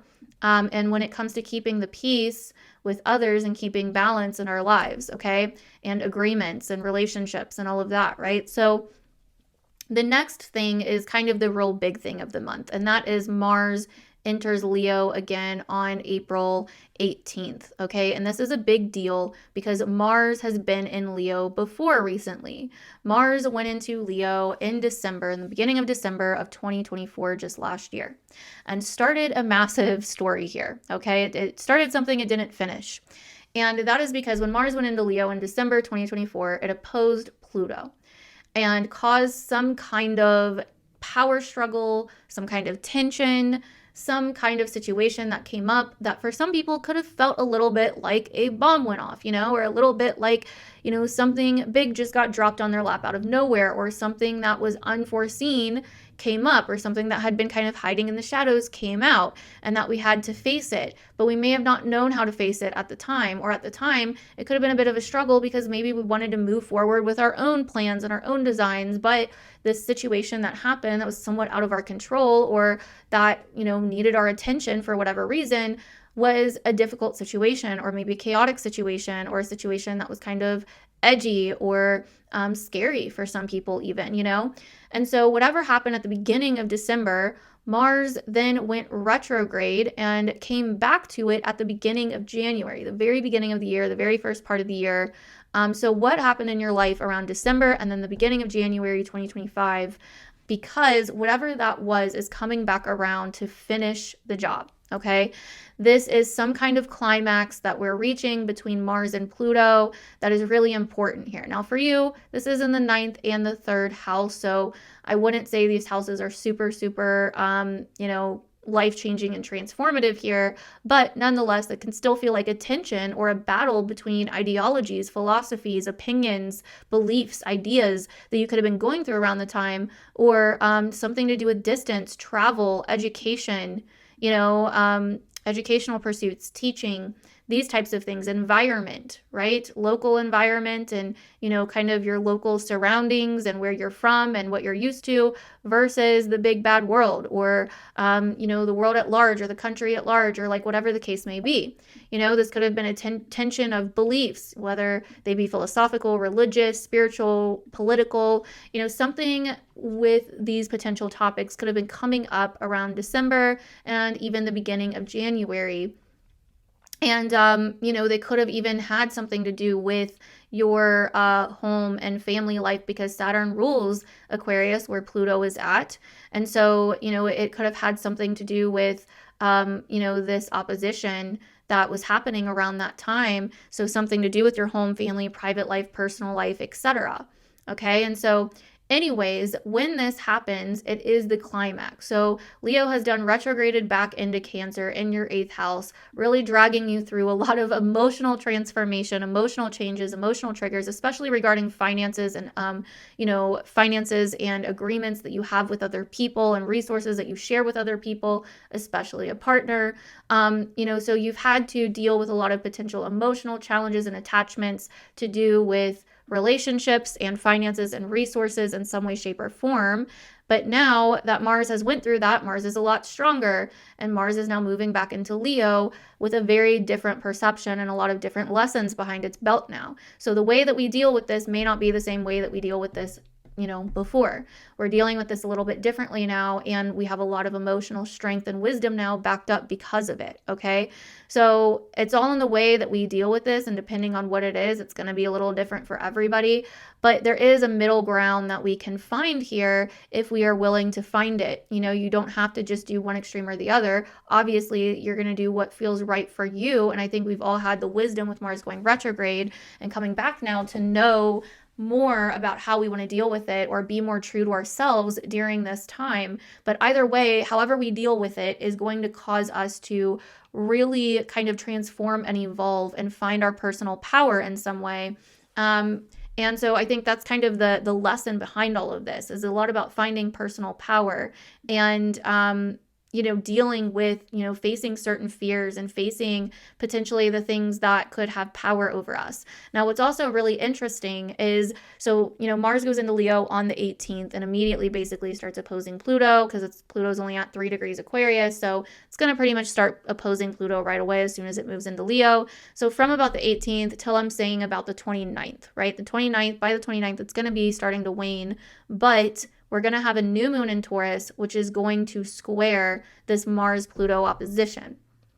And that new moon in Taurus is really interesting. So this Mars-Pluto opposition is starting to wane. Mars is starting to move forward, so it's no longer completely opposite Pluto anymore. And then we have this new moon in Taurus squaring both Mars and Pluto. So that tells me that we're at the end of this opposition, and whatever it's doing for us, whatever lessons we're taking from it, however we deal with it, that causes some kind of transformation, that causes some kind of shift in terms of our personal power, we then simultaneously also helps us create some kind of new beginning in the Taurus area of our chart. For you, this is your 6th house of work, health, and wellness, and day-to-day routines and self-care. So whatever this is bringing up for you, whatever this opposition is bringing up for you in terms of opinions, location, philosophies, debates, travel, educational pursuits, tensions going on with these areas of life, helps you to also create some kind of brand new chapter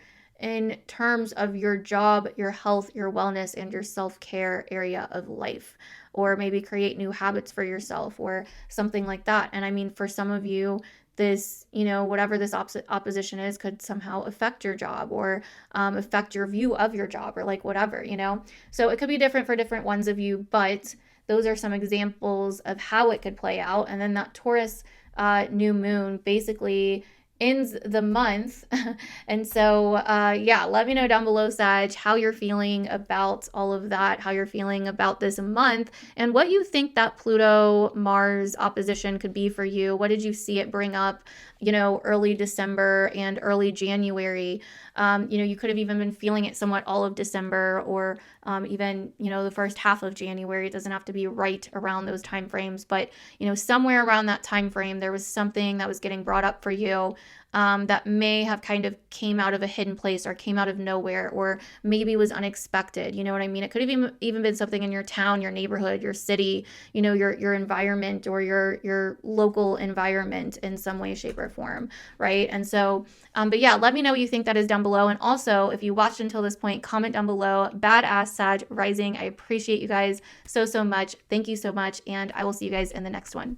Bye. Alrighty, Capricorn risings, welcome to your April month ahead horoscope. This month is a very, very intense month. It is definitely a cool down from March though, okay? So there is some intensity, but there's also some cooling down, okay? It's definitely a different tone than March. We're still building on some of the things that happened over the last couple months, while also getting ready to wrap them up, close them out, and start something completely new in our lives. Okay, so this month we really have a lot going on in terms of, I'm gonna go ahead and put your chart up on the screen here. So we have a lot going on this month in terms of your 3rd house still, your 4th house still. We're going to be having some intense climactic grand finale between your 2nd and your 8th house. And so those are the houses we're really going to see affected the most. We're also going to have a full moon in your 10th and a new moon in your 5th. Okay, so basically it looks to me for you as a Capricorn rising that something has been intensely building, that's been going on in your personal life, your behind the scenes life, with Aries being your 4th house. Okay, so something's been going on with the family, the home front, the living situation, maybe an angry roommate, maybe an angry spouse. Mars has been, moving through your 7th house went retrograde in your 7th house at the end of last year and was basically, well, actually went retrograde in your 8th house, but then went back to your 7th house at the end of last year. So basically, most of this year, you have been dealing with something that has been building, going on in your personal life and going on in your relationship sector. Okay, this could involve your living situation, your home and family life, your personal life, your private life, conflicts that have been brewing here, some kind of, maybe stuff coming up from the past that hasn't been resolved, arguments, anger, repressed anger, maybe ancestral stuff, right? Like maybe you've been really seeing cycles repeating in terms of your family, your bloodlines, your ancestry, right? And so there's been something going on here, and you've likely felt a pull to really focus on things that are going on internally in your home, your family, your private life, right? And in your relationship sector. So there's definitely been something going on here, but now the story kind of goes back into your 3rd house, right? Your house of your environment, your surroundings, your neighborhood, and your day-to-day activities, routines, errands, etc. What are you doing with your life on a day-to-day basis? And how is that somehow tying into this home and family story? Maybe you and a partner, significant other, or your family have been having some conflicts about where you want to live or the area that you live in, or something going on in the area that you're living in, right?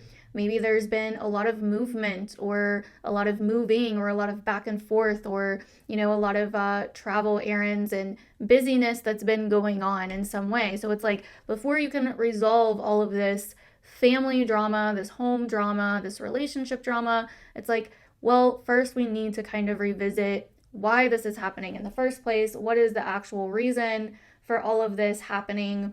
Does it have to deal with, the 3rd house can very much deal with family too, extended relatives, where you come from, maybe arguments over property or land or location or something along those lines.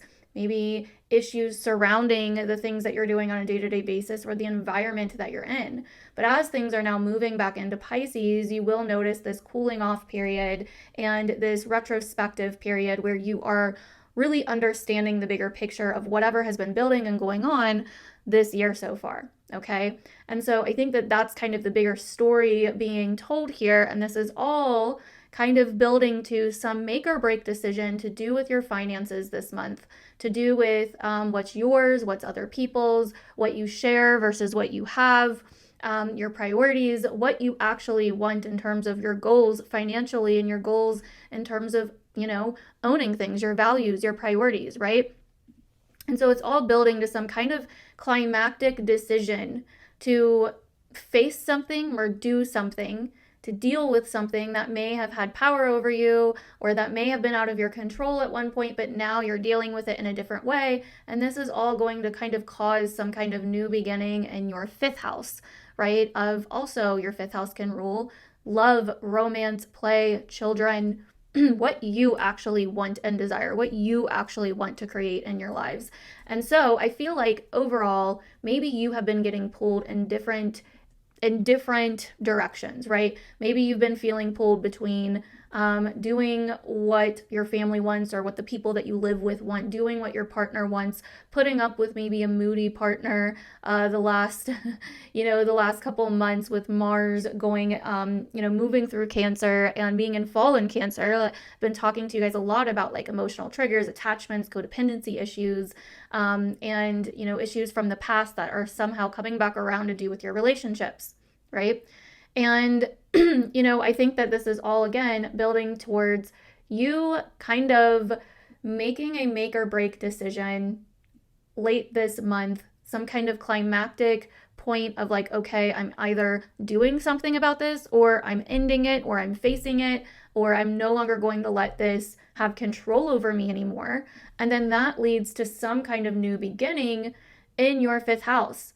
It's like, I'm going to start focusing on what I want to create and what I want from my life rather than the past and all the chaos and what everybody else wants to do. I'm going to focus on the things that I actually love, because that's what matters to me most and that's what I value most, right? So for some of you, if you have been having relationship difficulties, for instance, this could end up being like you coming back to falling in love again with your partner and, you know, getting out of those difficulties and mending things, right? Others of you could be like, you know what, we've already addressed the past. I'm ready to move on now. I'm ready to focus on what I want and the things that I want to create in my life and move forward with that. Others of you could be leaving or ending situations that have, you know, been toxic. It's like if there's been some kind of brewing conflict or controversy from the past or even from recently. It doesn't even have to be from the past for all of you. It could just be from over the last few months that wasn't spoken or that wasn't really truly resolved. That has really come up the last month, okay?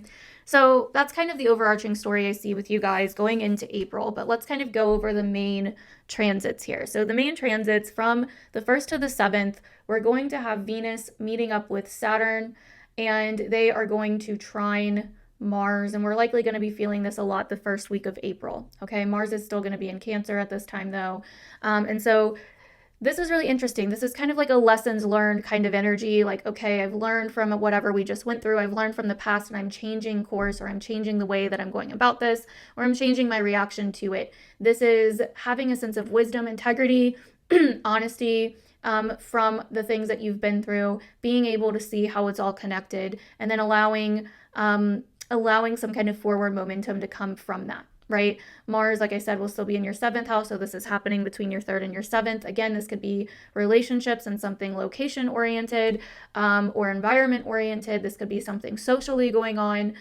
with friends or partners in your life. This could be, you know, something going on in terms of your neighborhood, family, extended family, etc. But either way, there's something going on here where it's like there is emotional maturity being added to a situation and emotional strength and wisdom that is really present that first week of April, okay? Kind of like a coming to terms energy, I've been calling it. Like, it's like we're coming to terms on something. Maybe there's an agreement, a commitment, or even a boundary being established, or maybe letting go of an agreement that no longer serves you in some way, okay?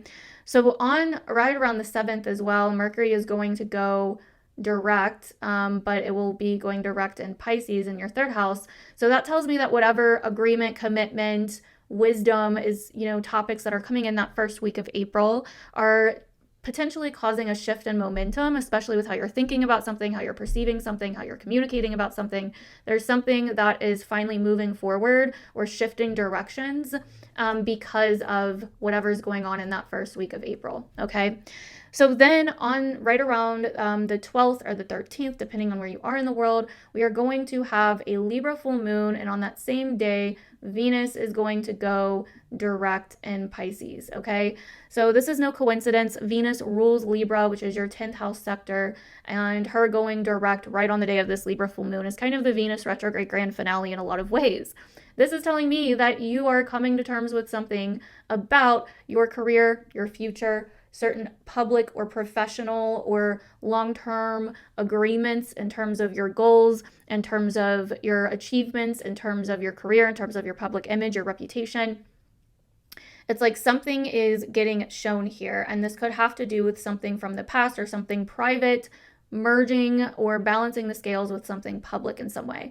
The sun will be pretty much conjunct Chiron for this full moon. So it's like wounds from the past are something's finally getting rebalanced with those to do with your career, future, long-term goals, your 10th house area, as Venus is also going direct. So again, this is like a lesson learned, balancing the scales, some kind of, karmic shift in terms of a culmination point, that it's like maybe you are doing something that is fair, or maybe you are leaving an agreement behind, or maybe you are no longer committed to something that you once were committed to. Maybe there is a shift in you seeing the other side of something regarding your future, regarding your goals, regarding your career.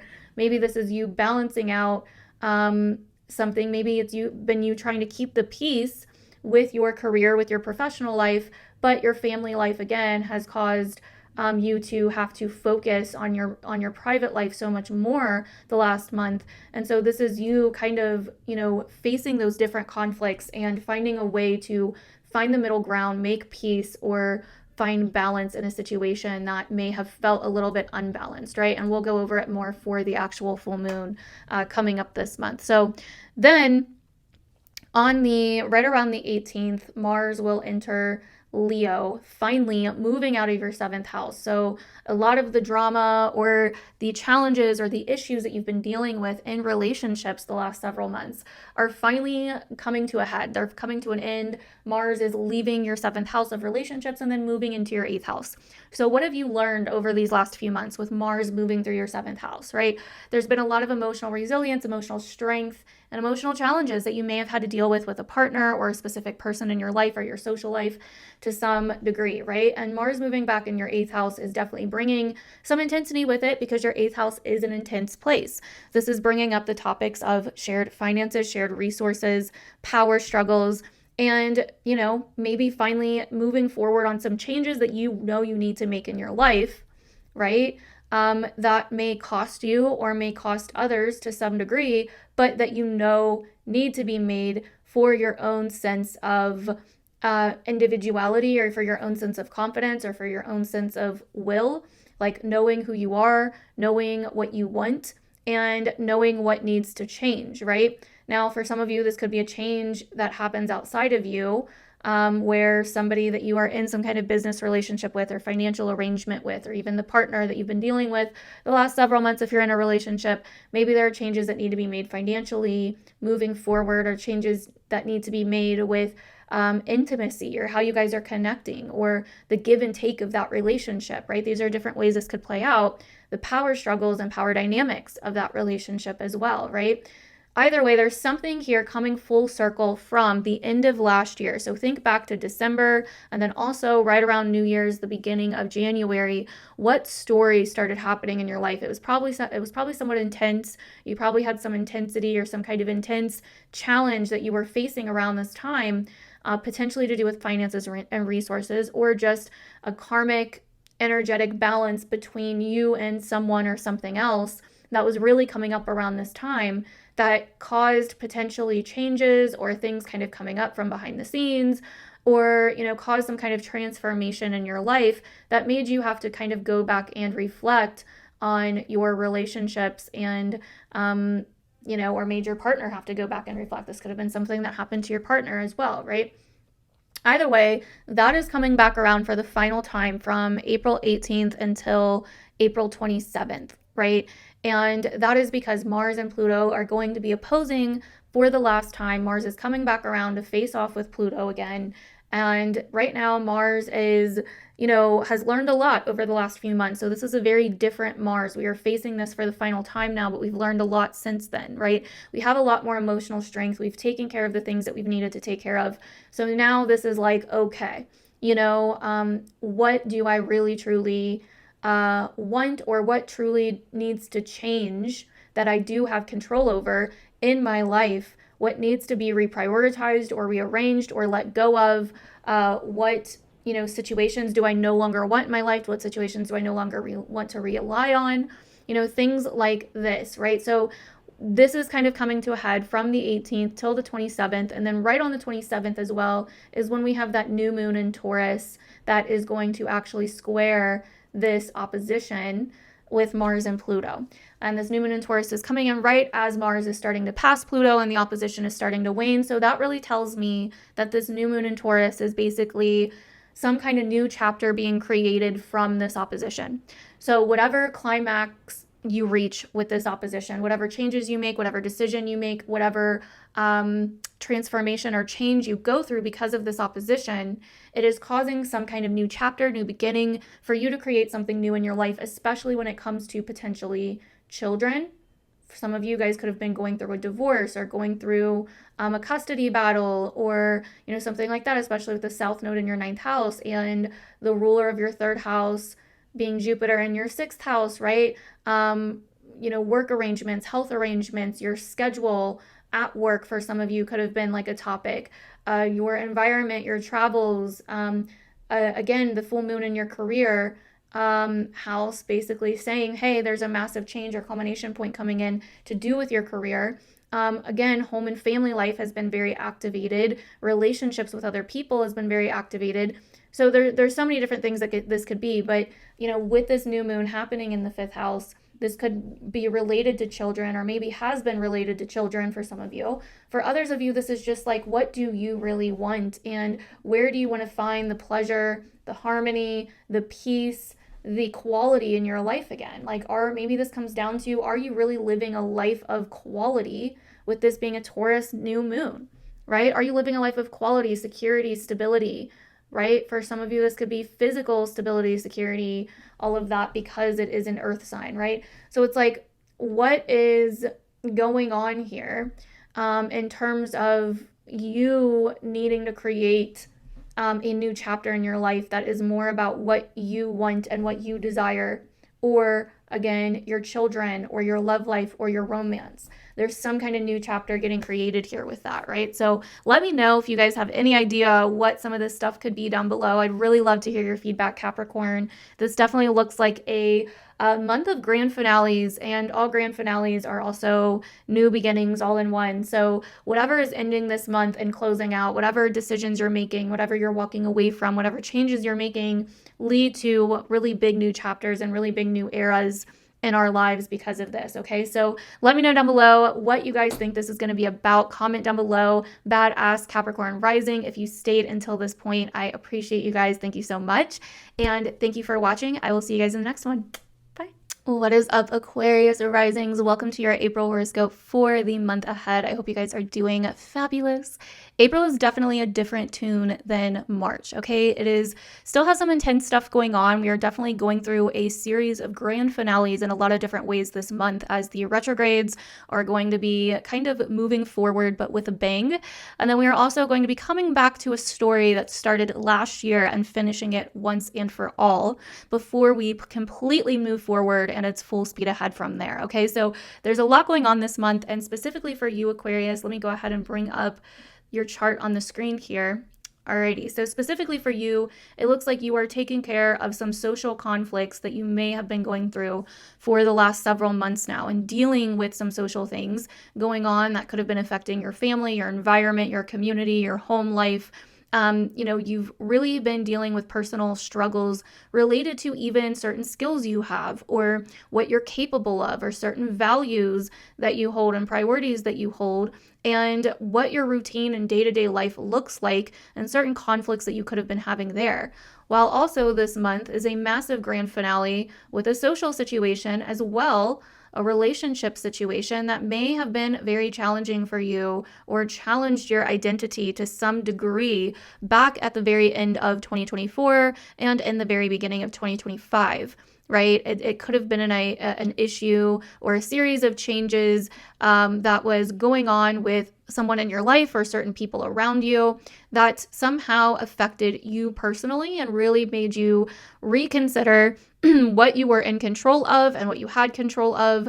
Potentially, this could have been a power struggle or caused you to make certain major changes and transformations in your life. And now we are coming back around to whatever this situation is, once and for all, to face it and to finally move forward and create something new from it. Okay, so that's kind of the overall story of the month here, I think, for a lot of you guys as Aquarius risings. We still have a lot going on in your 2nd and 3rd house. Your 3rd house has been ruled by Mars, which has been in your 6th house and will be in your 6th house for the first half of the month, really bringing up potential conflicts, struggles, situations, and heated moments or challenges with your job, your work, your health, and your day-to-day routines, and really causing you to rethink how you deal with things, or the environments that you're involved in, or the people that you're involved with, and the things that you do on a day-to-day basis, your lifestyle potentially, or the different places, people, and things that you frequent, right? And so there's been some kind of set of challenges here that you've been dealing with Venus and Mercury retrograding in Aries, kind of turning the conflict into something that was going on potentially more internally and needing to reflect and go back. And by going back, you end up realizing that this has a lot more going on to it than what meets the eye. This actually somehow deals with your true values, your sense of security, safety, and needs. right? It can deal with your finances, your resources, what you own, what you have to offer, your self-worth in some way, shape, or form, and the values that you hold dear and how those things in some way or another, are affecting these situations that you've been dealing with over the last several months now. Okay. And so that's kind of what we have coming into March, right? So we really come into March with a lot of this Piscean energy still going on. I think you're kind of remembering in a lot of ways your value and what you have to offer as a soul here on earth. I think you're remembering a lot in terms of what you want to clean out or let go of in your life from the past that no longer serves you. I think you're maybe being taught lessons and being more discerning and wise with where you put your energy and what you give your energy to, right? What you kind of obtain or own or have or take from others and what is being taken from you, right? And so I think that this is like, where do you want to put your energy or your precious time and energy? And I think that's kind of a huge lesson or topic that some of you guys could really be evaluating right at this time.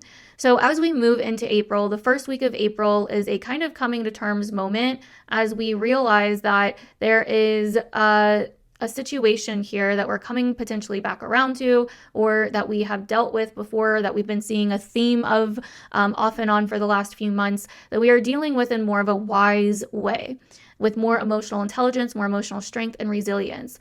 Mars will still be in Cancer at this time, the first week of April, and Venus and Saturn in your second house will be trining Mars and Cancer in your sixth house. This looks like a wise decision or a reaction or a change that you are making to your work life that also somehow is tying in your finances, what you have to offer, what you own, your resources, your needs in some way, shape, or form. The reason that I'm saying that is, like I said, Venus and Saturn are coming into their conjunction in that first week of April. So this usually speaks to themes of commitments, agreeances, negotiations, contracts, boundaries, some kind of commitment that you may have made to yourself, and it's time to put that in action in some way or another in terms of your work, health, and day-to-day routines and your sense of health and wellness, okay? So this could be you recommitting to a health journey, right? By maybe making a financial decision or investing in something that is going to help you in the long run, right? Or this could be you pulling out of a commitment or an agreement, maybe to do with your job, right? Or something along those lines. I do think that whatever this is, it's like there's been wisdom that's been acquired that is causing you to make this shift or this change in some way or another, right? And so this could be even you, making amends with someone from your work that you've struggled with or that you've been having challenges with, or you, kind of recommitting to something that you had committed to before but started losing track of in some way, right? But either way, this is connecting kind of your house of needs and finances and resources and values and priorities to your house of health, wellness, and work, right? So there's definitely something here to do with taking care of yourself in some way, shape, or form and recommitting to something that takes care of you in some way, okay? And then right around that first week of April as well, right around April 7th, Mercury finally moves forward. It's going to be moving forward, though, in Pisces in your second house as well. So that tells me whatever mature decisions that you're making or changes that you're making, whatever commitment or whatever that first week is really bringing up for you in terms of wisdom and commitment and maturity and decisions and changes and that you may be making to do with those things, also causes a shift and forward momentum with your perception, your mind, and your communication. With Mercury then moving forward, it causes you to start to kind of change directions with the plan that you had, or with, your thoughts on solving something, or your thoughts on, the plan moving forward. Somehow it shifts directions and changes the way that you're thinking about something for the better, okay? And you are also trusting more than you may normally are, more than you may normally do. Like you're kind of trusting in your intuition rather than needing to have a step-by-step process or everything kind of figured out. This could be kind of like a leap of faith, or you just knowing or having this inner knowing of something that you need to do or something that you need to change that really actually ends up benefiting you in some way, shape, or form, right? So then right around the 12th or 13th, depending on where you are in the world, we're going to have a Libra full moon in your 9th house. And on that very same day, Venus is going to go direct, right? And there are no coincidences here with this. Venus rules this Libra full moon that we're having right around this time. And so basically, this full moon is representing Venus's forward momentum and us balancing something out in our lives and coming to terms with something, coming into agreement with something, and, kind of doing something that feels more fair and balanced in a way of class and charm, right? Because that's kind of the Libra way, right? So the sun will be conjunct Chiron though. So this tells me that maybe there's been conversations, you've been, conflicts with certain communications or with certain people or situations that maybe you have been having, right? And this Libra full moon comes in to say, hey, maybe you start to realize a higher vision for all of this here. Maybe you start to see the other side of something, or maybe you start to see a sense of fairness or, some kind of polarity that helps you resolve certain tensions and old wounds that you've had in certain situations or with certain conversations that you've been having, or certain, things that you may have been involved in or seeing online, whatever the case may be. It's like something happens here that really kind of shows you that, hey, this is, in some way, there's another side to this. And in some way, it all has a beautiful dance to it, the dark and the light, right? And maybe I have been kind of seeing this through my own perception rather than seeing this through others' perspectives in some way, right? It's like something like that could happen. But, on another note, this could just be a culmination point or something being revealed to you in terms of your higher belief systems and your educational pursuits, travel pursuits, something along those lines. But it causes a forward shift and momentum with Venus moving direct, and really causes more, I think, peace and balance in your life. And instead of so much tension and conflict and, stress and controversy and edginess, right? It's like you're wanting to bring back a sense of peace. And so maybe you're also making a decision, right? Maybe you're making a decision about what you want for your future, or realigning with your higher values, your higher sense of beliefs, to kind of move through or move forward from a situation that's been maybe going on daily or in your day-to-day life that has just been stressful or challenging in some way. Okay, so those are some ways it could play out, but we'll talk more about it once I do the Libra full moon video. So then right around the 18th to the 27th, Mars is going to enter Leo again, back into your 7th house, where it was back in December. Mars made its first journey into your 7th house back in December before it decided to turn around and go retrograde in December. And during that time, though, this was no average Mars retrograde, because Mars was opposing Pluto in your sign that had just moved into your sign.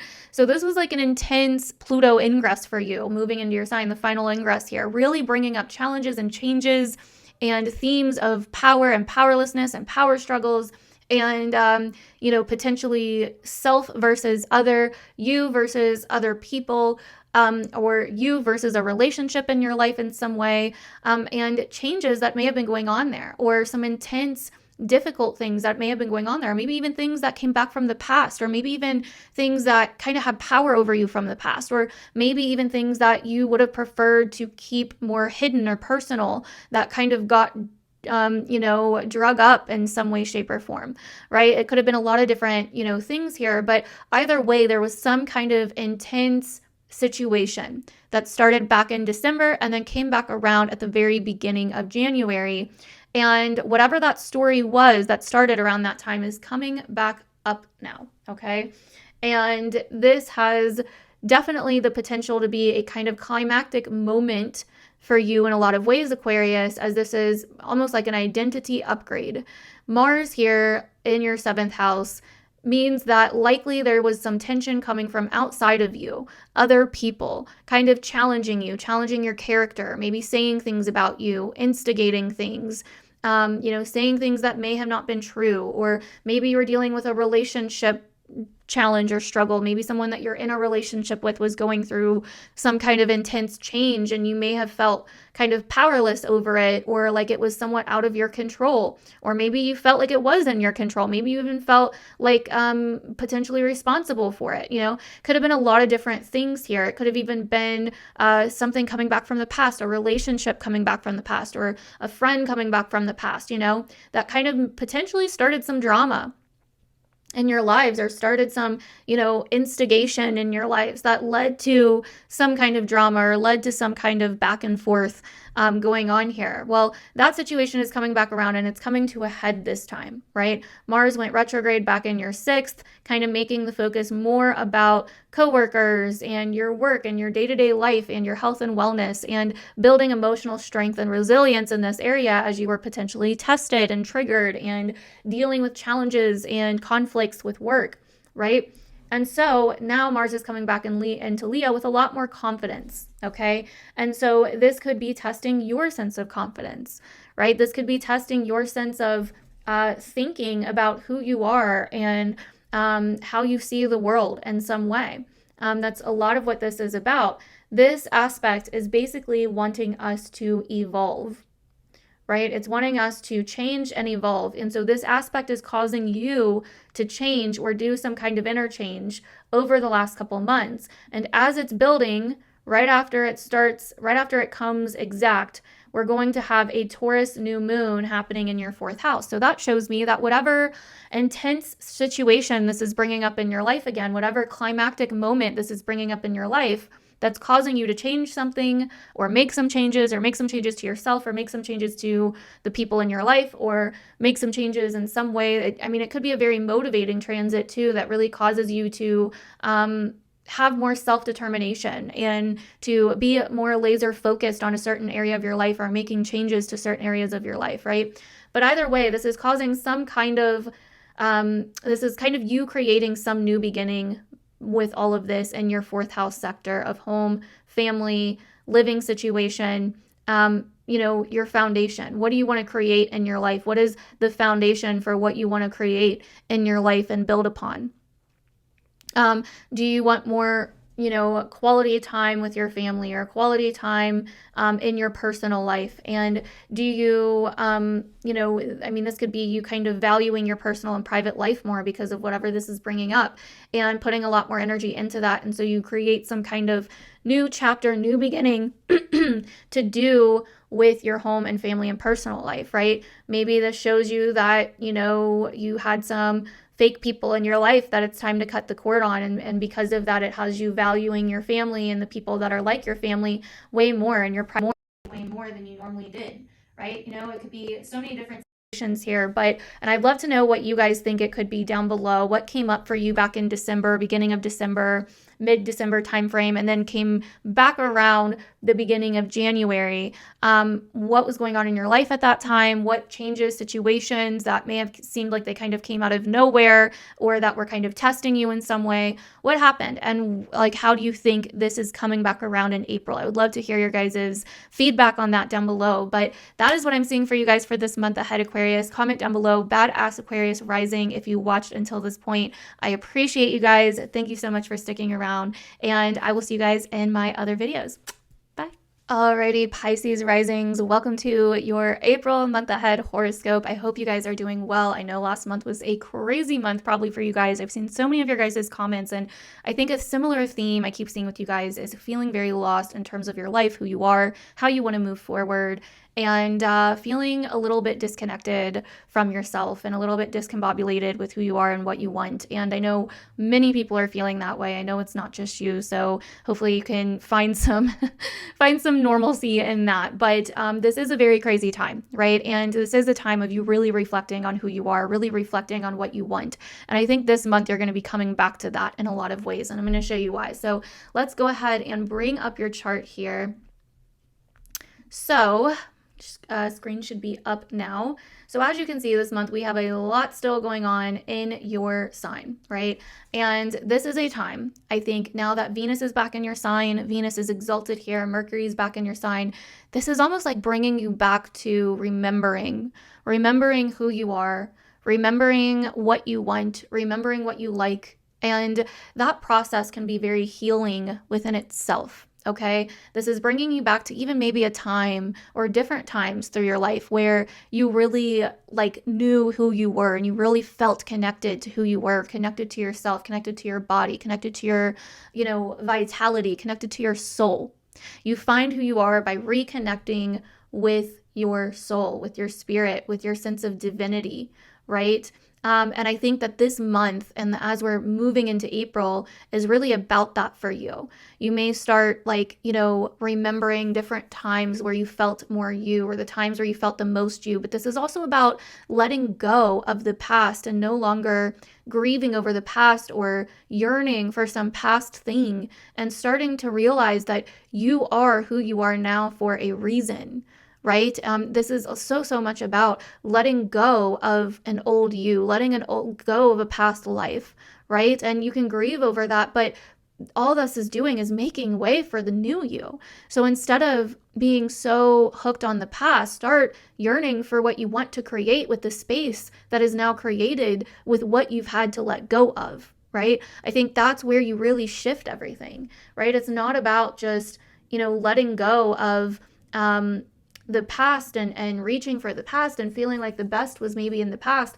It's about seeing that you still have the opportunity to create even better right now, right? But you've been potentially wallowing in an old identity or controlled by an old identity or maybe an old subconscious pattern or programming or whatever the case may be. This has also been about majorly reflecting on who you want as Mars has been moving through your 5th house. What you want and what you're emotionally attached to, again, from the past, and allowing that to keep you from moving forward. We had all these retrogrades start in Aries in your 2nd house because it was trying to show you what is keeping you from moving forward in your life, what is keeping you from taking the action that you want to take. When they went retrograde, when Venus and Mercury went retrograde, it started showing you that the reason you couldn't move forward were because of your own internal conflicts, or because of your own internal struggles, your own internal challenges that were preventing you from moving forward and having the things that you want. So now Mercury and Venus are back in your sign, showing you that, hey, if you want to move forward and figure out what you want, you first have to let go of these things from the past related to who you are. You have to let go of some kind of old identity that's been haunting you or old past stuff that has been haunting you, in order for you to move forward and start creating and taking action on the life that you want to have. And I believe that is what starts happening this month in April. Now that Venus and Mercury are back in your sign, you're learning to trust yourself rather than need to have some kind of logical plan. You're learning to let go of the past and remember the past and forgive the past and heal the past, but no longer cling to the past. You're learning to recommit to who you are. You're learning to reestablish boundaries, right? You're learning to kind of integrate the old stuff, but no longer allow it to bog you down or hold you back. You're learning that actually the what you want can be created right here, right now. It's not somewhere in the past, right? And so I think that this is so much of what you guys are learning right now as you're stepping into April, and what you'll be continuing to learn throughout the month of late April. And then I think it all leads to the creation of the things that you want in life and massive forward momentum when things start entering back into Aries and we have the new moon in Taurus and all of that. Okay. So let's go ahead and start with the first week of April. The first week of April, Venus and Saturn are going to come into their conjunction in your sign, and they're going to trine Mars, which will still be back in Cancer at the time in your 5th house. So this is going to be kind of like a mature, wise, oh, I get it now kind of time, I think, personally. I think this is going to be you coming back to a sense of seriousness and sobriety that feels good. When I say sobriety, yes, it could be like actual, physical sobriety, like literal sobriety, but it could just be a sobering time or a sobering moment where you are recognizing things for how they are and you're learning to let go of the past and make peace with the past so you can move forward. You're learning to recommit to who you are and remembering the things that you like about yourself and coming to peace within yourself and letting go of the difficulty and learning to recommit to your life now rather than your life in the past, right? And so it's like you're coming at this from a place of like wisdom now and honesty now, right? And so this is kind of coming back to like realizing why you haven't been getting what you want, or maybe why you've been confused on what you want, or why you haven't been lit up in your life or truly enjoying your life, or whatever the case may be. Right? And so this starts like the very first week of April. And then on top of that, right on the 7th of April, Mercury will go retrograde. Or I'm not retrograde, sorry. Already went retrograde. Psych. Mercury will move forward again in your sign. So whatever this moment that you're having in the first week of April is, this recommitment or this kind of coming to terms with something, or this letting go, or this shift in how you are going about things, this also causes some kind of mental internal shift with how you're seeing things and causes you to start looking forward rather than backwards. Okay. So then right around the 13th or the 12th, depending on where you are in the world, we're going to have a Libra full moon in your 8th house. And on the very same day, Venus is then going to go direct in your sign. To me, this is no coincidence, right? Venus rules this Libra full moon happening in your 8th house. So we have a Venus ruled full moon on the same day that Venus goes direct. And this is Venus retrogrades, grand finale, basically. Venus is saying, all right, we're ready to move forward with what we want. We've reflected. We've been on a retrospective journey. We've, seen things from all different angles now. We've went inward. We've released things. We've healed things. We've forgiven things. We've remembered different things. Now we're ready to move forward and start really establishing what we want. And that's going to involve letting go in some way of some kind of conflict or some kind of challenge or situation that has been going on with you in terms of energetic exchanges and relationships in your life, right? How much time and energy are you putting in versus someone else? How much money and resources are you contributing versus someone else, right? The 8th house is the house of karmic debt. So these are karmic situations and imbalances that are getting balanced on this full moon, that are coming to a culmination point and getting balanced. And this needs to happen first for you to feel free to move forward. So in some like actual literal ways, for some of you, this could be that you are finally taking care of something that's been hanging over your head or that you felt bad about, a financial agreement or commitment, or finally ending a financial agreement or commitment that you haven't felt was fair. You moving on from, giving too much of your time and energy to a situation that no longer serves you. These are just different ways that this could play out, but it's like, in order for you to feel free to be you again, you have to address the themes of commitment, boundaries, agreements, and fairness in your life that have been lacking in some way or causing issues in some way. Okay, so that happens right around the 12th and 13th of the month. You could even feel it leading up to that day as well. And then from the 18th to the 27th, we have Mars entering into Leo on the 18th, where it will begin to oppose Pluto for the final time of this story and journey. Now, I want you to think back to December of last year, 2024. Right around the beginning of December, the first couple weeks of December, and even mid-December as well, especially, it was like a big deal. And then also right around the very beginning of January, those first few days of January 2025, what was going on in your life? There was something building that was going on in your life, or something that may have even came into your life out of nowhere, or changed the course of the direction you had been going on, or something that happened that felt very out of your control, or news that happened, or, just something. There was some kind of challenge or situation that kind of came up in your life, and that has been kind of unresolved since then. Maybe it's been partially resolved or almost resolved, but either way, it is coming back around for the final resolution, the final face-off this month in April, at the end of April. And that is because Mars and Pluto are going to come back into their opposition. They came into their first opposition back in the beginning of December. Mars went retrograde mid-December. Then they opposed again right around the very beginning of the year, the first few days in January. So something happened in December that caused us to kind of slow down and start reflecting and kind of go back, or feel like we weren't moving forward as much anymore because of this situation. We had to, face kind of the turning point of this situation in the beginning of January. And now we are back again for the final face-off, for the final climax and grand finale of whatever this is. For you, this could be health, habits, day-to-day routines, subconscious habits, patterns, sleep cycles, health and wellness, how you take care of yourself, your job, your work, things from the past or cycles from the past, patterns from the past going on behind the scenes that have been toxic or unhealthy or that you've maybe been trying to hide.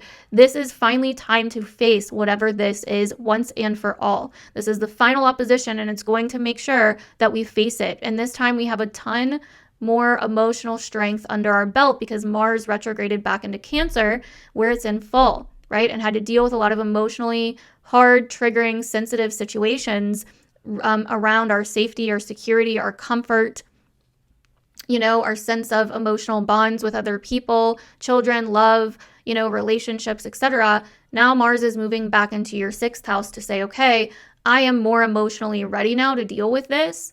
And I'm dealing with this once and for all. This could be an extreme change that you start making to your health or to your wellness or in your job where you are like, you know what? I'm sick of dealing with something that feels like it has power over me when I know it's my own subconscious mind that is, causing this issue, whatever it is. Right? I'm not going to let my subconscious mind or self-sabotaging patterns or behaviors or addictions or habits continue to get in my way of having the life that I want to have and living the life that I want to live or doing the things that I want to do. My sense of leadership and authority or sovereignty, my sense of confidence and personal will, right? So this is really facing something and making changes. For some of you guys, this could be quitting an addiction, quitting a bad habit, facing a toxic situation that you've been maybe running from or hiding from, or that's been going on behind the scenes, or that you've been participating in subconsciously, a habit, self-sabotage, where have you, what has had power over you subconsciously or going on kind of behind the scenes or in secret that you can't allow to control you or your actions anymore, right? That's what so much of this is about. Is like, hey, I can't allow this to control me anymore. And this is especially intense for you because Saturn is the ruler of your 12th house and Pluto in your 12th house and is in your sign. So how are these subconscious habits affecting or this subconscious stuff or this in the background stuff really affecting you, your identity, how you know yourself, how you see yourself, right? This is like committing to cleaning out your life, to cleaning up your side of the street. You can't have a full cup if the cup is full of dirty water. You got to empty out the dirty water first and start from the beginning. Of course, you're not going to feel good about who you are if you're going against yourself and you are your own worst enemy and you're not listening to your intuition and you're doing things and you keep participating in things that you don't want to participate in, right? For whatever reason. Okay? And so this is the time to address these issues, to address whatever this big scary monster is that maybe you've been hiding from or running from or, whatever it is. And realizing that it maybe doesn't have to be as big and scary. And maybe you can face this instead of falling into the same traps or the same patterns or the same cycles. And because of you facing this, it creates this massive new beginning in Taurus in your 3rd house. This new moon at the very end of the month squares Mars and Pluto right as they're coming off their opposition, which tells me that this intense change that we're making, this intense climax and face-off that we're having here, create some kind of massive new chapter. It's like the determination and the strength and the confidence and the sense of individual power that we get from facing this once and for all really like pulls us forward and pushes us forward to mark a whole new chapter in our lives because of it, right? And it's like, I want to have more pleasure in my life. I want to have more quality in my life. I want to do things that matter more, that have more value. I want to live a lifestyle in my here and now and be a part of environments that are more beautiful and pleasurable and comfortable than all this chaos, right? And so that is what I think is really building up for you guys this month, Pisces risings. I'd love to know down below what you guys feel about this. If you think you know what some of this stuff might be, if you know what came up for you in December and early January, what story started there that, came up and that you think is going to be finishing this month in April. I'd love to know how this landed for you guys. So please do let me know down below and comment down below badass Pisces rising if you watched until this point. I appreciate you guys. Thank you so much for being here. And that is the last of this video. And yeah, I will see you guys in the next one. Bye.